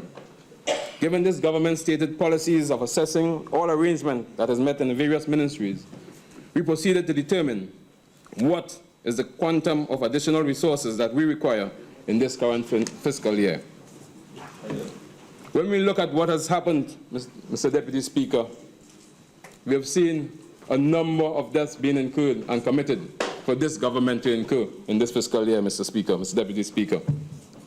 I speak to the acquisition of firefighting vehicles for the fire services at a cost of $145 million, Mr. Speaker. $145,450,000, Mr. Speaker. New fire stations that were built with no vehicles, Mr. Deputy Speaker. I speak to the balance due with respect to the procurement of 12 naval vessels and the accompanying maintenance and training programs acquired by the former People's Partnership government. These vessels comprises 6 coastal patrol vessels and 6 interceptors, the overall cost of which is $1,358,475,000, Mr. Deputy Speaker. I repeat, Mr. Deputy Speaker, the overall cost of $1,358,475,000, Mr. Deputy Speaker. For the ships without guns, Mr. Deputy Speaker. To date, a total of almost $788,619 have been paid, leaving a balance, Mr. Deputy Speaker, of $569 million, $854,899 still to be paid, Mr. Deputy Speaker. In addition, Mr. Deputy Speaker, the previous government procured what is called a multi-purpose vessel. Now, what is a multi-purpose vessel, Mr. Deputy Speaker? It is not an offshore patrol vessel. It is not a fast patrol craft. But it is labeled a multi-purpose vessel from the Chinese government, Mr. Deputy Speaker. The fishing boat. A multi-purpose vessel. Without guns. Without guns. At a cost of $228,683,000, Mr. Deputy Speaker. To date, approximately 1/3 of this cost has been paid, amounting to $73,825,000, Mr. Deputy Speaker. Now, when you look at that, when you look at the procurement of these vessels, Mr. Deputy Speaker, and we understand that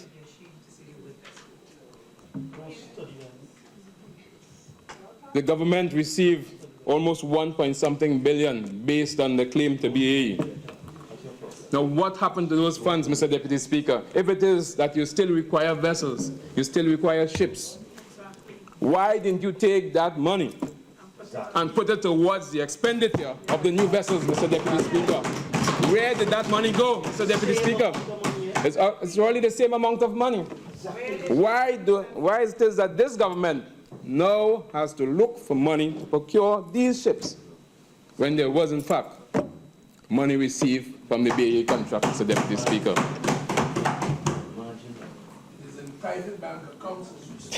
Mr. Deputy Speaker, those ships were on trust on a pay-later plan. And now this government must find the money to pay for these vessels that were on trust, Mr. Deputy Speaker.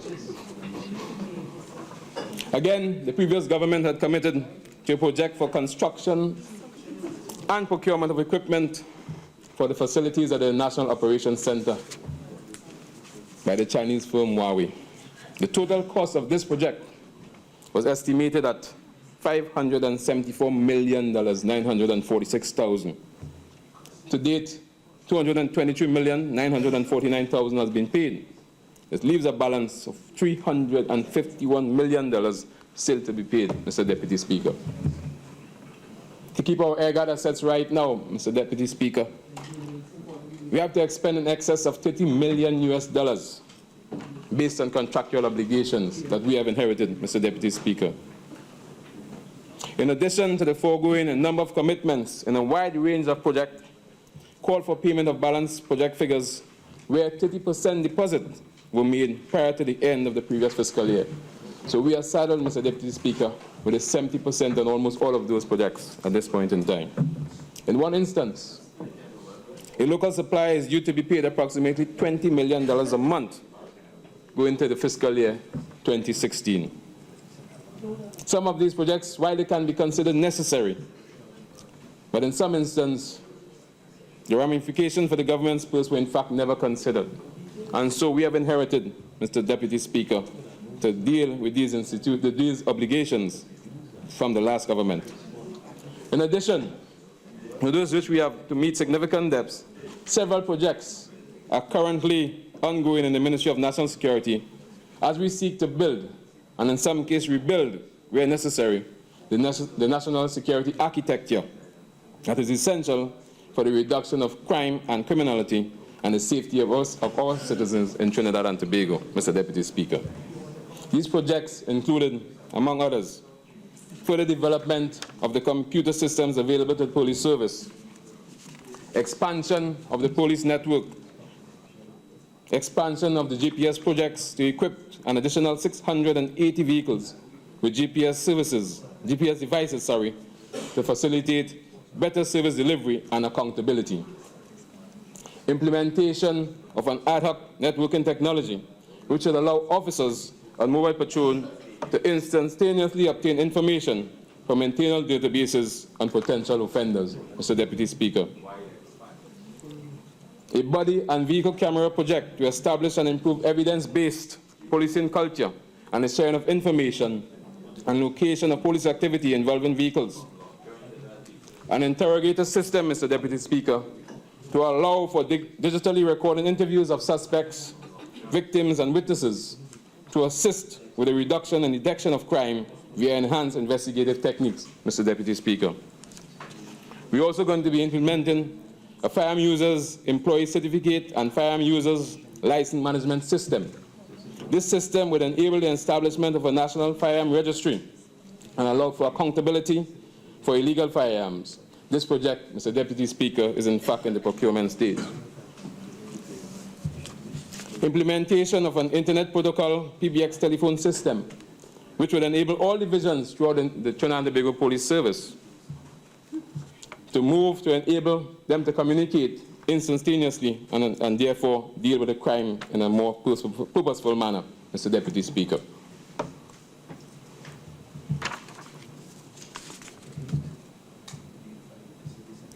There's also, Mr. Deputy Speaker, in the fiscal year 2016, upgrade of the Police Service Training Academy to ensure better delivery and better preparedness for our police service personnel. With respect to construction of police stations, in 2016 financial year, there are 9 new modern police stations to provide better working environment for the police officers. Completion of the Besson Street Police Station, the Sinclair Police Station, Maracas St. Joseph, Manzalina, Matura, Matlat, Roxborough, and Old Grange, Tobago.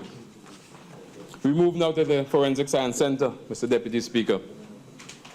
In 2016, we are looking at computerization of the Forensic Science Center, implementation of a laboratory information management system, installation and implementation of the Justice Tracks Laboratory Information Management System. This will involve integration with client agencies, which should improve the turnaround time of casework and would also allow external clients to remotely enter data prior to submission of evidence and verify status of submissions, Mr. Deputy Speaker. With respect to the Forensic Science Center, we're also looking at institutional strengthening through the accreditation of analytic services and extension and modification of facilities through 1, expansion of the security system, biometric access control to exhibit room storage areas, increased security for evidential submissions at the Forensic Center, expansion of the IP camera system, refurbishment of our security room, refurbishment of our firing and shooting range with respect to the IBIS system, construction of a new state-of-the-art facility with a relocation of facilities in the Carsonfield area. This project is in fact at the design stage. I move now to the Trinidad and Tobago Prison Service. Design and installation of the new alarm system at the Golden Grove, construction of a laundry at the maximum security prison, acquisition of closed-circuit television for the prison service, which will contribute to improved security for both prison officers and inmates, construction of a female dormitory at the Youth Training Center, establishment of the offender management program, implementation of the offender management movement system, construction of the video conferencing facility at Golden Grove, which of course allow for modern technology to assist in the judicial process. Construction of the new remand facility at Golden Grove. Implementation of an electronic monitoring system. Improvement of the prison management policy to deal with both prison officers, prison institution, and inmates. With respect to the Trinidad and Tobago Fire Service, Mr. Deputy Speaker, in 2016, the Ministry of National Security hoped to construct fire stations at the following locations: Aruca, Lady Hales, San Fernando, Mayaro, and Point Fortin.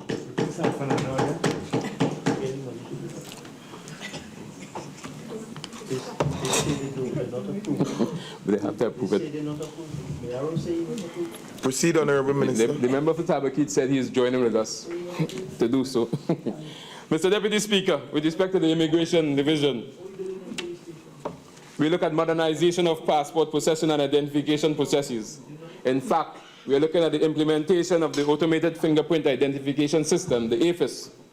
And this phase of the project involves expansion of the existing database, upgraded of software, acquisition of hardware to capture digital image of fingerprint, implementation of the e-passport system, a fully computerized and automated passport system, and of course, easier passport processing and identification process. Mr. Deputy Speaker, we look at completing the outfitting of the government plaza for the immigration headquarters, and complete outfitting of this facility would improve our working conditions for employees and, of course, a better environment for our clients, the people of Trinidad and Tobago. Mr. Deputy Speaker, for 2016, we're looking at the recurrent expenditure throughout the Ministry of National Security for approximately $3.5 billion. Development program of $872 million, an IDF of $197 million, Mr. Deputy Speaker. And this expenditure, Mr. Deputy Speaker, is also in addition to what we have inherited based on the last government's expenditure, Mr. Deputy Speaker. Mr. Deputy Speaker, this is but a sampling of the many projects and programs the Ministry of National Security is pursuing for 2016.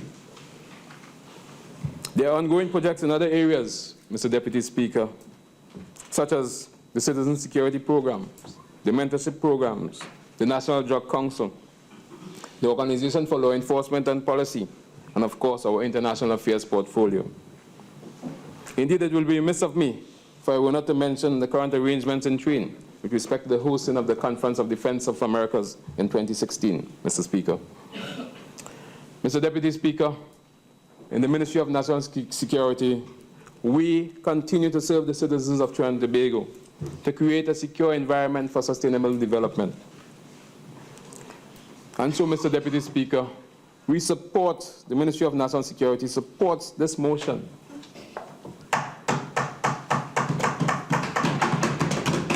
to ensure that this government provide secure and safe environment for the citizens of Trinidad and Tobago. Mr. Deputy Speaker, the Ministry of National Security remains responsible for the security and the well-being of the Trinidad and Tobago citizens to create the environment for sustainable development to ensure that Trinidad and Tobago remains a place of peace and security and, of course, one of the best countries in this world under this government, Mr. Deputy Speaker. I thank you very much. Honourable Member for Naparima. Thank you very much, Mr. Deputy Speaker. Today we meet to discuss 3 motions by the government of the Republic of Trinidad and Tobago to increase the debt ceiling from $70 to $120 billion. Mr. Deputy Speaker, I would have hoped that coming here, one would have gotten an architecture of what is the status of our economy, what are our debt profile, and how we intend to handle this for the benefit of the citizenry of Trinidad and Tobago. Mr. Deputy Speaker, I would have hoped to hear the totality of our debt profile and the mechanisms for addressing it. Instead, we hear from speaker after speaker what is clearly a strategy on the other side to articulate a litany of woes that they inherited, forgetting that they are in charge now. And they have a responsibility to point this country in a direction in which it ought to be going.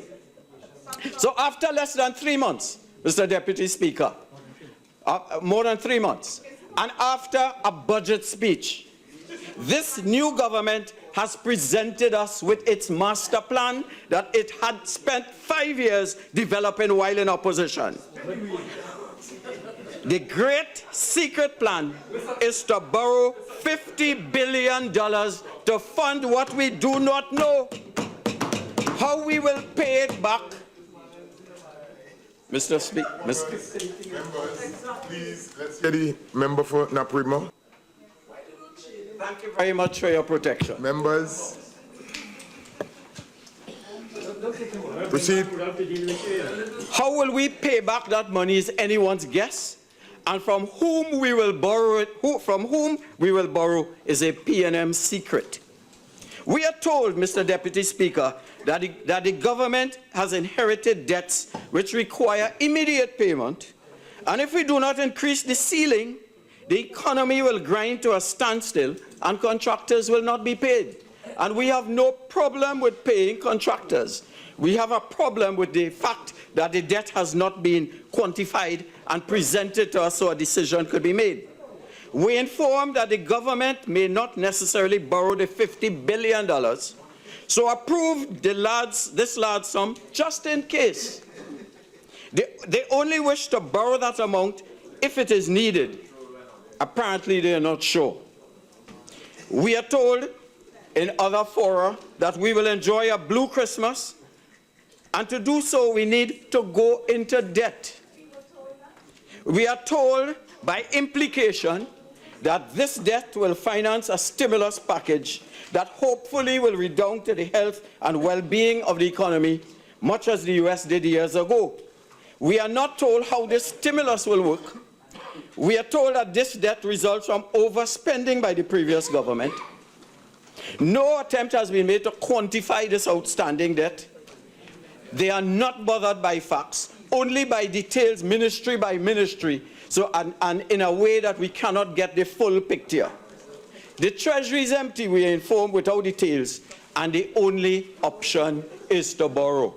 This reminds me, Mr. Deputy Speaker, of a friend I had whose only economic plan was to borrow from the credit union, borrow from the banks, join a susu, and he ended up paying debts from one institution to the other because he had no plan to get himself out of a debt, to become self-sustaining and independent, and have a plan for himself and his family. We are told by how much these new borrowings will increase our debt to GDP ratio. We are told 65%. And we are told that in the European economy, the countries, this is an acceptable debt, not recognizing that European economies are mature economies. We are a commodity economy. And therefore, the assessment of our debt profile is different from in those countries. 65% debt to GDP ratio may be a precarious debt that carries us down the slippery slope, and we'll end up like countries like Jamaica that is before the IMF. No details whatsoever. According to them next door, give us the key to the bank and trust us to be prudent. After all, we are the PNM. We are in charge now. And who don't like it, as a previous leader said, could perhaps get the hell out of here. Mr. Deputy Speaker, I do not trust the PNM. They have taken us to the IMF before. They have wasted billions on CHOGM and Summit of America conferences, and on lock joint, and on Tesoro, and on gas to liquids and gas optimization projects. For example, Mr. Deputy Speaker, we are paying billions in rent for accommodating government offices. Yet they have underutilized space in the government plazas on Rice Road. Exorbitant rents paid to, perhaps, financiers of the party, possibly as payback for services rendered. Cut back on the rent before you enter into a borrowing situation. You have the Ministry of Agriculture about to occupy new offices in Chaguanas, yet paying enormous rents. Will the monies borrowed be used to pay for accommodation? And if so, how much? And can this be reduced? We are told we are not told how we propose to repay this debt. What are the proposed new revenue streams? The worst thing we can do, Mr. Deputy Speaker, is to borrow to fund past debt or to fund consumption. Any sensible person knows that if you want to have a sustainable future, you borrow to fund investments so that your future would be better. They talk about increased VAT payments as a new source of revenue, but have not yet collected 1 black cent of increased VAT revenues. We are told simply, wait till January. We are not told that this debt that they are about to borrow, the $50 billion debt, is almost equal to our entire foreign exchange reserves. Our foreign exchange reserves are estimated at 10 billion US, approximately 60 billion TT. If they borrow the entire 50 billion, we will simply have no money after they deplete that borrowed money. The PNM will have the unenviable record of borrowing the equivalent of our entire savings. And any prudent person knows that you do not get in a situation where you borrow your savings. We are not told how this will impact on our credit rating by Standards & Poor's, Moody's, and others. We are not told about the impact of a negative rating on both our capacity to borrow and the interest rates we will be required to pay. And it is instructive. It is instructive. I'm quoting from the Trinidad Express dated April 21, 2014.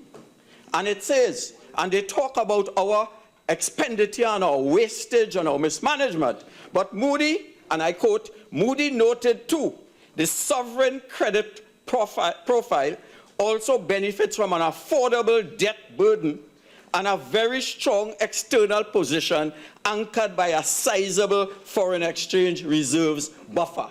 That is what they said about us when we were in government.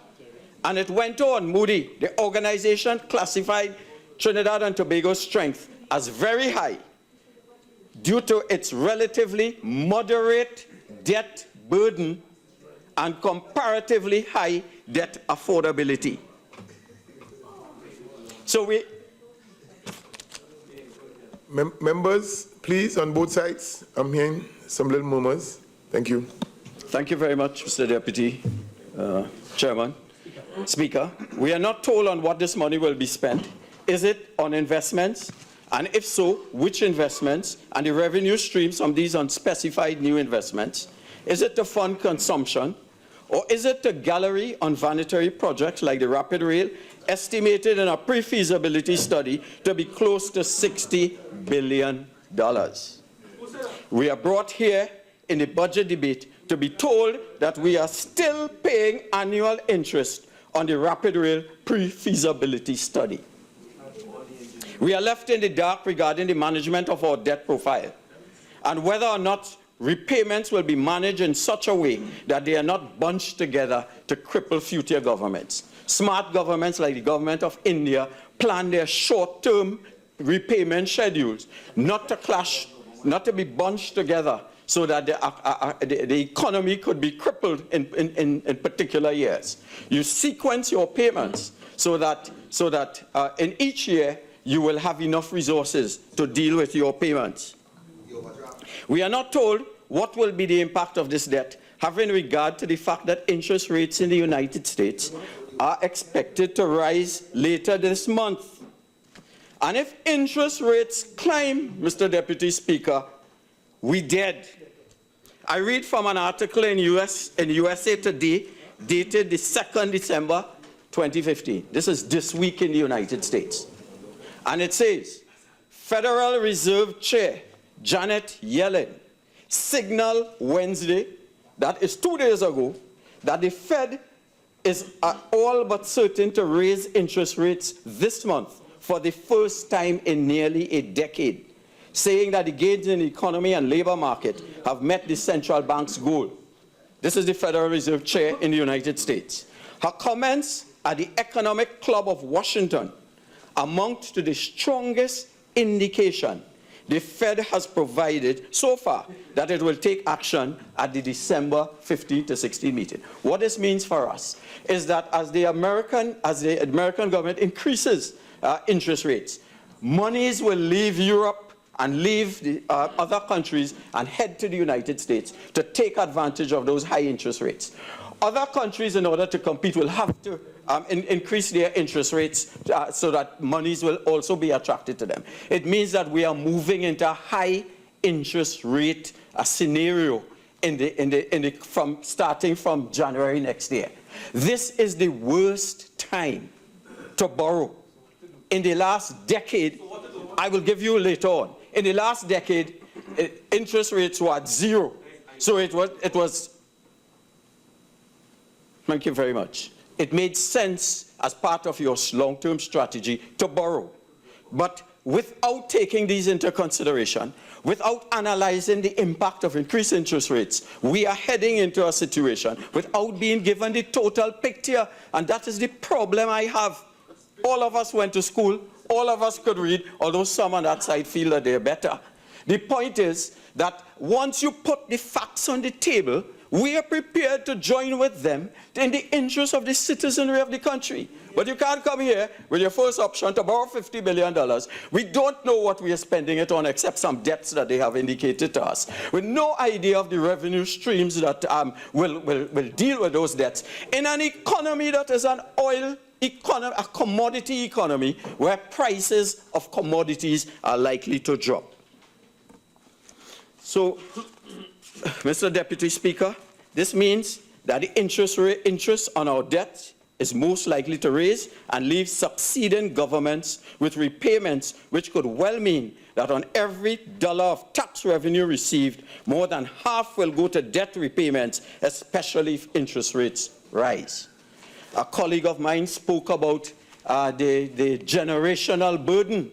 We will be borrowing and putting our children and grandchildren, we are risking their futures because of the profligacy and the fact that this government cannot think any other alternative but to borrow. Will our children be saddled with our debts? Kick debt payments down the road for our grandchildren. That is what the PNM spent 5 years in opposition thinking and the plans they're coming up with. Is this their best shot, Mr. Deputy Speaker?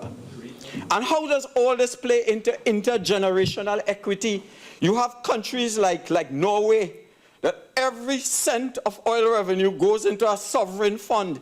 And it is said that Norway can cease to tax anybody or get increased revenues. They can live on their investments. we have the Heritage and Stabilization Fund.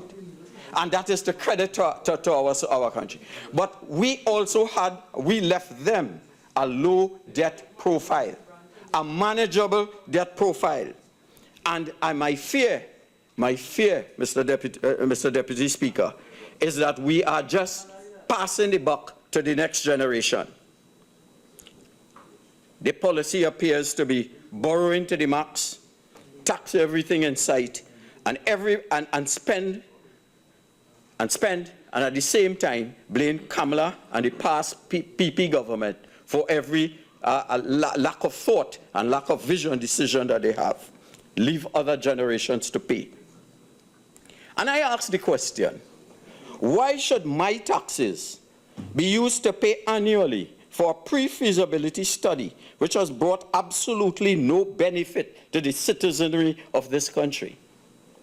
I ask the question again, why should future generations be paying $90 million for a Taruba Stadium when less than half a mile away is an underused Rambachan Stadium? Wasting money. I have no problem with you spending money on laptops and education and getting the next generation ready for a knowledge-driven future. But wasting money on a Taruba Stadium, and we are only told that it's $90 million. It could be much more. Why are all of us being asked to pay for their vanity projects? And what is the repayment plan for this $50 billion in the context of reduced energy revenues and the likelihood that energy prices will not increase? Mr. Deputy Speaker, right now in Paris, there's the climate change conference attended by President Obama and more than 5 prime ministers from the Caribbean. I was at the UN. Part of that plan is to change the future into a non-fossil generated future. You know what they're doing to us in Trinidad?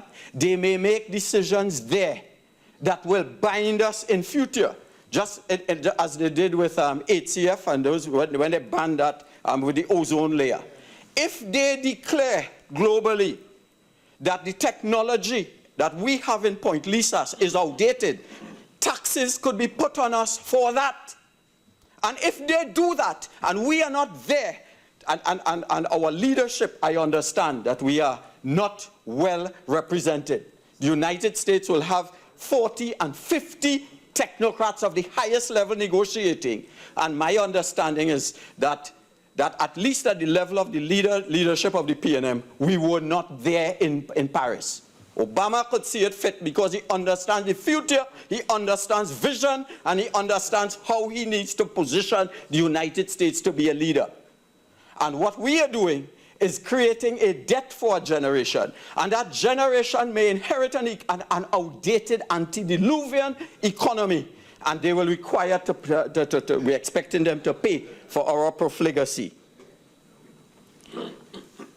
Mr. Deputy Speaker, I was listening to the BBC, and a ticker tape said that yesterday there was a glut of oil, 2 billion barrels of oil in the petroleum market, $2 billion. There is a slowdown in Europe as we speak. The economies are growing by less than 1%. In Japan, they are in recession. China has had to recalibrate its projections for growth from 10% to 5%. And those actions and those economies and situations and realities will translate into reduced demand for commodities. We are told that the United States is poised to become one of the largest exporters of oil and gas. We are told that our steel plant at Point Lisas is uneconomic and employees have been told to take all outstanding leave. Others in the Point Lisas industrial estate may be revising their plans either as a result of reduced supplies of natural gas, and the Minister of Energy can speak to that better than I, either as a result of reduced supplies of natural gas or because of reduced global demand for their commodity products. Not only are energy prices... Member from Naparima, are you quoting from a document or... in respect of the... You're quoting some statistics. Yes. And if you're quoting from a particular document, could you give us the source, please? All right. The slowdown in Europe and in Japan, that is from The Economist. I'll get the date and I could supply that. That's not the date, the date of the publication. But it is a fact. It is accepted that the European economy is in a slowdown. Not only are energy prices likely to be considerably lower in the future, but our mature oil and gas reservoirs mean that we may not have the oil and gas to finance our recovery or repayment schedules. Should our first option, instead of borrowing to finance a lifestyle which we cannot afford, not be to cut our cloth to serve our revenue and income situation? Common sense, I'm told, beats book sense any day. And any smart housewife knows how to cut and contrive. In fact, that is one of the reasons I'm told that Baron says that he likes Spanish women, that they like to cut and contrive when money is tight. Not the P&M.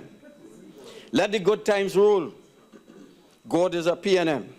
We do not have to be smart, since somebody will see us through the hard times. We have been this way before. We blew the petrodollars of the oil boom of the 1970s. Those of us, my age group, can remember that. And ended up in the bowels of the IMF. Our Caribbean colleagues laughed at us.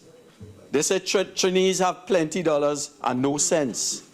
In the 1980s, I had to take salary cuts.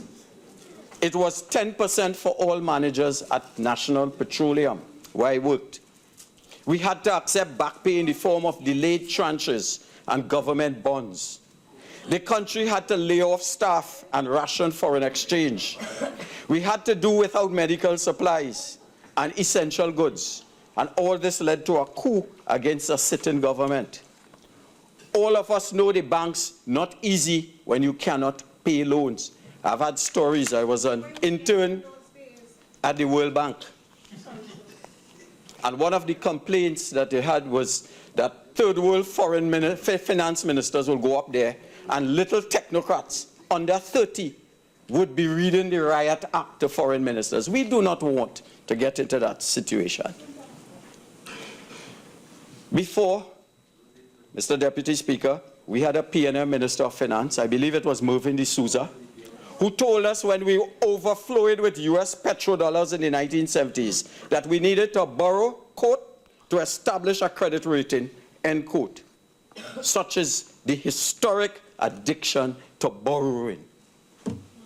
The P&M complains that they inherited debts from the past People's Partnership government, that they have met an empty treasury. Everybody on this side thief. PMN apologists on radio talk shows were even saying that the budget this year should have been $40 billion. The remaining $20 billion was corruption. Eliminate corruption, they said, and we only needed $40 billion to run the country. We now know that the PNM not only needs the budgeted $60 billion, but also seeks access to borrowing $50 billion more. We met challenging circumstances when we came into power in 2010, worse than they claim to have met now. There was CLICO debt at $11 billion. They have not yet identified all the things we have heard from all the ministries have not yet come up to $11 billion. We had the Hindu credit union debt at somewhat less. We inherited $7 billion owed by contractors. We had unpaid expenses in the billions linked to 83 outstanding wage agreements left behind by the previous PNM government. The country had experienced 2 consecutive quarters of negative growth, defined by some as a recession. I read from an article published in the Trinidad Express dated 7 December 2010, claiming the debt dilemma. The Trinidad Express, to give an idea of what we met when we came into power. And it says, It says, there has been increasing concern about Trinidad and Tobago debt situation recently, especially amidst ongoing tense wage negotiations with public servants. And it goes on. The effect of agreeing to the PSA proposals would be to increase. One second. Member for Arima. Thank you very much, Deputy Speaker. The effect of agreeing to the PSA's proposal would be to increase the 2011 projected budget deficit by some $4.9 billion to a total of $12.6 billion. But it goes on to give an idea of what they left us. Confidence within the economy is short, this quoting, with unemployment and prices on the rise. Indeed, the latest monetary policy report issued by the Central Bank of Trinidad and Tobago revealed, and this is important, that almost 25,000 jobs were lost in the country between 2009 and 2010. The year before we came in, 25,000 jobs were lost. Central Bank Governor Ewart Williams stated the current weakness in the economic activity was accompanied by a sharp increase in unemployment and a surge in headline inflation. Inflation then was 12.5%. That is what they left us. They come like saints. We are terrible, and we didn't, and we spent, and whatnot, and they left us this. Where the governor of the central bank, Ewart Williams, said that the economy was in shambles. That is what we inherited. But, Mr. Deputy Speaker, we do not cry foul. We do not look for sympathy. We do not repeat a mantra over and over, hoping that the population will believe the falsehood. We did not seek to bust the treasury. We took immediate steps to stabilize the economy without recourse to raising the debt ceiling to figures to which we are asked today to agree to today. We are more prudent managers. All of us, not only the PNM, must worry about increasing our debt profile. We have been told so in a February 2013 IMF report entitled Caribbean Small States, Challenges of High Debt and Low Growth. And it identified some challenges. And you know, it's reading, interesting reading. Interest payments on the existing debt stock in the most highly indebted countries with rising debt ratios are already in the range of 16% to 41% of total revenues. It goes on. Between 1997 and 2004, the average debt to GDP ratio in the region increased from 54%. Now, we left them at 46%. They are going to carry us to 65%. So they're saying that that is cause for worry. This is not Rodney Charles talking. This is the International Monetary Fund saying we have to worry when we get between 54 and 84%, driven mainly by deteriorating primary balances. It goes on. These, and they talk about vulnerabilities, originated from a strategy of increasing public spending to counteract declining trade performances. And it says, as a result, the ratio of public debt to GDP increased by 15 percentage points between 2008 and 2010. Ours is moving from 46 to 65. And we are happy on the other side. And all the indicators tell us, hold it. It is time for concern. And they go on to say further, because of their middle income status, we high income, the majority of the region has not been able to benefit from international debt relief. When I was at the United Nations and we would try to get Trinidad and Tobago to access loans, we were told we were out of the picture. They were concerned with places like Haiti and Chad and Somalia and whatnot, because we, as far as they're concerned, were a highly developed country. And a final point in this document. This is not, the talk about reducing the high public debt is crucial. Reducing the high public debt is crucial. This is not only because of the risk of a fiscal crisis, but also because of the cost debt imposed on the economy, keeping borrowing costs high, discouraging private investment, and constraining fiscal flexibility. So we are headed at the cusp of the slippery slope towards a difficult future under that government that we expected to come up with great ideas and alternative options to take us into the 21st century. So we have some challenges. Structural fiscal problems have resulted in sizable accumulation of debt. The global financial crisis worsened the already high debt burden in the Caribbean. We have to worry about the global slowdown of economies.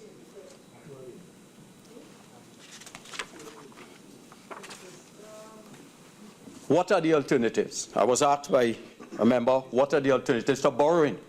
You see, for a number of friends that I have, the first option is to borrow.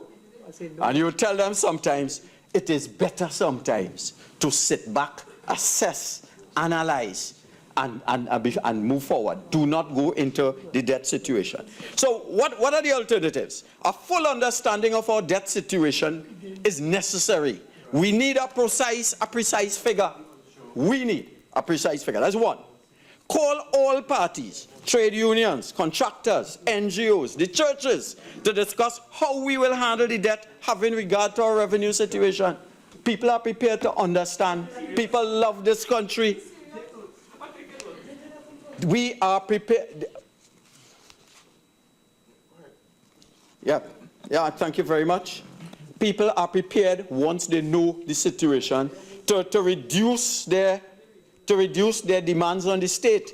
I, as a citizen of this country, would be willing to accept my share of the burden if I'm sure that others are sharing the burden. But that requires a consensus and a discussion. It requires brains, intellect, and patience, Mr. Speaker. The third one, and I'll tell it to them, is to cut out waste, mismanagement, and corruption. Corruption. That is your mantra. But let me read. Let me read the Trinidad Express, dated. It is in 2010. I'll get it. Sorry, it's at the bottom. I'll get it. Right. It's Mark Fraser is the author, and he says more than $127 million of taxpayers' money has been lost following the sale of 4 water taxis that were purchased under the People's National Government Administration, including the controversial MV Sue that was never used. We never used, I'll get it.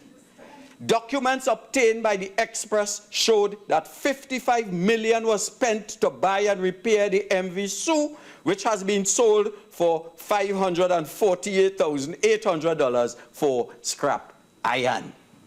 So when they get sanctimoniously on the other side, right, there is waste, management, and corruption. And my colleague from St. Augustine made the point that there are people and predators who survive by being involved with political parties, and hence, as a citizen, we need campaign finance reform. We agree we need also to have procurement legislation in much the same way that my colleague from Caroni Central mentioned when he said, be it further resolved that for the sake of protection of the public interest, that no new procurement be facilitated by borrowings made possible by this resolution, be effected until a new, more transparent procurement law is fully in effect. This is any citizen who has the country's interests at heart would welcome such an amendment. So we talk about, third point, cut out waste, cut out mismanagement, and cut out corruption. Fourth point I have here, and I repeated it, I said it before, pass the procurement legislation before accessing 1 cent of that $50 billion. And the fifth point is manage our foreign exchange better. I said it at the budget speech, that they see it as a process problem, that if we go back to the past, somehow it would be resolved. The problem with our foreign exchange is a supply problem. If you do not have foreign exchange, and if we all suspect that there's a dwindling quantum, and as I suspect, our 50 billion is mortgaged against our foreign exchange, everybody is smart, and they will try to get as much as they can, instead of waiting when they need it. If I have the suspicion that if I want to go for Carnival on a cruise ship, and I cannot get the foreign exchange, then I will go for it now, even though I do not need it. We need to eliminate capital flight and monitor the profits of banks. I keep reading reports about millions of dollars profits. And where does that end up? And if we give them first lien on foreign exchange, we use them, where do you think that is going? When I was in the 60s, we used to talk about the commanding heights of the economy. Should be owned by nationals. Member, you have 10 more minutes. Thank you very much. It was Eric Williams' Perspectives for a New Society that spoke about the commanding heights of the economy must be controlled by citizens. It was under the last PNM administration. They sold 2 banks in a way that foreigners now control it. So we now have RBC. We have RBC. We have RBC, and we also have Scotiabank. And those are... It was sold during their time. In the same way that when under Eric Williams, it was acquired, so that he took leadership in that situation. The other point, Mr. Deputy Speaker, is to incorporate our diaspora in our development program, programs. I have a report from the government of Kenya, and they are very much incorporating the diaspora in their development future, so that you can have access to money. There were many Trinidadians when I was in New York. In fact, in New York and the tri-state area, it is estimated that we have close to 500,000 citizens living in that area. If our population is 1.3 million, we have 500,000 outside. It very well means that 1 in 3 Trinidadians, and they have access to dual citizenship, are citizens of this country. Some of them want to invest here.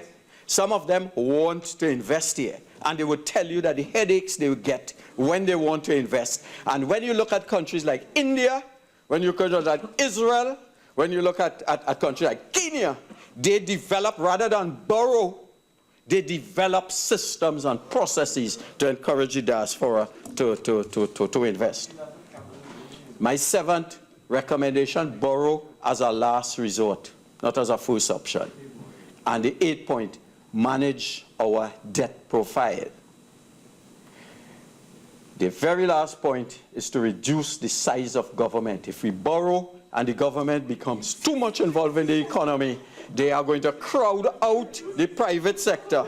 They're going to crowd out the private sector. So, Mr. Deputy Speaker, we are faced with options. We have not only to live for ourselves, but for future generations. My suggestion to those outside, although they won't listen because they are in charge on that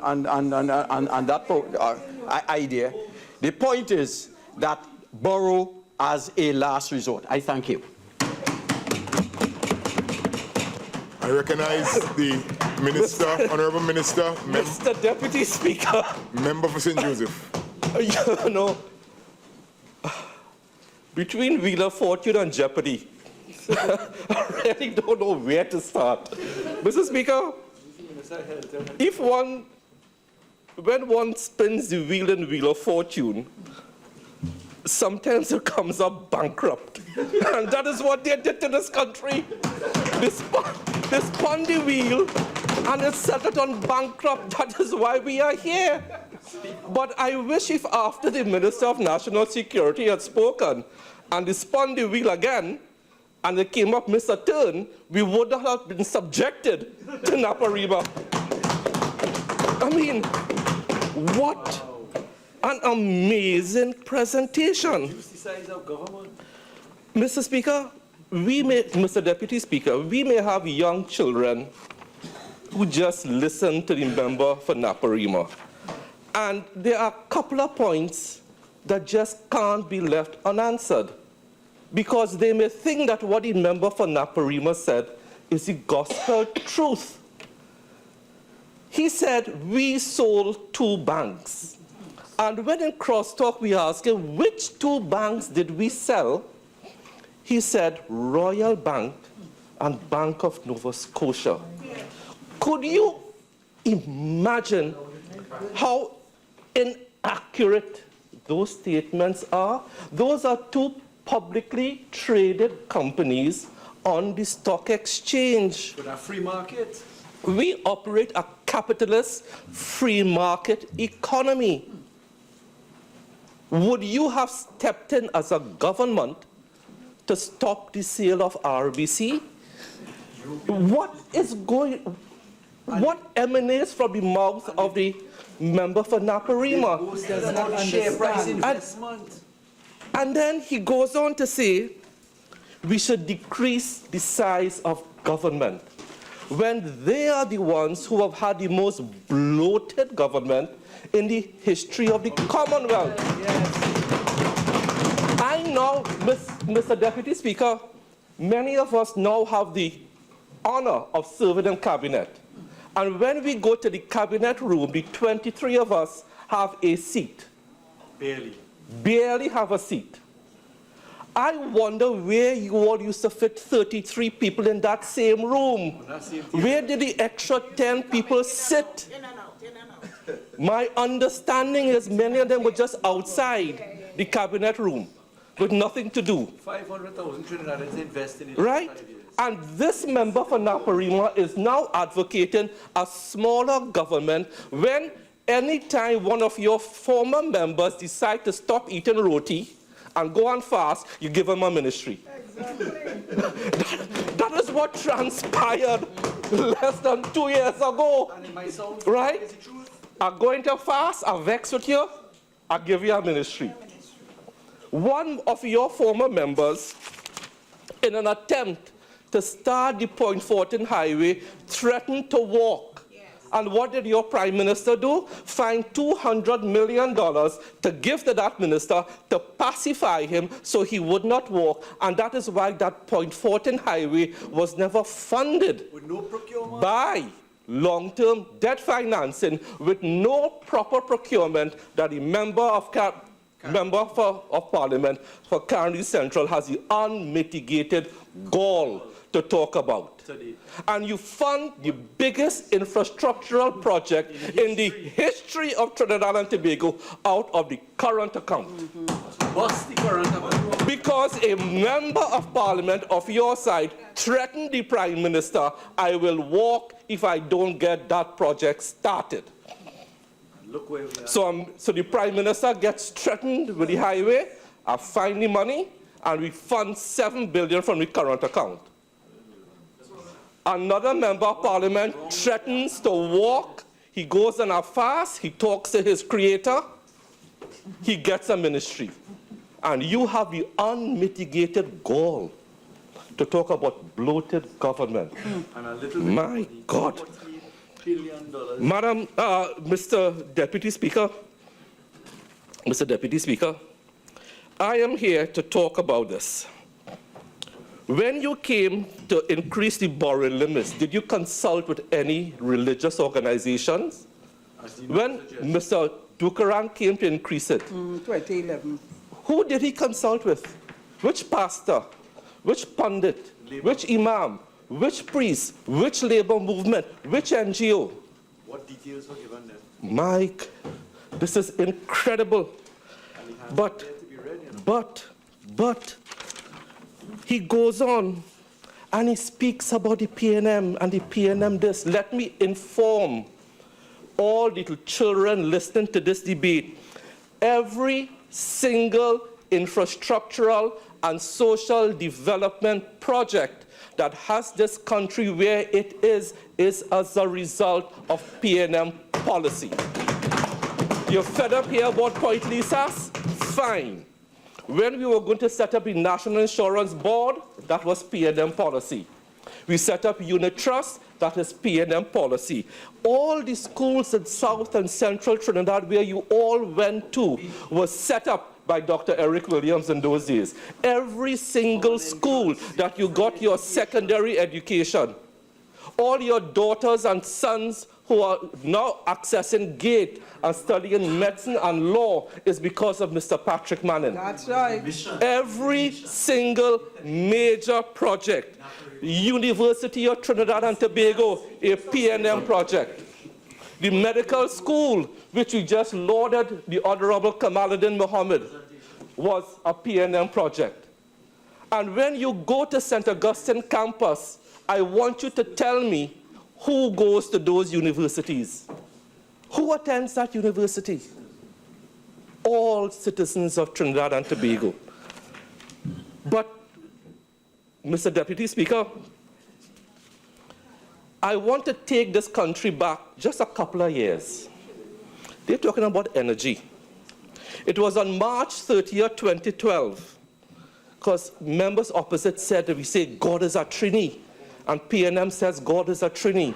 Let me remind members opposite, it was in March 30th, 2012, when we had this hoax called the Jubilee Field, 48 billion barrels of gold, and Mr. Kevin Ramnarine stood in this chamber and the other chamber with 2 jars of oil. Yeah.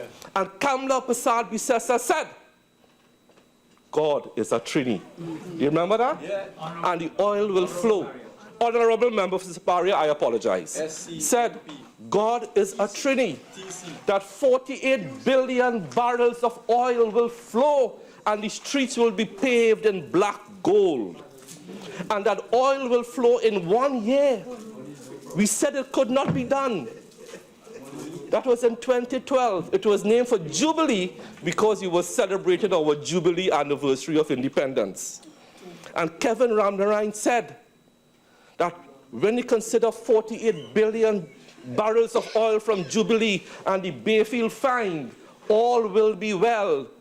Do you know how much oil has flowed since then from those fields? None. None. But let me tell you what the member for Siparia said back then, that how she will use this money. Goes on to say, Prasad Bisesa, Honorable Member for Siparia, said of the fine, and this is in a Guardian article, March 30th, 2012. What does this mean for the man in the street? In a phrase, better times, in the best of initiatives that will benefit you. She said the historic discovery of oil reserves comes at a time of high oil prices on the global market and augured well for TNT in several ways. The Prime Minister said the activity will derive several significant benefits. That is what was going on in this country. God was a Trini, according to the member of Siparia.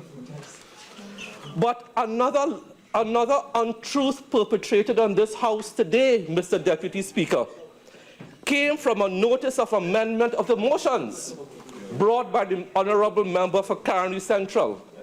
And Mr. Deputy Speaker, listen to the unmitigated gall of this amendment. Be it further resolved, etc., that by this resolution not be effected until a new, these are the words of the PNM, these are the words of the procurement specialist, Caroni Central, should not be effected until a new, more transparent procurement law is fully in effect. What is he saying? That the procurement law he passed was not transparent and was not in effect? Is not transparent? You are saying your own procurement law is not transparent. That is what you are saying. And the process that they use, right? And this is the same government who could not dispose of Invaders Bay. We had to cajole, ask, where is the legal opinion that said you could have bypassed the Central Tenders Board? Couldn't get it. It's a secret. doesn't exist. Does not exist. Right? Tell me, sir. Tell me, Caroni Central. Tell me, Naparima. What procurement measures did you put in place when you procured a man to provide $35 million worth of school supplies under the life sport program, and we got nothing for it? And the whole life sport is $500 million. And the only thing tangible to come out of life sport is murder. Murder most foul. That is your heritage. Your heritage. Life sport. $500 million, and the only thing you have to show for it are 11 people incarcerated somewhere with a murder charge hanging over their heads. Careful. That's the public domain. I say no more. Live sport was meant to be a private militia to help in an election. I don't know. Of course you don't know that. Every time you spin the wheel, it comes up bankrupt. Yeah. Bankrupt of ideas and bankrupt of money. Honorable Minister for St. Joseph, please address the chair. I apologize, Deputy Speaker. What procurement processes were used in the procurement of that Beetham wastewater project? $400 million more than the other one. And now they say they underprice it. And we have to hear an amendment passed until there is a new, more transparent procurement law fully in effect. The current procurement law is what they use. Right? What transparency was used, Mr. Deputy Speaker, when the cost of procurement of furniture to equip one Alexandra went up from 21 million to 77. Wait, it went from 21 to 40-something to 77. What procurement was in, and who got the contract? But Caroni Central speaks about procurement. Mr. Deputy Speaker, let me tell you what this government inherited. In 2009-2010, Standard & Poor's, in a press release dated September 14, 2009, had this to say: although Trinidad and Tobago's bailout of CL Financial Group could cost up to 6% of expected 2009 GDP, its solid fiscal and external position supports its policy of flexibility. It affirmed its AA1 foreign currency rating and its A+, A1 local currency sovereign credit ratings, and the outlook is stable. Let us fast forward 5 years under the leadership of our friends opposite. So we move from 2010 to April 30th, 2015. Moody's downgrade. You want to know why we have to borrow? This is why we have to borrow. Moody's downgrade. They cited 3 pillars, 3 reasons why our economy was downgraded. 1, persistent fiscal deficits and challenging prospects for fiscal reforms. That is what we inherited. That is what we inherited. We don't have the time, Naparima, to speak to members of religion. We have to act now and act swiftly, and the Minister of Finance is to be congratulated for acting swiftly. It spoke, second pillar, decline in oil prices and limited economic diversification. This was a pillar that Caroni Central built his PR on in his medium-term policy framework. No economic diversification, and it weighs heavily on economic growth prospects. But, when you go back to Mr. Hawaii's presentation in this parliament on the 23rd on 2013, 22nd November 2013, on the Treasury Notes Act, increase in borrowing. This is what Senator Howard has to say. So I think that going forward, we expect to see a significant improvement in the energy sector. Never happened. Whilst in opposition, both the member for Diego Martin Northeast and myself will always, when we sat across there, will always ask this government, tell us truthfully, what percentage capacity is Point Lisas running at?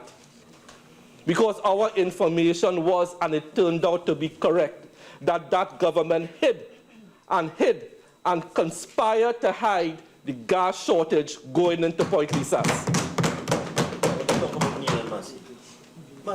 And we always asked them, this Mitsubishi project, one, where is the gas coming from and what price? On top of the fact that you could not supply Point Lisas with 100% gas. And this is what Larry Howard had to say, former senator. So I think that going forward, we expect to see a significant improvement in the energy sector. Remember, God was a treaty when the member for Siparia said 48 million barrels of oil? And coupled with the dynamism that we are seeing in the non-energy sector. What dynamism in the non-energy sector? We were downgraded by Moody's because there was no dynamism in the non-energy sector. Downgraded. Why else were we downgraded? Which brings us to why we are here today. You think we're here today because we want to borrow? It is because you all have left us with no choice but to borrow. And what was the third plank as to why Moody's downgraded us? And this is the big one. Because Caroni Central built his political fortunes over the past 5 years talking about policy frameworks. Yeah. And they quoted, weak macroeconomic policy framework given a lack of medium-term fiscal strategy and inadequate provision of vital macroeconomic data. And who was the Minister of Planning and Development with responsibility for the Central Statistical Office? The Member of Parliament for Caroni Central. So all these three pillars as to why Moody's downgraded us, Mr. Deputy Speaker, lies at the door of the member for Caroni Central. That's right. Firmly at the door. But let us expand a little bit more, Mr. Deputy Speaker, on why Moody's downgraded us and why we are here today. On the third driver, as to why we were downgraded, it said the macroeconomic institutional capacity, including fiscal and monetary policy frameworks, are weaker than those observed in other investment-grade peers.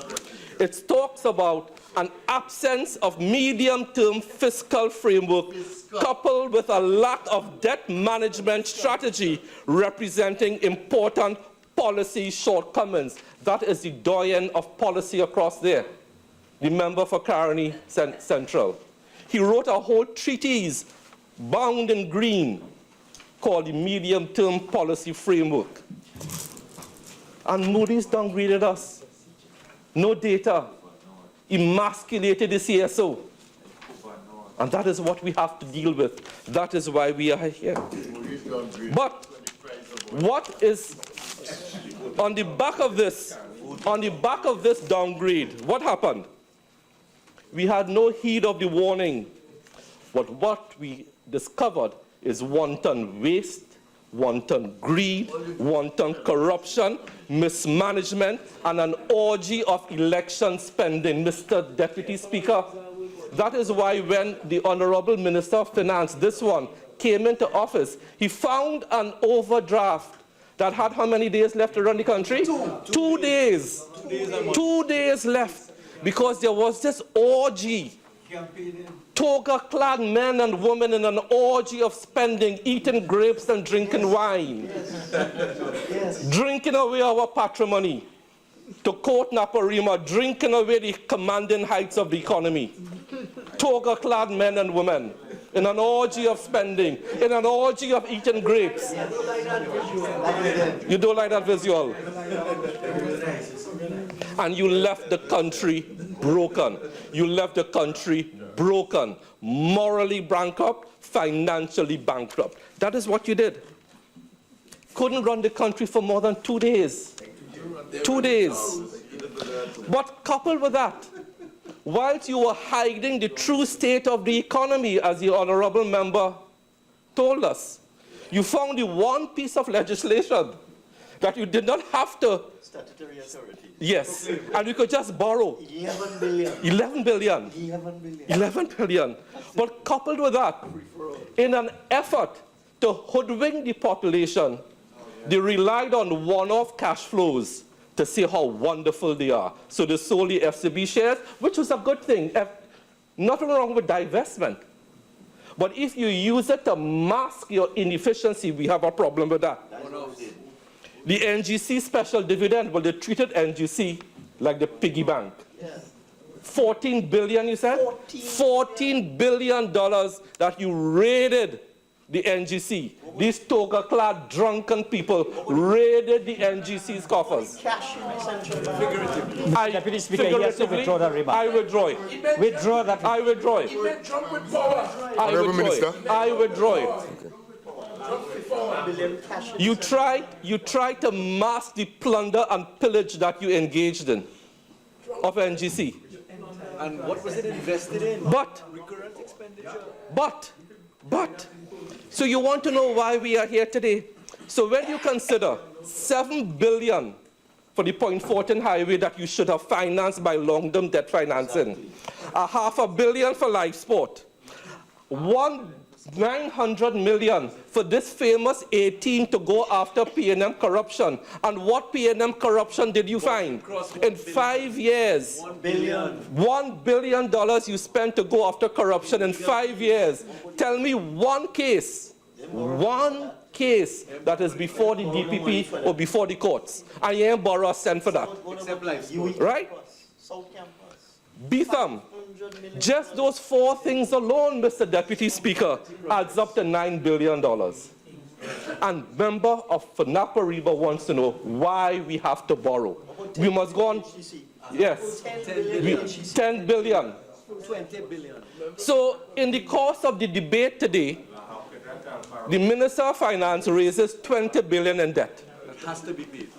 Port of Spain South, one company in one ministry, 10 billion. That's 30. Minister of Finance, Minister of National Security, one ministry, 10 billion. 20 plus 10 plus 10 is $40 billion. And they want more details. And they want to know why we are here today, why we are borrowing, and they want more details. The details are to be found in the Mirror in Rienzi complex. Look at it, look in the mirror, and you will see all the details. And by the way, why are you all renting there still? Anyhow. But, Mr. Deputy Speaker, whilst you had this orgy of spending, do you know what happened? And we kept asking them, where are your new revenue streams? Even one. Not one single new revenue stream was brought in between 2010 and 2015. Not one. Well, yes, not one new revenue stream. Right? But on the expenditure side, you all were magnificent. No, I have to give you credit. I have to give you credit. You all know how to spend money. All your win. All your win. Right? Take win for that. They could spend. But not one single new revenue stream came onto the books between 2010 and 2015. Not one. Not one. You mean the milk the cow didn't even get grass? Not one. So we are here today.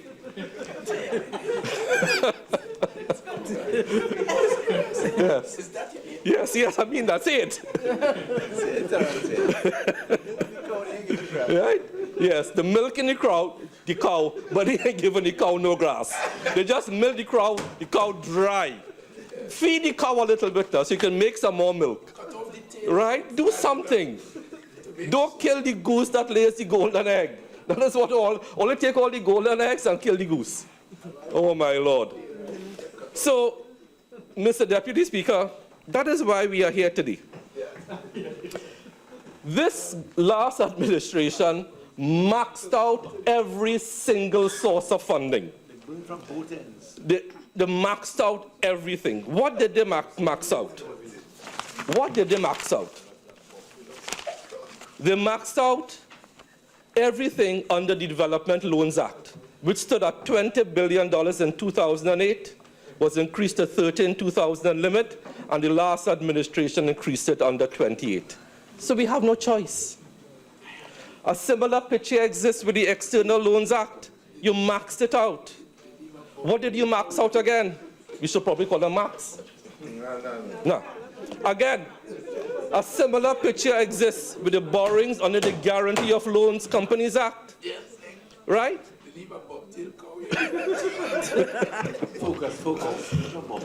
So you maxed out every single thing. So we have no choice but to borrow. But Mr. Deputy Speaker, you know, I have heard almost everybody on that side who contributed today speak about the forex situation, the foreign exchange situation. We had a forex situation in Trinidad and Tobago that worked magnificently for 21 plus years. For 21 plus years, nobody was complaining. Wendell Motley started that. You had governors of central bank who never made any fundamental policy shifts in it, because you know why? It was working. It was serving the needs of Trinidad and Tobago well. Importers were happy, exporters were happy. You could go to the bank and buy a magazine for $5 US. You didn't have to worry. Right? You could go on vacation and get some money and go up to New York, wherever, and do your little shopping. Companies could buy their goods with cash. Who, in a fit of lunacy, changed the forex allocation system, and why? And why? Right? You see, governing a country is not luck and chance. You don't spin a wheel and hope for the best. You don't spin a wheel and hope for the best. It is deliberate. And you all took a deliberate choice to take a forex system that was serving this country admirably for 20 years, corrupted the process, and we have a crisis today. And the member for Naparima has the unmitigated gall to come and ask us why we're here to borrow. Did the governor of the central bank consult with any pundit, imam, priest, labor, NGO to change the forex system? What did the Minister of Finance tell us? And the Minister of Finance stood there Who is his boss? in seat number 7 and said, we don't have a crisis, we just have tightness. He said that here. We don't have a crisis, we have tightness. Yes.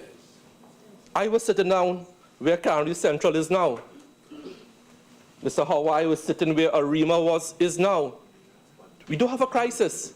Well, tell that to the importers who can't get foreign exchange. Tell that to the man who wants to buy foreign exchange to pay his school fees for his child abroad. Tell that to them, that there is no crisis. Tell that to them. Tell that to them. Right? Tell that to the importers who can't import and who have to lay off people now because they don't have goods to sell. Right? So we have to change all that. And one of the first things that this Minister of Finance did was to reverse that old policy decision. That's right. But you created such a problem, it will take some time, and I have all faith in this Minister of Finance that the problem will be solved. Will be solved. This community welcomed it. 5 years they couldn't do that. 5 years. So let's talk a little bit now, Mr. Deputy Speaker, about other matters. The Minister of Finance spoke about $5 billion committed for hospitals. Now, one will say, why would we raise that as a flag? It's not that we don't want to build hospitals, but there's something called value for money. There's something called having a proper agreement. There's something called having proper financing in place. And what came out of the procurement and what came out of the Finance Committee meeting after the budget, when the Minister of Finance raised an issue of why he is seeing $390 million to pay for the Couva Children and Adult Hospital if there is this loan arrangement. And up to today, we have not had a satisfactory answer from that side about that $390 million. None. But let me tell you something. Since becoming Minister of Health, last government committed $5 billion to 3 new hospitals. No problem. No problem. But when I visited the Mount Hope Women's Hospital and was given a tour of the delivery room, you know what I found? A delivery table. And this is going to shock the country. Last government committed us to $5 billion to build 3 new hospitals. That's 5,000 million. So I go into the Mount Hope Women's Hospital, and the delivery bed is there. The nurse says, Mr. Minister, I want to show you something with this bed. She said, you know how we have to adjust this bed up and down? There's a pedal, and they have to pump it up. No. Okay, nothing wrong with that. But to adjust the head and the foot to go up and down, the handle to crank it is broken, and it's been held together by masking tape. Masking tape? Could you imagine that? That is what they leave for you? That is what they left for me. After $5 billion? After committing this country to $5 billion in new hospitals, the crank to crank up the head adjustment and the foot adjustment in the Mount Hope Women's Hospital is held together by masking tape. Member of Parliament for Faizabad. The Bachipar in South, well furnished.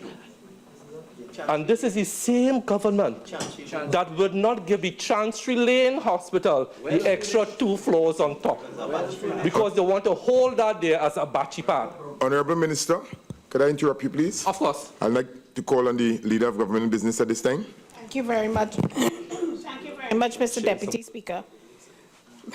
Mr. Deputy Speaker, in accordance with Standing Order 15.5, I beg to move that the House continue to sit until the completion of the business before the House today.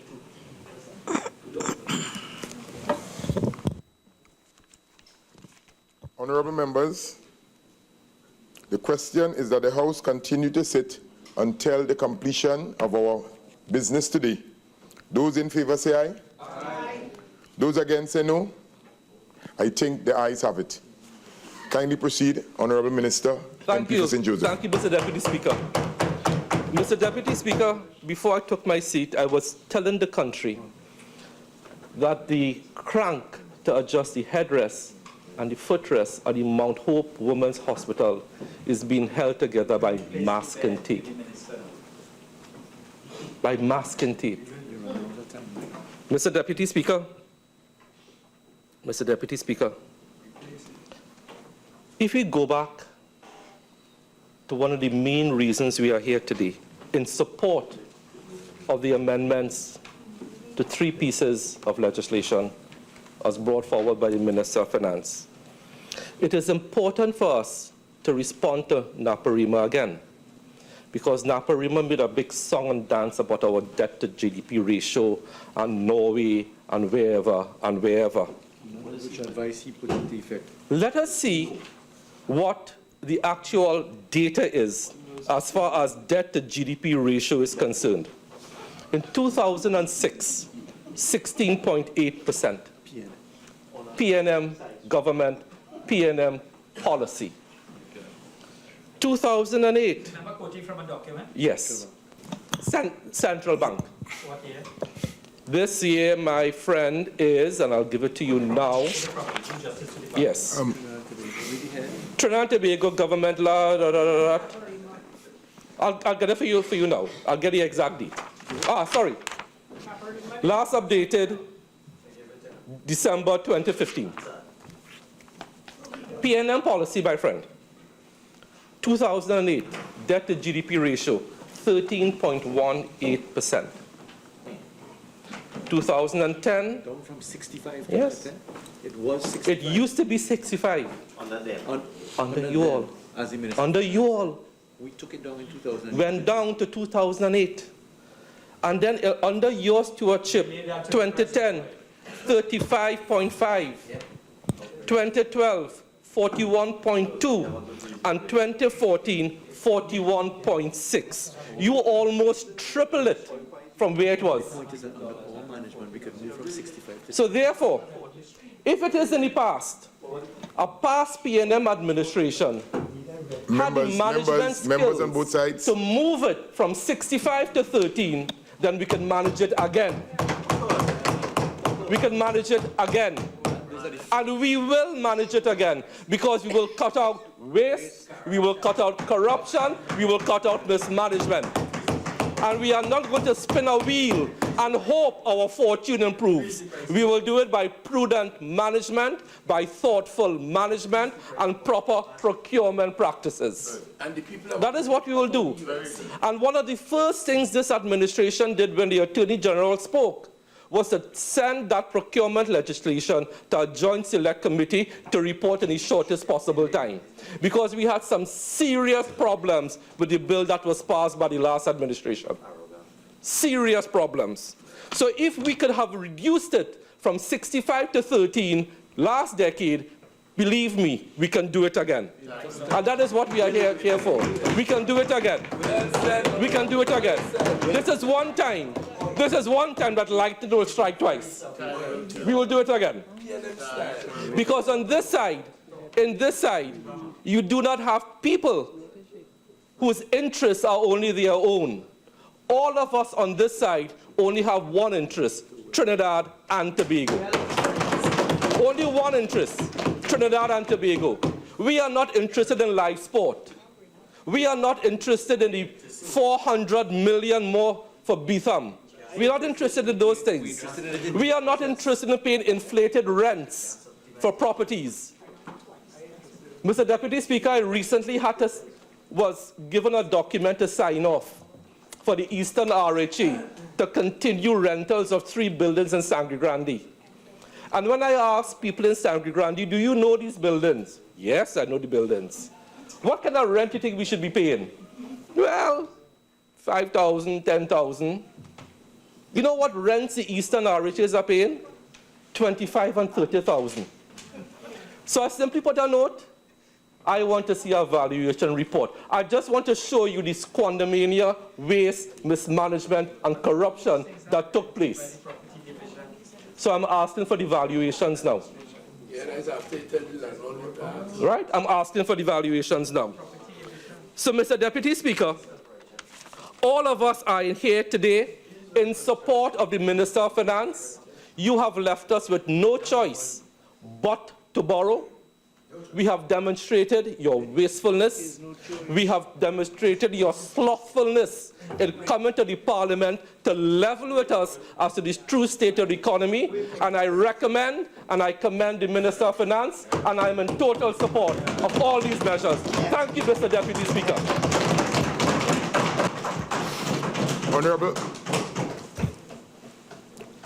Honorable members, at this time, I'd like to suspend our sit-in for approximately 10 minutes. Right, approximately 10 minutes. So we will resume at 8:04. 8:04. 8:06, sorry. At 8:06.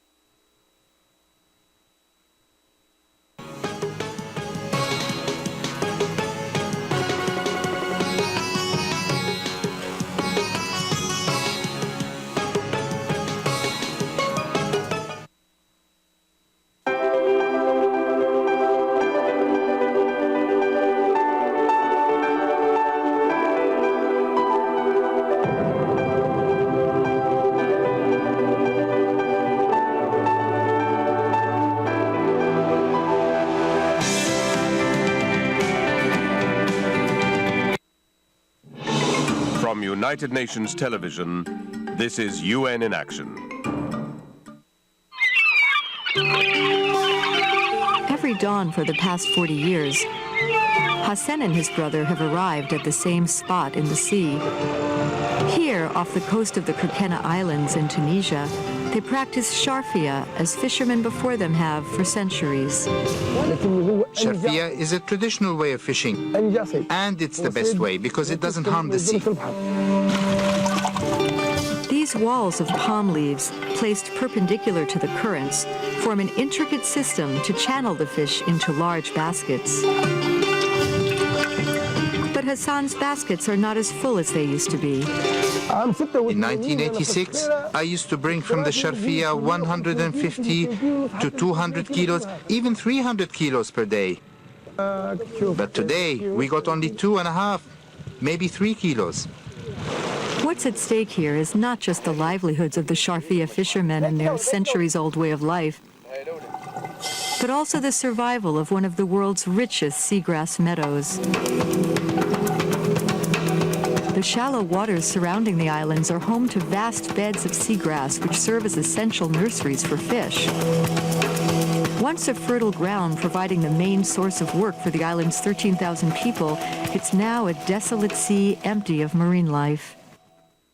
Many factors are responsible, from marine pollution to unchecked development in the area to the warming of these coastal waters. But the most destructive cause is the increase in the number of motorized fishing boats using harmful fishing practices like bottom trawling. The big boats came, and they took every fish with them.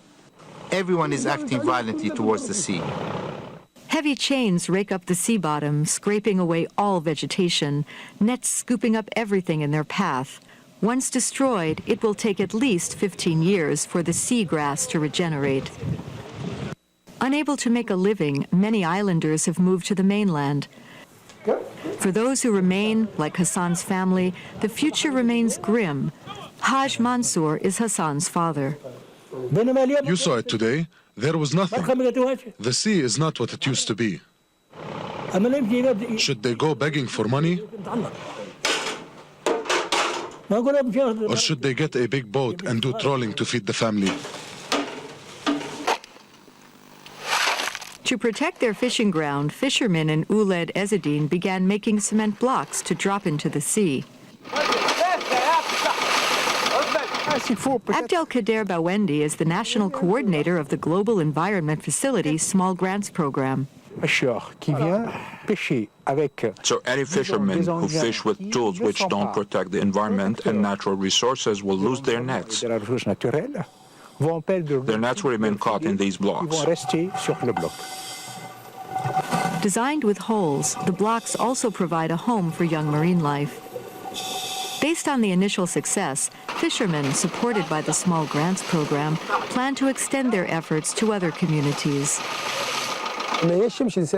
We have to protect the region, piece by piece. I don't say it will succeed in 6 months or 1 year, but God willing, it will succeed in 2 years. I will sacrifice and give everything for it. I will not give it up.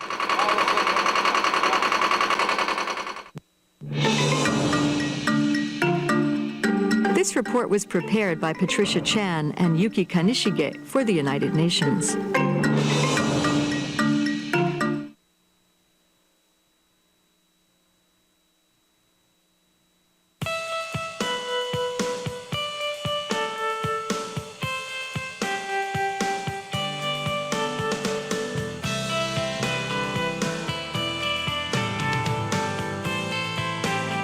This has been a presentation of the Parliament Channel and Parliament Radio 105.5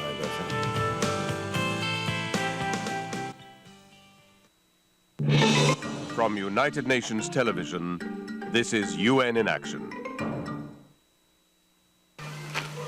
Beaten and tortured while in police custody, 22-year-old Farak Gapirov, an ethnic Uzbek, is still in constant pain.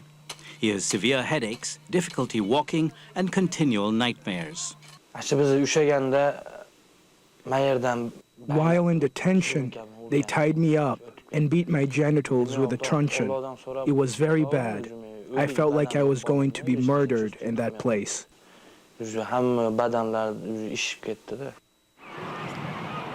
Gapirov was one of hundreds of people detained after clashes between the Uzbek and Kyrgyz communities in southern Kyrgyzstan in June of 2010.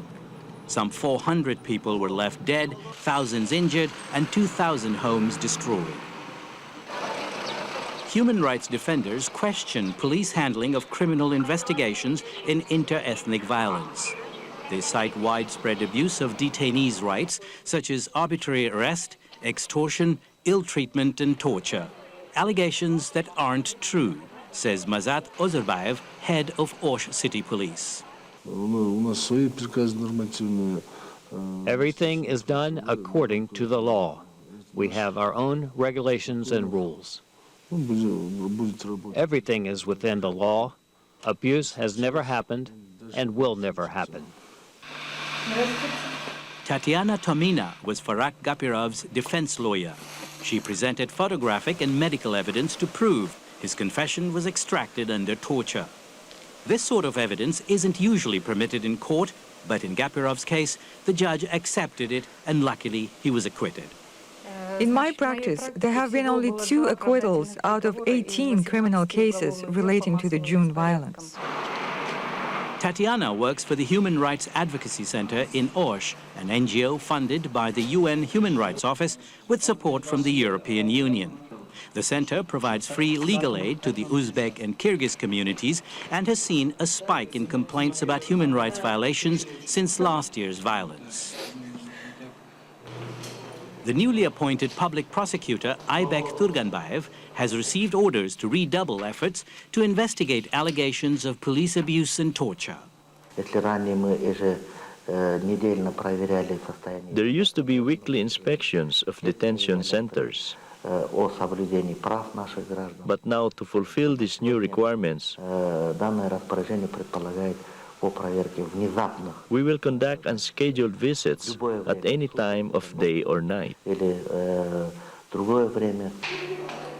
Human rights defenders agree that this is a step in the right direction. But there's more work to ensure everyone's rights are respected, says Chiara Palanch of the UN Human Rights Office in Osh. Human rights violation is still to be addressed, and the fight against impunity, it's probably just begun. After repeatedly filing complaints with the Public Prosecutor's Office, Farak Gapirov and his family received news that a criminal case against Osh City Police was launched. But for lasting reconciliation between the two communities and long-term stability within the country, it is vital that the rule of law is strengthened and justice delivered in Kyrgyzstan.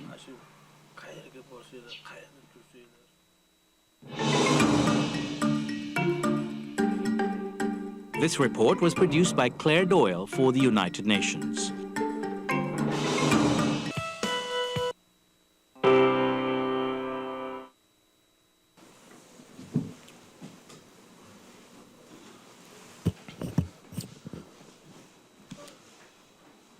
I recognize Honourable Member for Princestown.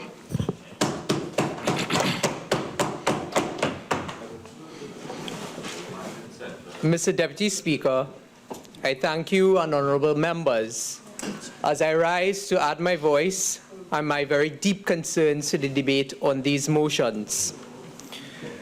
Mr. Deputy Speaker, this PNM government, like the same old PNM governments of the past, has set our country on a very dangerous and destructive path. And I begin by echoing what many are now asking.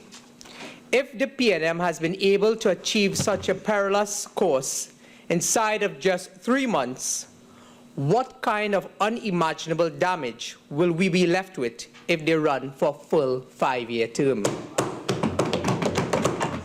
Mr. Deputy Speaker, the 2016 budget delivered last September by the Honourable Member for Diego Martin Northeast was themed Restoring Confidence and Rebuilding Trust. Let's do this together. But Mr. Deputy Speaker, these motions contradict that story. It is as if they all sat in their first cabinet meeting, scratching their heads, wondering what to do. and finally agreed if this country has to collapse, as is typical, let us do it PNM style.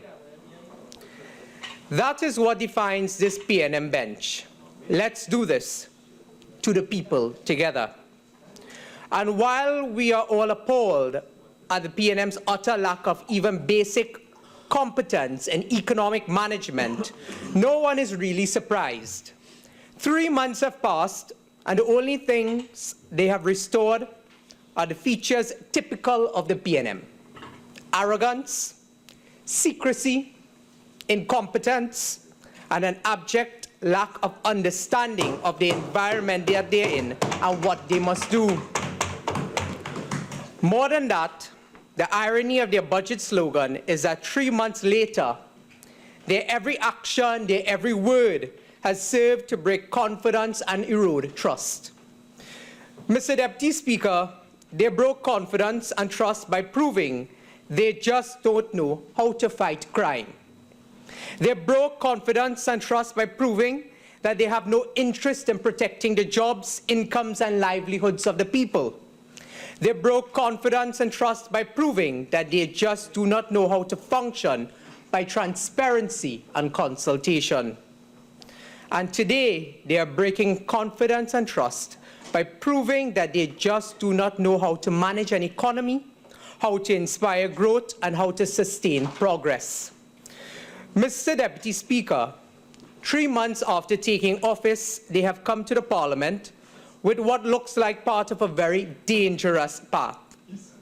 After sitting in office and scratching their heads of 3 months, a clueless Minister of Finance finally comes to this House wanting to increase our nation's debt to GDP ratio from 46% to an alarming 76% in one fell swoop. Mr. Deputy Speaker, the borrowing this PNM government seeks to pursue with these motions amount to roughly $50 billion, which is almost the equivalent of an average national budget. And they are going to build the rapid rail with the same secrecy that now defines this government.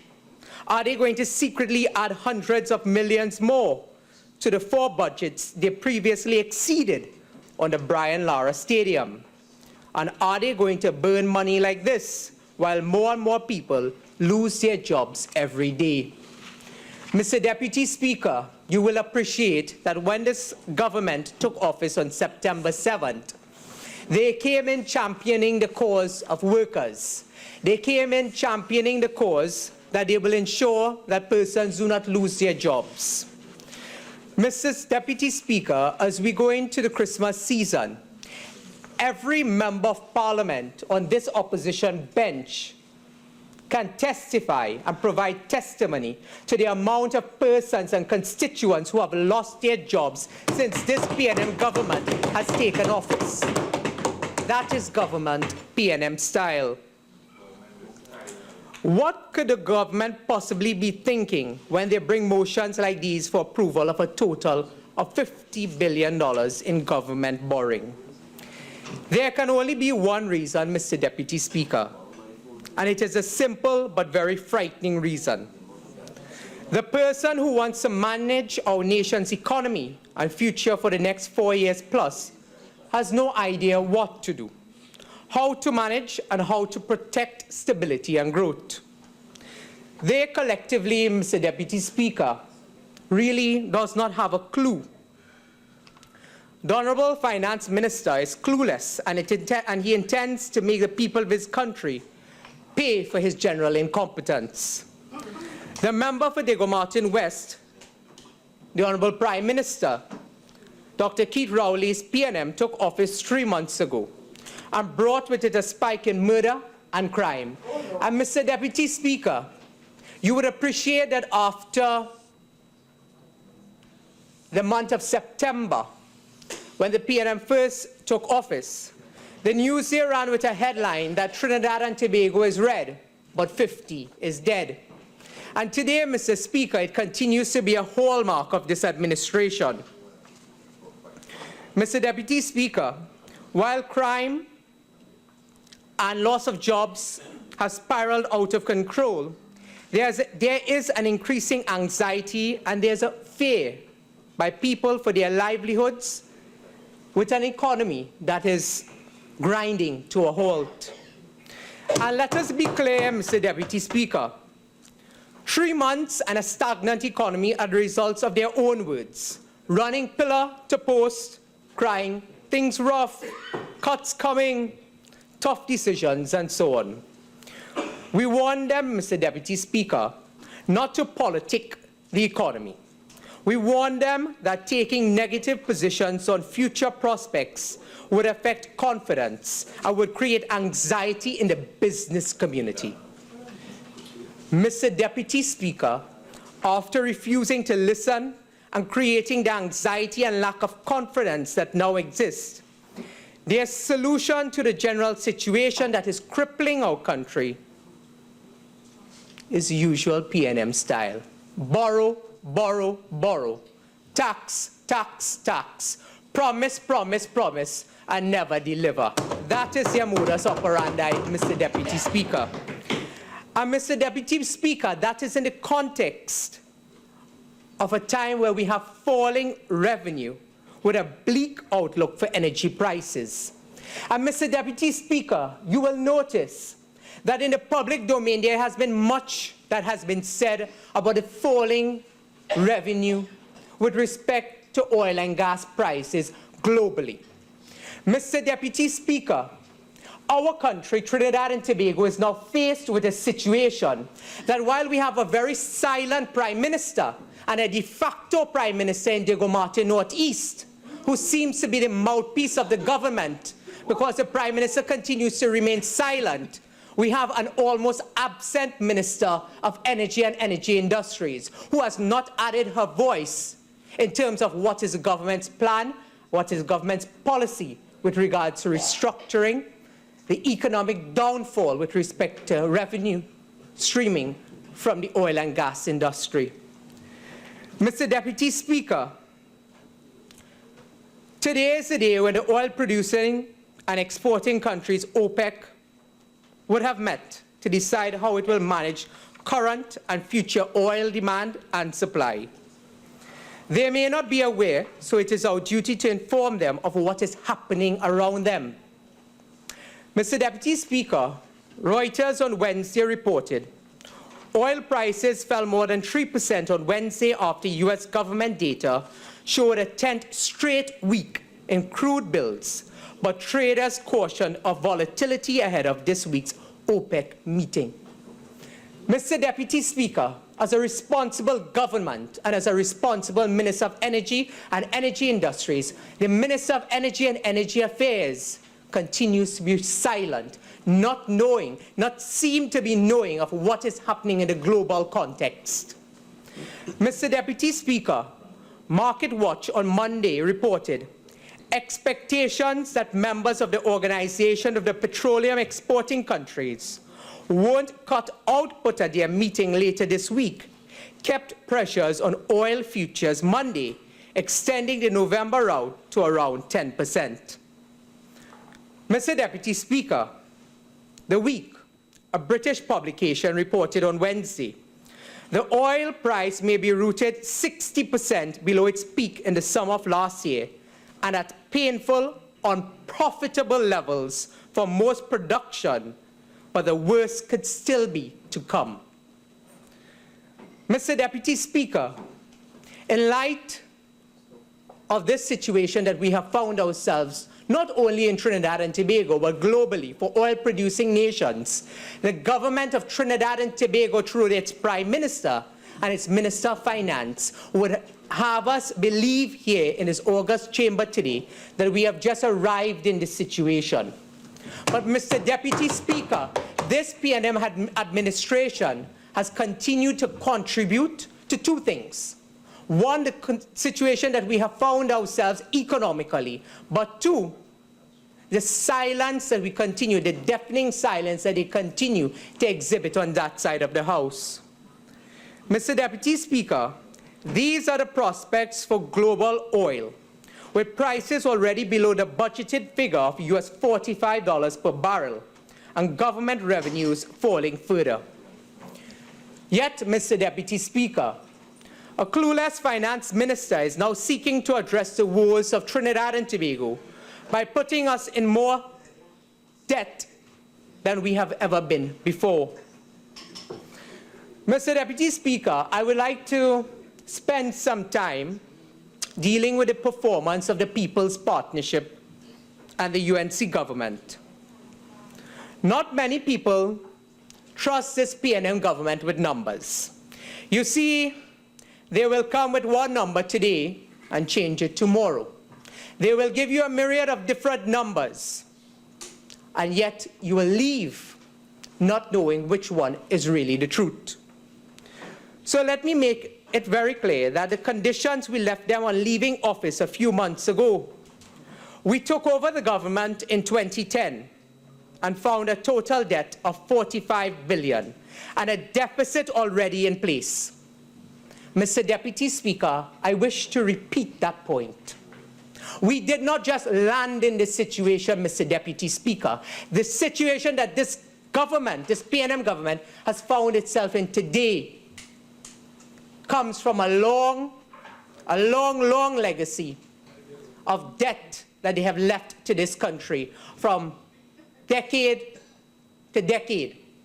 And Mr. Deputy Speaker, we took over the government in 2010 and found a total debt of $45 billion and a debt deficit already in place.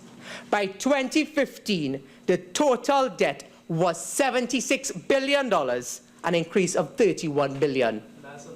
Mr. Deputy Speaker, this increase of $31 billion over a 5-year period was due largely to bungled debacles we inherited from some of the very members opposite. Some of those very members opposite, Mr. Deputy Speaker, you would recall, sat in previous PNM administrations and oversaw many of the debacles that this People's Partnership administration inherited. Mr. Deputy Speaker, this included the CLICO bailout, which required over $20 billion to resolve, and the government campus building. Mr. Deputy Speaker, this means that a net increase in debt under the People's Partnership administration, excluding loans to solve their CLICO mess and the government campus building, was $11 billion for a 5-year period. And in relative terms, Mr. Deputy Speaker, let me tell you what we were able to accomplish with 22% of the amount that Diego Martin Northeast wants all at once. Mr. Deputy Speaker, roads and highways across Trinidad and Tobago were comprehensively upgraded, and I wish to congratulate the member for Tabaquite, the hardest working Minister of Works and Infrastructure that ever passed through this country. You see, Mr. Deputy Speaker, the member for Tabaquite demonstrated the resilience and the competence of members of government and ministers of government in the People's Partnership administration. Mr. Deputy Speaker, roads and highways across Trinidad and Tobago were comprehensively upgraded and rebuilt to service the growing transport and services sectors and provide for more efficient access for citizens. Mr. Deputy Speaker, what we are seeing today is a stagnation in the economy. Nothing is happening in Trinidad and Tobago. And the citizens across the board, whether it is from Tabaquite, whether it is from Maruga Tableland, whether it is from Port of Spain, South, their own supporters, Mr. Deputy Speaker, can tell you nothing is happening in their communities and nothing is happening in their constituencies. Mr. Deputy Speaker, what can you expect? What can you expect when those opposite are clueless about what they are supposed to do while in office? Many of them, I'm sure, are still shocked that they are still there or that they even got there in the first place. Mr. Deputy Speaker, the national drainage and waterway networks were painstakingly transformed, and we thank the member for Shoguanas West for that.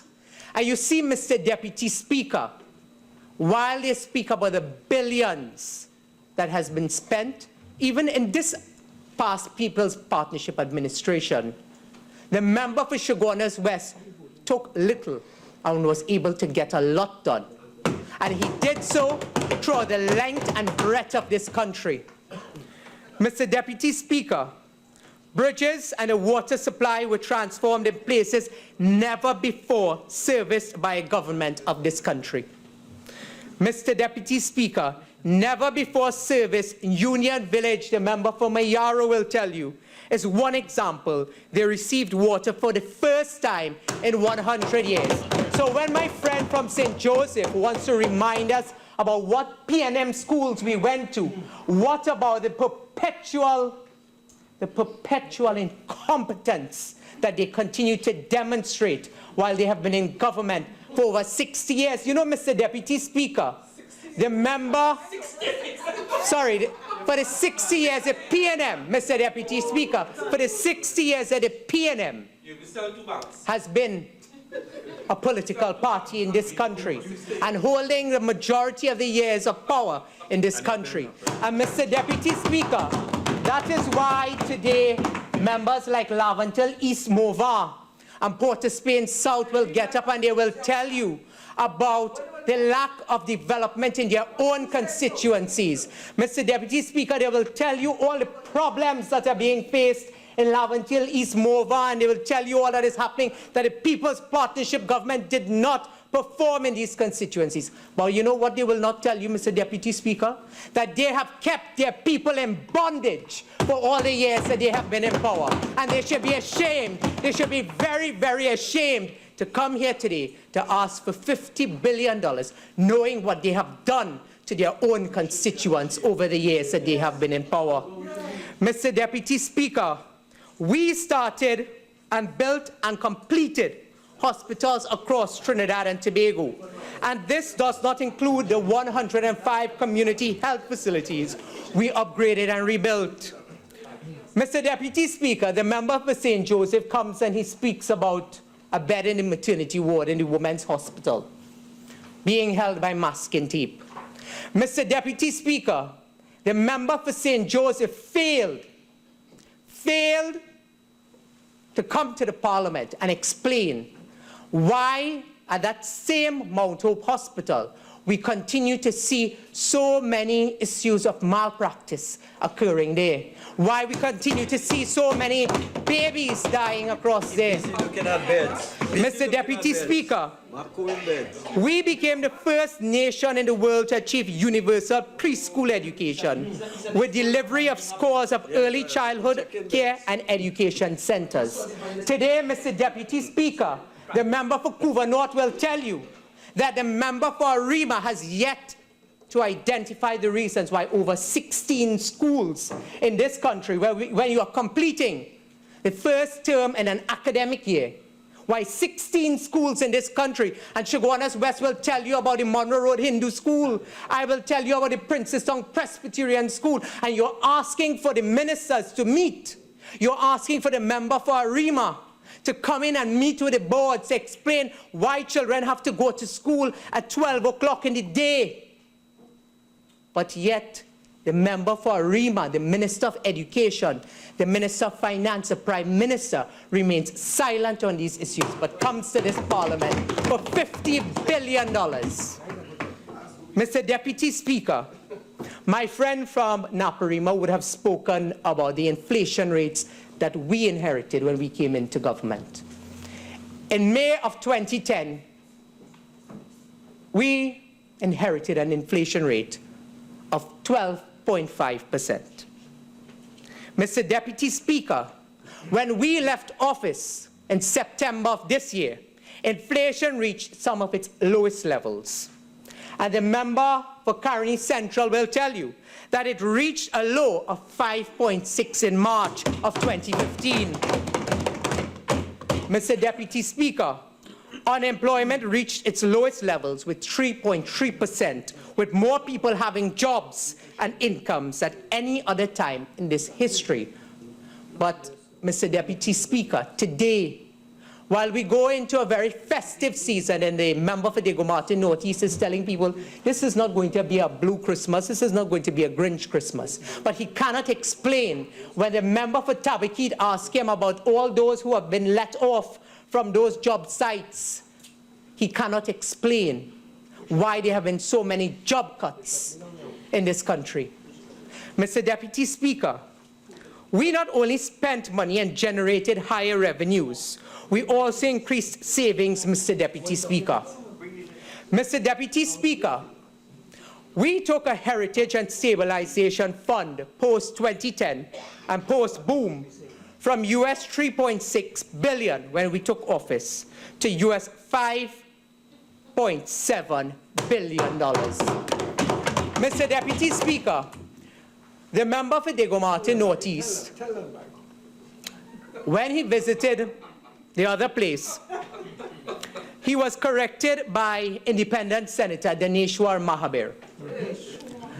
And Mr. Deputy Speaker,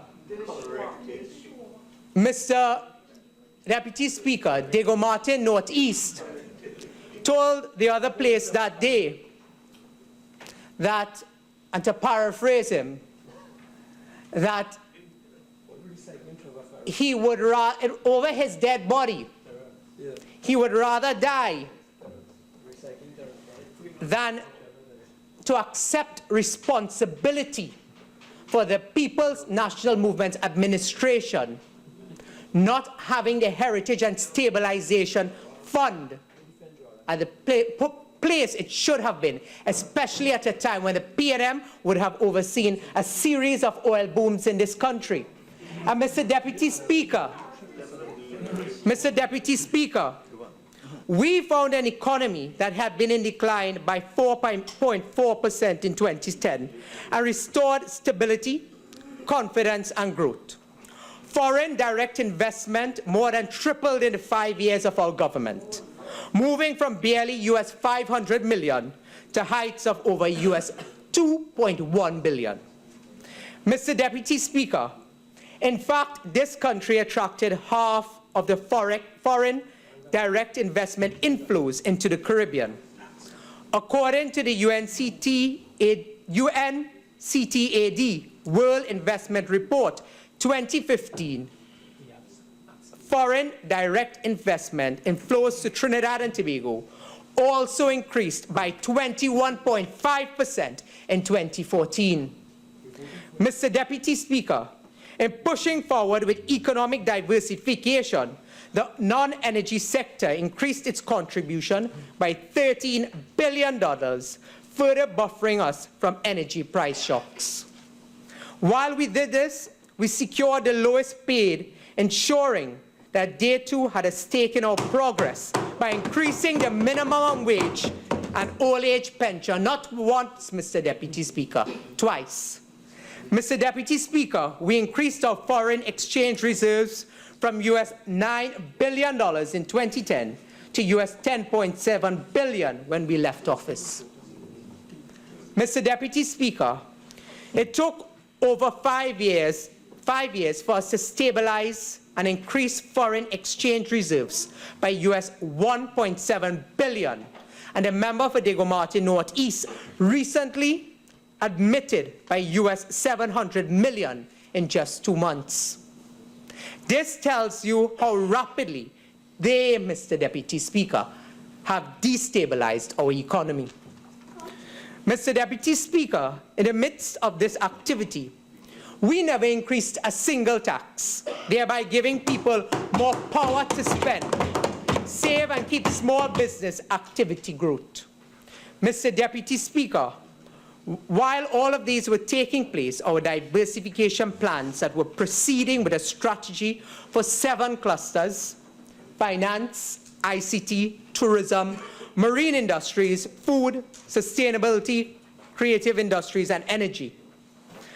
Mr. Deputy Speaker, before we lose the context here, we did all of these things and only increased net debt, excluding CLICO and the government campus building, by $11 billion in 5 years.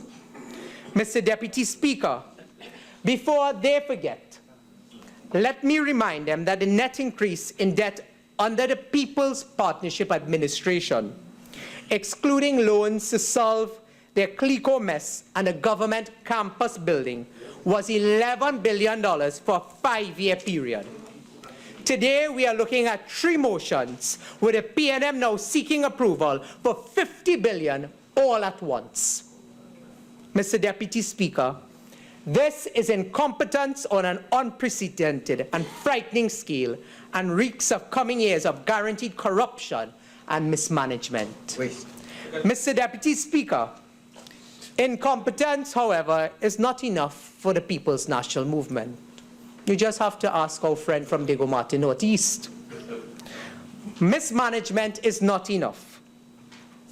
It goes further with a continuous chorus of falsehoods to hide their own failures. Mr. Deputy Speaker, this nation knows the PNM well. Every time they're in trouble or they're hiding something, they throw out a distraction to cover their failures, or as Degomate Northeast would like to say, they hacked me. Mr. Deputy Speaker,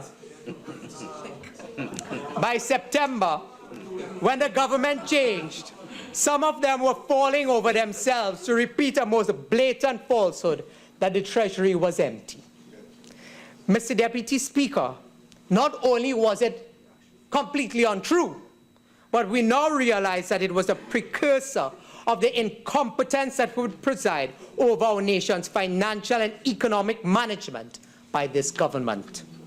While the overdraft had increased as of September is the end of the fiscal year, the expected inflows of approximately 12 billion, TGU 4 billion, IPO 1.5 billion, taxes 6 billion, would have been sufficient to clear the overdraft and provide working capital. Mr. Deputy Speaker, I will repeat this point. Because you see, Mr. Deputy Speaker, it is a point that they hope that the national community will not take notice for. And it is a point that I believe it is a significant point to be made.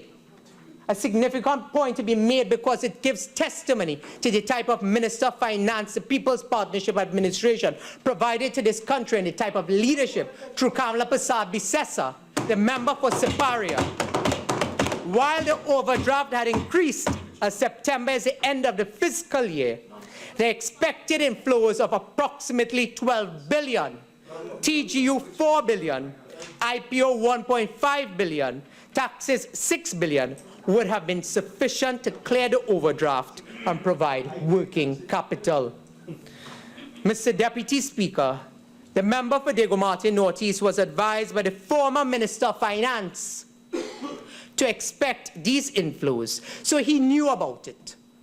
Mr. Deputy Speaker, therefore the overdraft which he complained and bemoaned about, which is his normal style, arrant nonsense. Every 2 words he says, you know, that is the typical nature of his arrogance, Mr. Deputy Speaker. The overdraft which he complained about occurred because of his failure to ensure that these sums were collected and programmed into the accounts of the previous fiscal year. Mr. Deputy Speaker, it is very dangerous and scary when a government would gamble with the stability of an economy and population for the sake of cheap and petty politics. Mr. Deputy Speaker, yes, member for San Fernando West, it will be well in time to come. Because surely, as we in the United National Congress goes into an internal election, Mr. Deputy Speaker, as we go into an internal election, Mr. Deputy Speaker, thank you for your correction, so my good friend. As we go into the internal election of the United National Congress, I know my friend for San Fernando West is very concerned about these election petitions. And surely as we go into that internal election, and we return Kamla Prasad Bisessa as a political leader, I know San Fernando West is quaking in his boots, Mr. Deputy Speaker. I know San Fernando West is quaking in his boots. Quaking in his boots, because he, and probably your good self, Mr. Deputy Speaker, may not be joining us when Separia returns when Tewarie returns as the Prime Minister of this country. Mr. Deputy Speaker, how many people remember what the PNM did during its previous administration in the management of the energy sector? When we took office in 2010, oil production was entering its 5th consecutive year of decline. Between 2005 and 2010, oil production fell from approximately 145,000 barrels per day to under 100,000 barrels per day. Mr. Deputy Speaker, in an energy-based economy, the PNM sat back, scratched their heads just like they're doing today, allowing oil production to collapse. They failed to attract new exploration and production investments in the sector. They frustrated one deep-sea exploration investor to the point that they packed up and left. Mr. Deputy Speaker, they pursued bad investments in the failed gas-to-liquids project, which my friend from Naparima spoke about, which cost Petrotrin almost $3 billion. And the Petrotrin to Gasline optimization program, which was originally budgeted at US $350 million, went over to US $1.5 billion. When we took office, Mr. Deputy Speaker, there was a dormant upstream sector. There was only one rig working offshore and no drilling in Trinidad. Mr. Deputy Speaker, multinationals like BP and BG were not investing in the upstream, and they left behind a huge debt, building up a Petrotrin, including 2 bonds for US $1.6 billion. They took the revenues from oil at a time when energy prices were at their highest levels and did nothing to sustain and further develop the sector. Mr. Deputy Speaker, it was a People's Partnership administration that stopped the decline in oil production. You see, Mr. Deputy Speaker, we secured US billions in exploration investment, ventured successfully into deep water exploration, and turned production around. Our changes in the fiscal regime worked tremendously well. There was a significant turnaround drilling and investment. 5 competitive bid rounds were undertaken. We licensed 9 blocks in deep water, and in fact, drilling began in the deep water in mid-2015. We signed 21 production sharing contracts and/or exploration licenses. We concluded the largest ever seismic survey by an international oil company, BHP. We presided over 5 major hydrocarbon discoveries in 2010 to 2015. BP invested in Juniper, largest ever capex in upstream of US $2.1 billion. We advanced and made significant progress on the Lauren Manatee cross-border gas field. Mitsubishi arrived at final investment decision on plant at La Brea with $987 million US. Of your time. Mr. Deputy Speaker, Mr. Deputy Speaker, you will also recall what happened with large capital projects when billions were placed in the PNM's hands. Mr. Deputy Speaker, I wish to remind the national community of what really is the modus operandi of the PNM in government. You see, Mr. Deputy Speaker, there are so many examples, living testaments that demonstrate the mismanagement and the incompetence of the PNM. Mr. Deputy Speaker, you would recall that the Shogunas Corporation Administrative Complex, it was budgeted at $10 million. Sorry, it was over budgeted by $10 million with a 24-month delay, 2 years. The Prime Minister's Residence and Diplomatic Center, $70 million over budget. Beverly Hills Housing Project, $106 million over budget and over 5 years delay. Napa, Port of Spain, $234 million over budget and 12 months delayed. Sapa San Fernando, 238 over budget. Chancery Lane Government Complex, 300 million over budget and incomplete. The Government Campus Legal Affairs, 300 million over budget and 24 months delayed and incomplete by 2010. The Ministry of Education Tower, 300 million over budget and 20 months delayed and left incomplete in 2010. The Brian Lara Stadium, 700 million over budget, incomplete when they left office, and as if to add insult to injury, they have promised to complete it at any cost. International Waterfront, over 340 million over budget, 6 months delayed and left incomplete in 2010. This, Mr. Deputy Speaker, is just a snapshot of their recent history. Mr. Deputy Speaker, many in our nation feel as though our country is without a leader.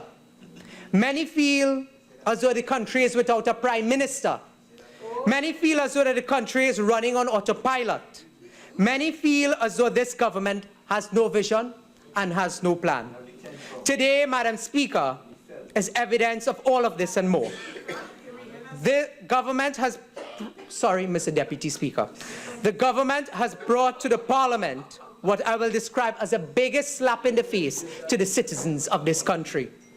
Mr. Deputy Speaker, today the government has presented a motion to the Parliament to increase its borrowing limits to $50 billion at a time when it is telling the nation to be very moderate and essentially tighten your belt.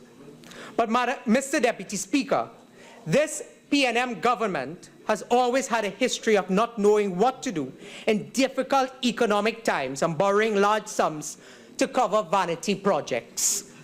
This is nothing new to them, Mr. Deputy Speaker. As you would recall, the PNM's legacy of borrowing obscene amounts from the 70s straight up to today. Mr. Deputy Speaker, this Minister of Finance has the audacity to come to this House to present a motion that could easily tip us over the proverbial cliff as a nation. Today, Mr. Deputy Speaker, the economic reality for oil and gas-based economy is not an optimistic one. Mr. Deputy Speaker, in the past few days, we have seen the price of oil per barrel drop below the $40 mark. And it then begs the question whether the timing of this ill-conceived motion is appropriate. Mr. Deputy Speaker, it begs the question as to who is running this government. Mr. Deputy Speaker, this government is being led by the de facto Prime Minister in the member for Diego Martin Northeast and Minister of Finance. Mr. Deputy Speaker, this is no joke, but as comical as it may sound, it is the reality. The Prime Minister continues to be very silent on major decisions that are taking place in the country, and the mouthpiece of the Prime Minister is a member for Diego Martin Northeast. Mr. Deputy Speaker, the substantive Prime Minister. On a point of order, 48-4, please.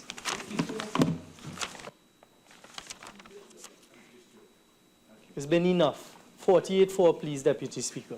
Thank you.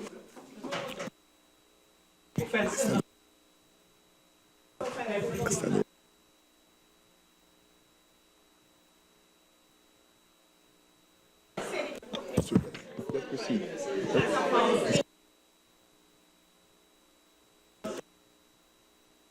Honourable Member for Princestown, kindly proceed. Mr. Deputy Speaker, you see, they do not like to hear the truth. But the population has already seen beyond the smoke screens and the mirrors. Order 48-6, imputing an improper motive. Who doesn't like to hear the truth on this side? There we go.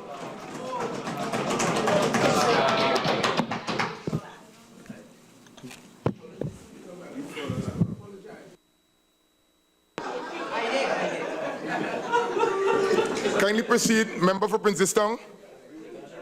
Proceed. Mr. Deputy Speaker. Mr. Deputy Speaker. You would recall, Mr. Deputy Speaker, that on coming into government in May 2010, the member for Siparia, the then Prime Minister, brought to this parliament legislation to deal with the Children's Life Fund. That was a priority of the People's Partnership Government, Mr. Deputy Speaker. Today, Mr. Deputy Speaker, the priority for the People's National Movement is to borrow. That is their legacy, Mr. Deputy Speaker. Mr. Deputy Speaker, I wish to remind this country of what the People's Partnership Government inherited when we came into office. Mr. Deputy Speaker, in the construction sector alone, Mr. Deputy Speaker, in this construction... Mr. Stong, you have 3 more minutes. 3 more minutes. I hope I get some time, Mr. Deputy Speaker. Mr. Deputy Speaker, in the construction sector alone, the partnership government faced a bill of over $7 billion in outstanding payments. $2.6 billion was still owed on a loan from Wells Fargo Bank, New York, for building the International Financial Center, Ryson Road, Port of Spain. Some $320 million was owed for the rollout of public sector investment owed on the Brian Lara Stadium in Taruba. Some $563 million is owed for the Education Tower for 2007 loan. Some $170 million and $40 million were owed respectively for 2 loans taken out in 2007 and involving the Home Mortgage Bank for a Real Spring facility, apparently a public housing development at Deyalsingh. Mr. Deputy Speaker, up to 2014, UDECOT was saddled and owed $8.8 billion for pre-loans, Mr. Deputy Speaker, from 2010. Mr. Deputy Speaker, the Honourable Member for Diego Martin West on Wednesday, September 7th, 2011, and I would like to quote from the Hansard, said, and I quote, not a word on what is going to be spent on. Just give us the ability to borrow $12 billion more. So now the limit of borrowing under the Act would move from the $9 billion ceiling to a ceiling of $25 billion. Mr. Deputy Speaker, those are the words of their Prime Minister. Those are the words of a man who continues to remain silent while the economy of this country continues to go down. Mr. Deputy Speaker, the then leader of the opposition came to this house and he said, you have to tell us, the government has to tell us, what are the projects, what are you going to utilize this money for? Mr. Deputy Speaker, we stood in this parliament, member after member, members across this opposition bench were then in the government, and they stood in defense and they indicated to the parliament and the people of Trinidad and Tobago the projects that would have been implemented. And today in this country, members like Tabaquite, members like Shogunas East, and members like Caroni East, and members like Shogunas West, Parataria San Juan, Cuba North, Cuba South, they could stand proud in this parliament and know that they have left a rich legacy that is seen, that is real, that is tangible. It is service and the delivery that they have delivered to the people of Trinidad and Tobago. Mr. Deputy Speaker, Mr. Deputy Speaker, Member, that is the biggest 3 failure. seconds to wrap up, please. That is the biggest failure of the members of like that of Diego Martin West, Diego Martin Northeast, who has failed to come today and indicate what that $50 billion would be used for. But Mr. Deputy Speaker, us as the PNM modus of operandi is promise, promise, promise, tax, tax, tax, but never deliver. Deliver is not part of their vocabulary, Mr. Honourable Member for Princess Tong, thank you. I recognize Minister of Finance, Acting Prime Minister.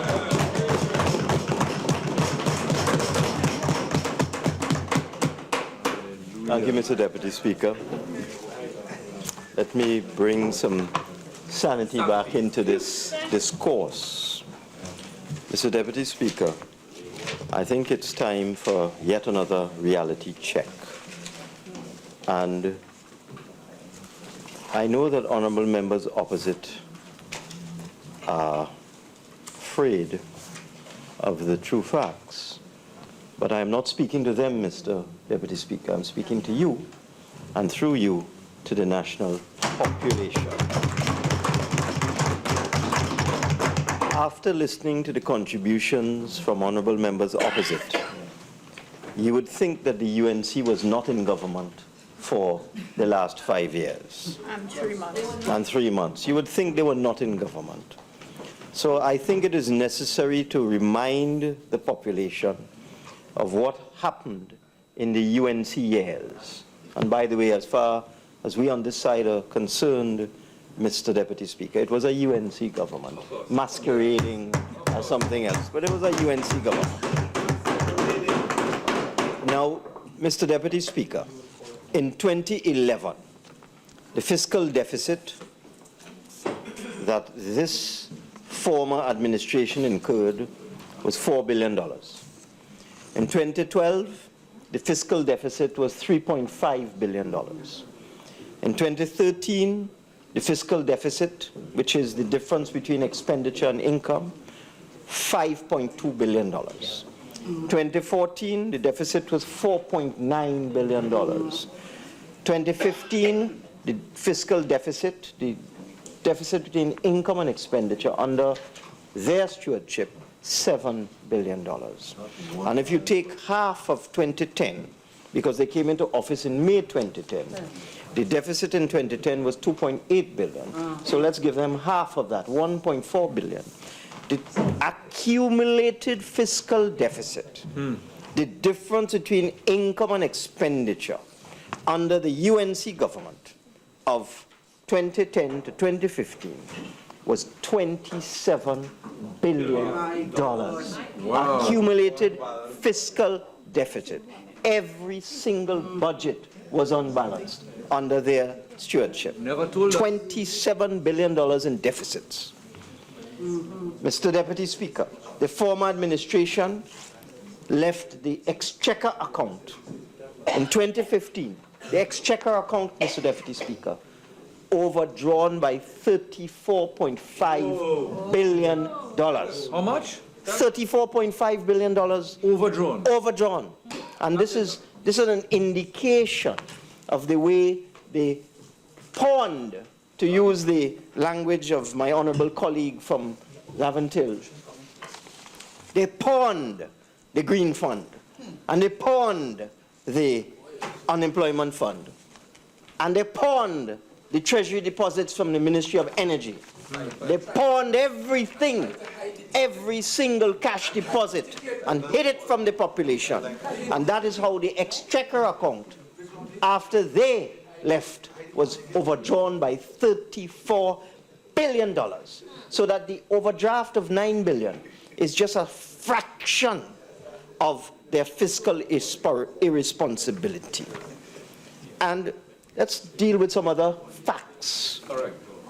They squandered $14 billion in cash from the National Gas Corporation account. $14 billion in cash.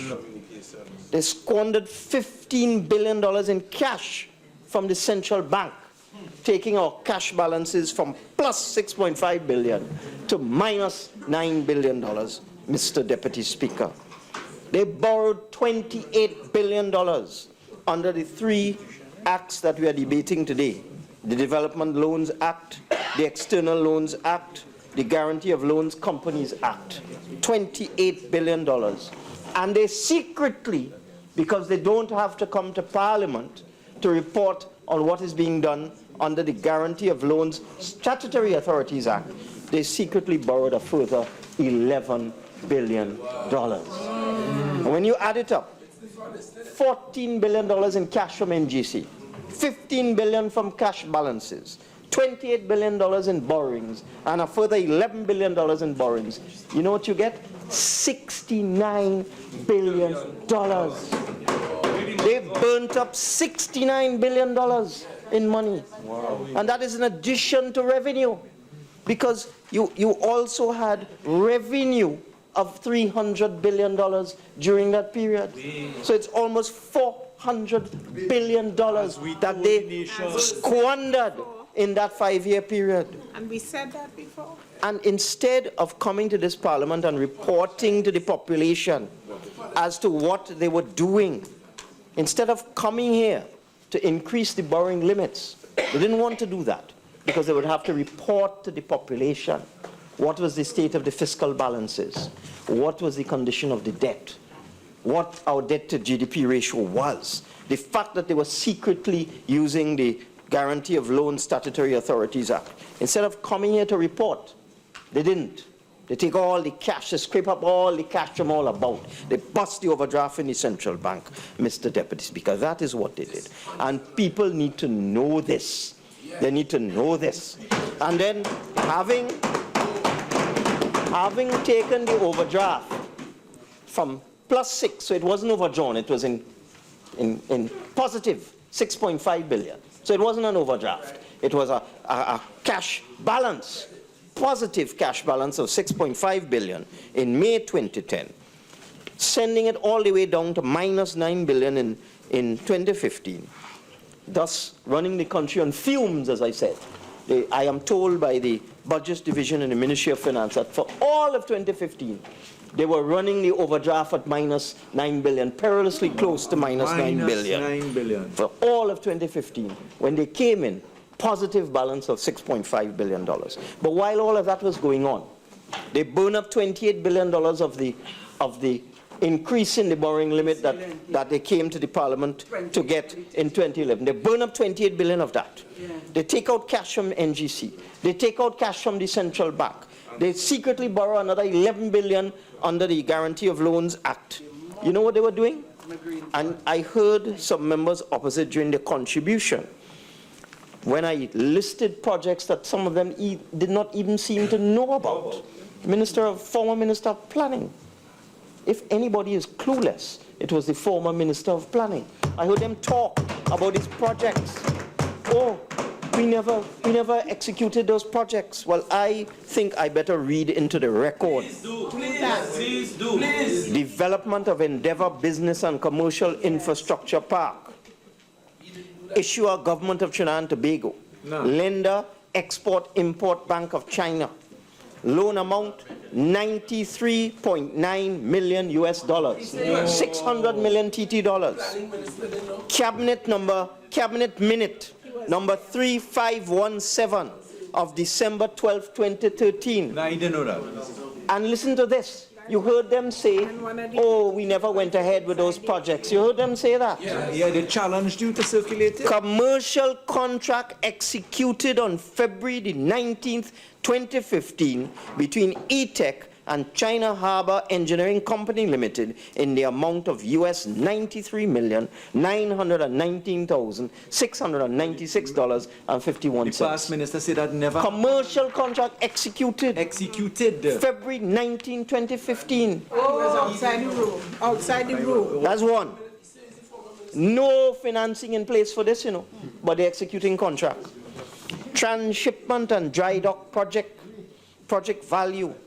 US $499 million. You know how much that is, Mr. Deputy Speaker? 3.2 billion. Issuer, Government of Trinidad and Tobago. Lender, Export-Import Bank of China. Cabinet minute number 231 of January 23, 2014. Commercial contract executed on February 11, 2014. Executed? Between the Ministry of Trade and China Harbour, like they like this company, China Harbour Engineering Company, in the amount of US $498,870,800. $3 billion. The honorable past minister said that didn't happen. That never happened. That didn't happen. Went to cabinet, Have the cabinet minute here, they execute the contract. Wasn't executed. No loan financing in place. Misleading the house. It's only 23. Development of 6 new industrial parks. US $150 million. Lender Export-Import Bank of China. Cabinet minute number 2758 of September 26, 2013. Wow. Commercial contract executed on February 15, 2014. Between ETEC and Beijing Lujian Construction for US $150,987,700. $1 billion TT dollars. 1 billion, 3 billion, 600 million. Commercial contracts all executed. No loan financing in place. And this is what we now have to deal with. Contracts executed, no loan financing in place. And we have these people banging on our doors. Executed. Mr. Deputy Speaker, You know how many letters I have received since I've come into the Ministry of Finance? Members, let's hear the acting Prime Minister, please. Almost, no, actually, the Prime Minister has returned. I am the Minister of Finance.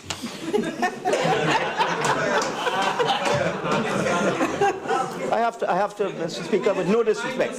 With no disrespect. Not a problem, sir. Not a problem, sir. I know my place. I'm the Minister of Finance. Proceed. Mr. Deputy Speaker, these are all contracts executed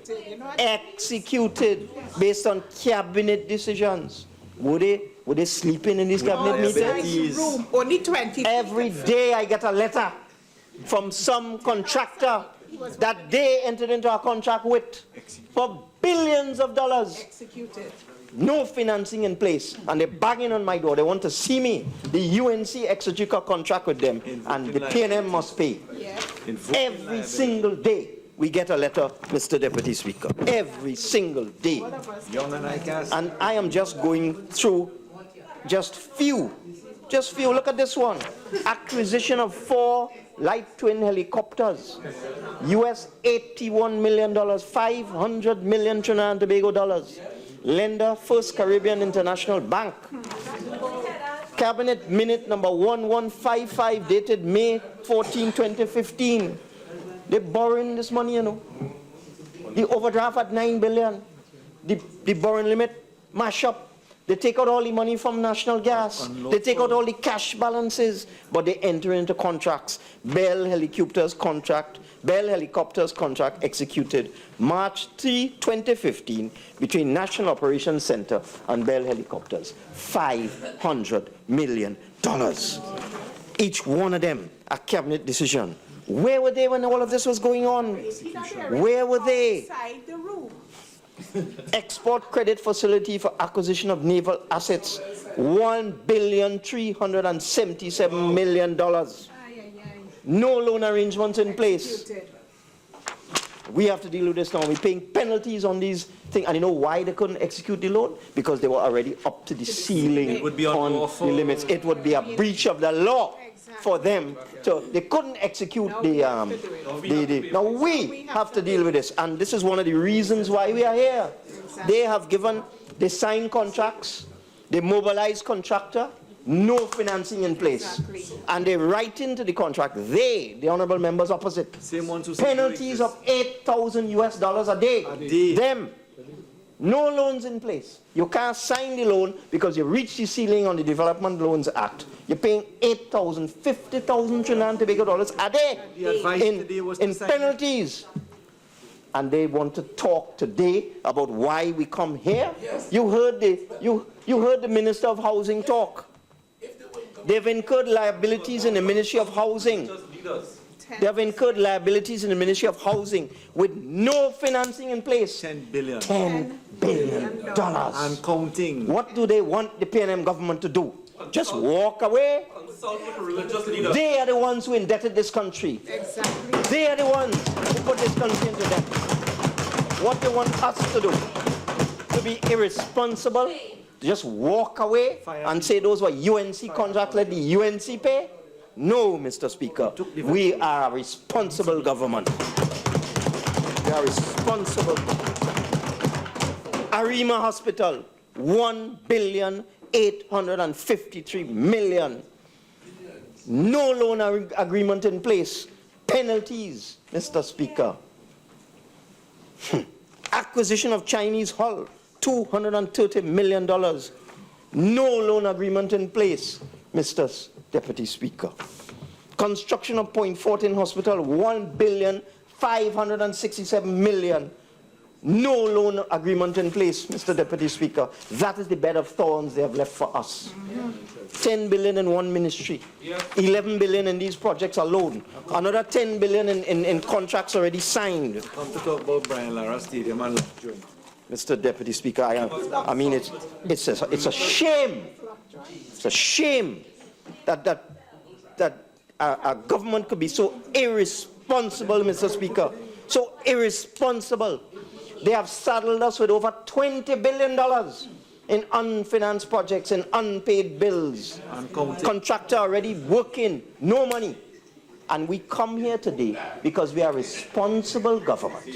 We don't want the country's reputation to be damaged. Or jobs to be that when a government changes, that you walk away from contractual obligations that the previous government entered into. We come here, and they know, because every one of these things is a cabinet decision entered into by them. Them. Done in secret, hidden in the dark of the night.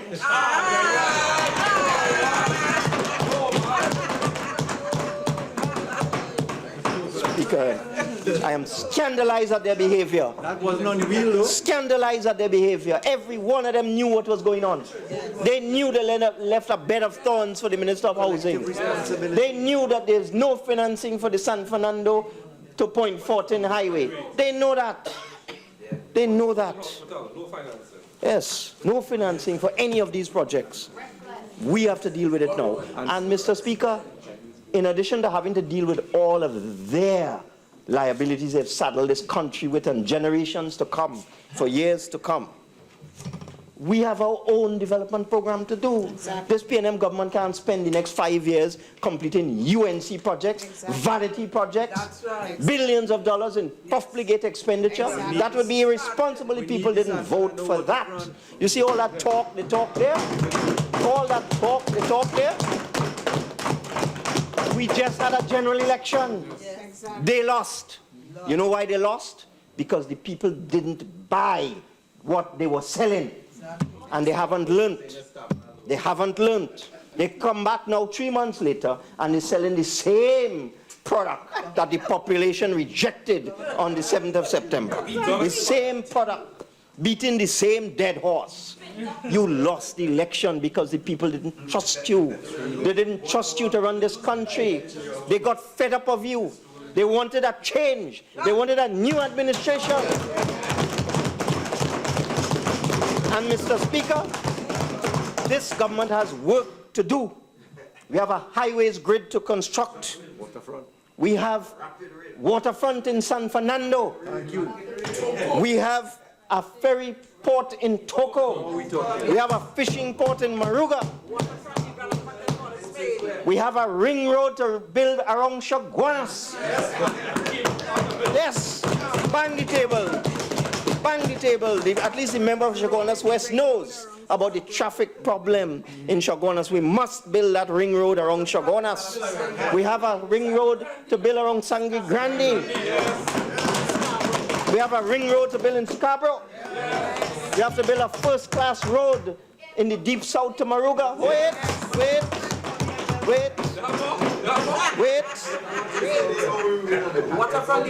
We have to build a new port in Port of Spain, an industrial estate on the Beatum,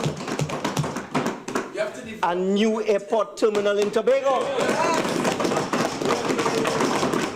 The population voted for that. They voted for that. Yes, we have to develop Laventille.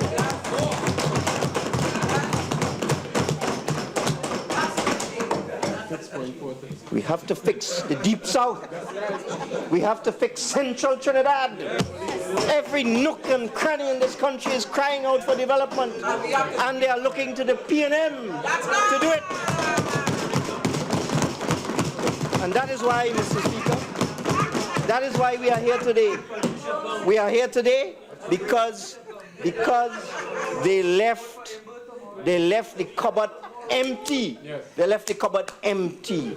How on earth, I heard the Minister for National Security talk about a fire station and a police station in Mayaro, you spoke about? How on earth can we build those facilities in Mayaro? How on earth, when you have exhausted the overdraft, you have taken all the cash out of national gas, you have bust the borrowing limit, how are we going to build community centers in Naparima? How are we going to do it? You've left no money in the kitty, not a cent. How are we going to build? Honorable Minister, you have 10 more minutes. That's enough time. That's enough time.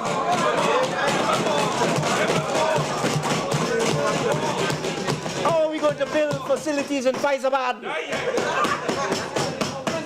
in Caroni Central, in Princess Town, in Couva North. How are we going to do all of the development projects this country needs when the borrowing limit is exceeded, when the overdraft is maxed out, when there's no more cash in the central bank? How are we going to do it? How are we going to pay for all the contracts that they entered into? Obviously, the only way to deal with it, Mr. Deputy Speaker, how would we complete all these projects that they entered into $10 billion in contracts? How? The only way to do it, Mr. Deputy Speaker, is to borrow. How else can we do it? What is the solution? Do nothing, sit down here and do nothing, and then we get lawsuit after lawsuit for the $20 billion in liabilities that they left us with, and we can't build the ferry port in Toko, and we can't build the fishing port in Maruga, and we can't build the terminal in Tobago, and we can't build the waterfront. No, Mr. Deputy Speaker, we intend to do it. We intend to develop this country. That is what all of this is all about. And as a consequence, Mr. Speaker, I beg to move.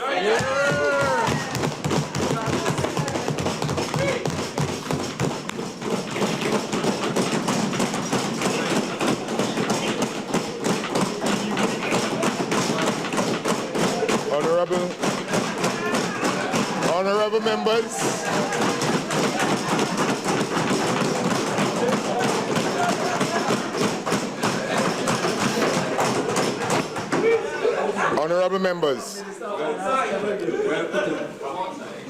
Honorable members, the question before the House is the amendment. Honorable members, the question before the House is the amendment to the motion. Add at the end of the motion the following: and be it further resolved that for the sake of protection of the public interest, that no new procurement to be facilitated by borrowings made possible by this resolution be effected until a new, more transparent procurement law is fully in effect. All in favor, say aye. Aye. All against, say no. No. It seems like the noes have it. Oh, sure.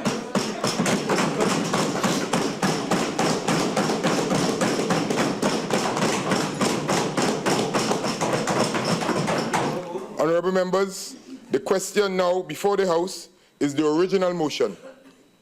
Honorable members, be it resolved that for the purposes stated in the said section, the government is hereby authorized to borrow money externally or internally in a further sum or in further sums not exceeded the aggregate $15,000 million in the currency of Trinidad and Tobago dollars.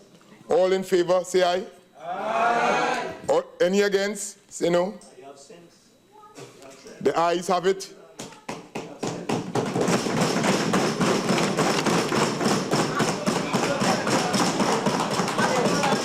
I now call again on the Minister of Finance. Thank you, Mr. Deputy Speaker. I see good sense has prevailed. They want development. Let's proceed. Let's proceed, members. Mr. Deputy Speaker.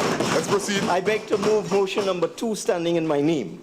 Whereas it is provided by Section 3.1 of the External Loans Act, Chapter 7105, that for the purpose of financing general development in Trinidad and Tobago, or of repaying borrowings effected for the general development, the Minister of Finance on behalf of the government may borrow money externally in such sum or sums not exceeding in the aggregate 50 million Trinidad and Tobago dollars, or the equivalent thereof in any foreign currency or currencies, and thereafter he may borrow such further sum or sums as may from time to time be specified by resolution passed in the Senate and the House of Representatives.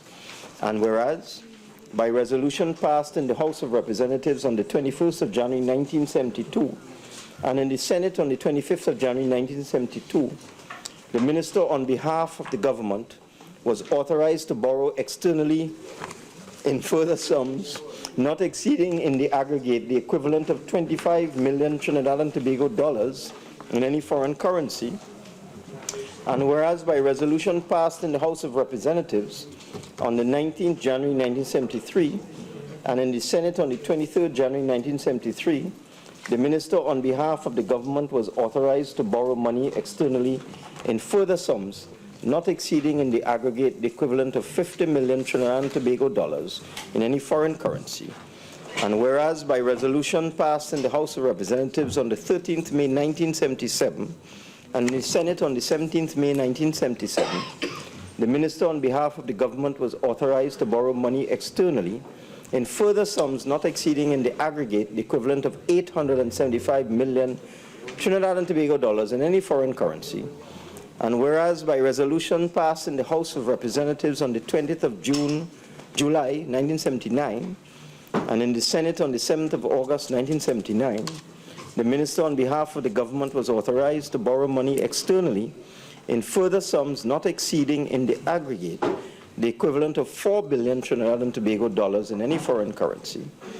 And whereas by resolution passed in the House of Representatives on the 5th June 1989 and in the Senate on the 6th June 1989, the minister on behalf of the government was authorized to borrow money externally in further sums not exceeding in the aggregate the equivalent of 1,000 million Trinidad and Tobago dollars in any foreign currency.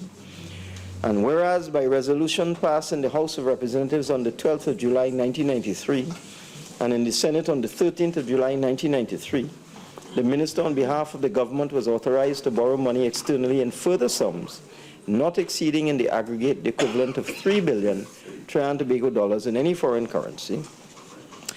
And whereas by resolution passed in the House of Representatives on the 8th September 2011 by them, and in the Senate on the 10th September 2011, the minister on behalf of the government was authorized to borrow money externally in further sums not exceeding in the aggregate the equivalent of 6,000 million Trinidad and Tobago dollars in any foreign currency. And whereas it is necessary to borrow further sums of money for the purpose of financing general development in Trinidad and Tobago, be it resolved that for the purpose of financing general development in Trinidad and Tobago, the Minister of Finance on behalf of the government is hereby authorized to borrow money externally in further sums not exceeding in the aggregate the equivalent of 15,000 million Trinidad and Tobago dollars in any foreign currency. Mr. Deputy Speaker, I beg to move. Honourable Member for Caroni Central. The Deputy Speaker, I'd like to move that the following be added to the final paragraph of the resolution just read by the Minister of Finance, and be it further resolved that for the sake of protection of the public interest, that no new procurement to be facilitated by borrowings made possible by this resolution be effected until a new, more transparent procurement law is fully in effect. I beg to move. Yeah. Mr. Deputy Speaker, I second that amendment to the resolution. Members, earlier in today's sitting, the House took a decision whereby we would debate the three motions in sync, and at this time, we'll put the motion before the House. Honourable members, the question before the House is the amendment to add to the end of the motion, which is the following. And be it further resolved and be it further resolved that for the sake of protection of the public interest, that no new procurement to be facilitated by borrowings made possible by this resolution be effected until a new, more transparent procurement law is fully in effect. All in favor say aye. Aye. Any against? No. Okay, the noes have it. We'll now put the original motion before the House. Honourable members, the question before the House is the original motion. Be it resolved that for the purpose of financing general development in Trinidad and Tobago, the Minister of Finance on behalf of the government is hereby authorized to borrow money externally in further sums not exceeding the aggregate, the equivalent of 15,000 million Trinidad and Tobago dollars in any foreign currency.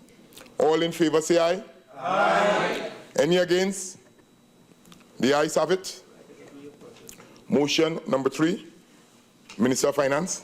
Mr. Deputy Speaker, I beg to move motion number 3 standing in my name.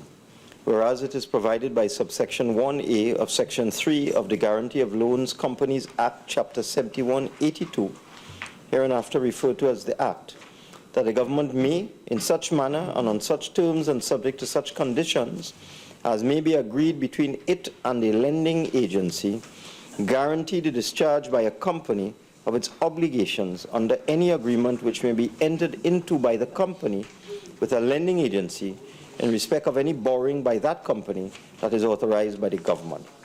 And whereas it is provided by subsection 1 of section 4 of the Act that the aggregate amount of all borrowings by companies that are guaranteed by the government under the Act shall not exceed $50 million without taking into account any amount in respect of interest, commissions, and any other expenses secured by the guarantees of such greater sum as may from time to time be specified by resolution of the Senate and the House of Representatives. And whereas by resolution passed in the House of Representatives on the 17th day of January 2003 and in the Senate on the 28th day of January 2003, an aggregate sum of $9,000 million was specified. And whereas by resolution passed in the House of Representatives on the 8th day of September 2011, under them, and in the Senate on the 10th day of September 2011, an aggregate sum of $25,000 million was specified. And whereas it is now necessary to increase the aggregate amount of all borrowings by companies that are guaranteed by the government under the Act by a further sum of $20,000 million, be it resolved that the aggregate amount of all borrowings by companies that are guaranteed by the government under the Act shall not exceed $45,000 million in the currency of Trinidad and Tobago. Mr. Deputy Speaker, I beg to move. Honourable Member for Caroni Central.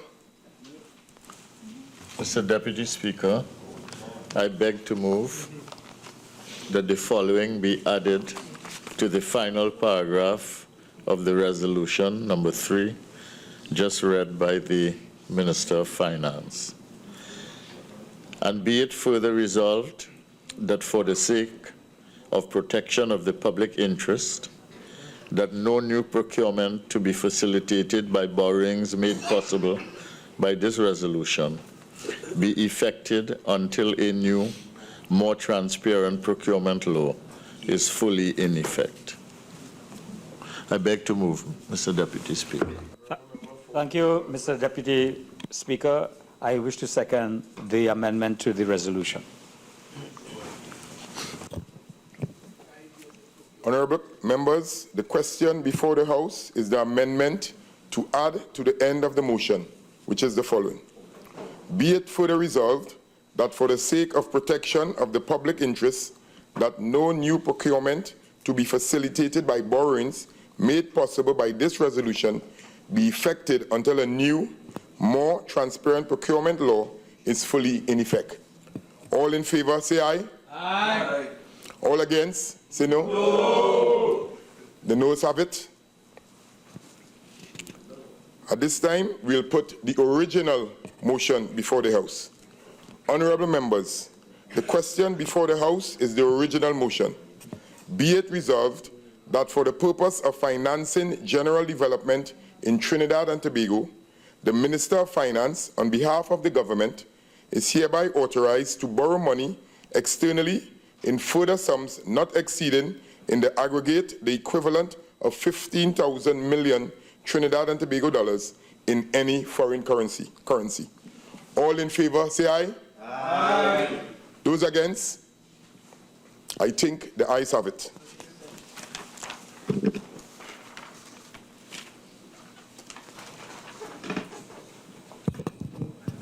I recognize the Leader of Government Business. Thank you very much, Mr. Deputy Speaker.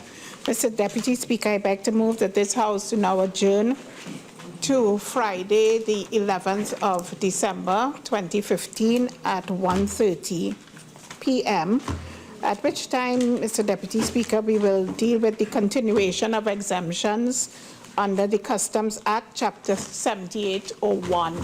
And Mr. Deputy Speaker, may I say that that will be sent to my colleagues early next week.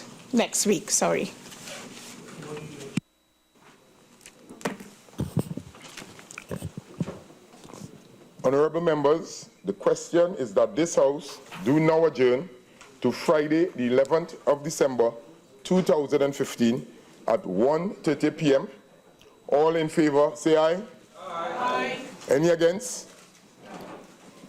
The House now stands adjourned to Friday, the 11th December, 2015 at 1:30 p.m.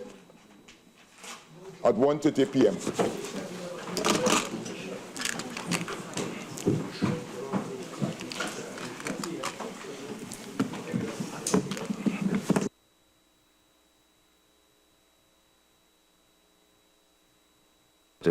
In the first session of the 11th Parliament that takes place on Friday, December 4th, 2015.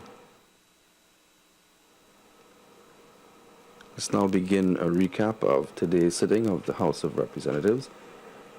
The Deputy Speaker granted leave of absence to the member for Caroni East, Dr. Tim Gopi Singh, for today's sitting. Tributes were paid in the House today on the passing of former Acting Prime Minister and Minister of Government and Member of Parliament for Barataria, Mr. Kamaluddin Mohammed. The Minister of Finance, the Honourable Colm Imbert, the Member of Parliament for Barataria San Juan, Dr. Fortin, and the Deputy Speaker paid tribute to Mr. Kamaluddin Mohammed, who passed away on December 1st, 2015. 3 papers were laid in the names of the Minister of Finance, the Minister of Social Development and Family Services. Papers 1 and 2 were referred to the Public Accounts Committee. 5 urgent questions were posed to the Ministers of Health, Finance, Education, Public Utilities, and Social Development and Family Services. 1 request was made for leave to move the adjournment of the House on definite matters of urgent public importance by the Member of Parliament for Barataria San Juan. The Deputy Speaker indicated that he was not satisfied that the matter qualified under the relevant standing order. The Minister of Finance moved a motion to authorize the government to borrow money externally or internally under the Development Loans Act. In so doing, he moved that similar motions under the External Loans Act and the Guarantee of Loans Act be debated simultaneously, and leave was granted. Several members made contributions on these motions. Those members were the member for Caroni Central, the member for Port of Spain South, the member for Tabaquite, the Minister of Education and member for Arima, the member for St. Augustine, the member for Point Fortin, the member for Naparima, the member for St. Joseph, Minister of Health, and the member for Princestown. The Minister of Finance then rose to conclude. The motions were considered separately and each motion was approved. The House has now adjourned to Friday, December 11th, 2015 at 1:30 p.m. We thank you for staying with us here on Parliament Radio 105.5 FM and the Parliament channel. Our next live broadcast will be on Tuesday at 10 a.m. when it will be the Senate's turn to consider the motions that were considered today. We invite you, for those of you who wish to see a replay of today's sitting, to visit our ParlView YouTube channel. It's youtube.com/ParlView, where you can view any part of the sitting that you wish. From all of us here at the Parliament channel, we thank you once again and wish you a pleasant evening. Just one announcement. At this point, we will be conducting some technical work on the Parliament channel. So whereas we would normally fade out and go to regular scheduled programming, this will be a little different this time. We remain in the Parliament chamber, with just a view of the chamber while we undergo our tests.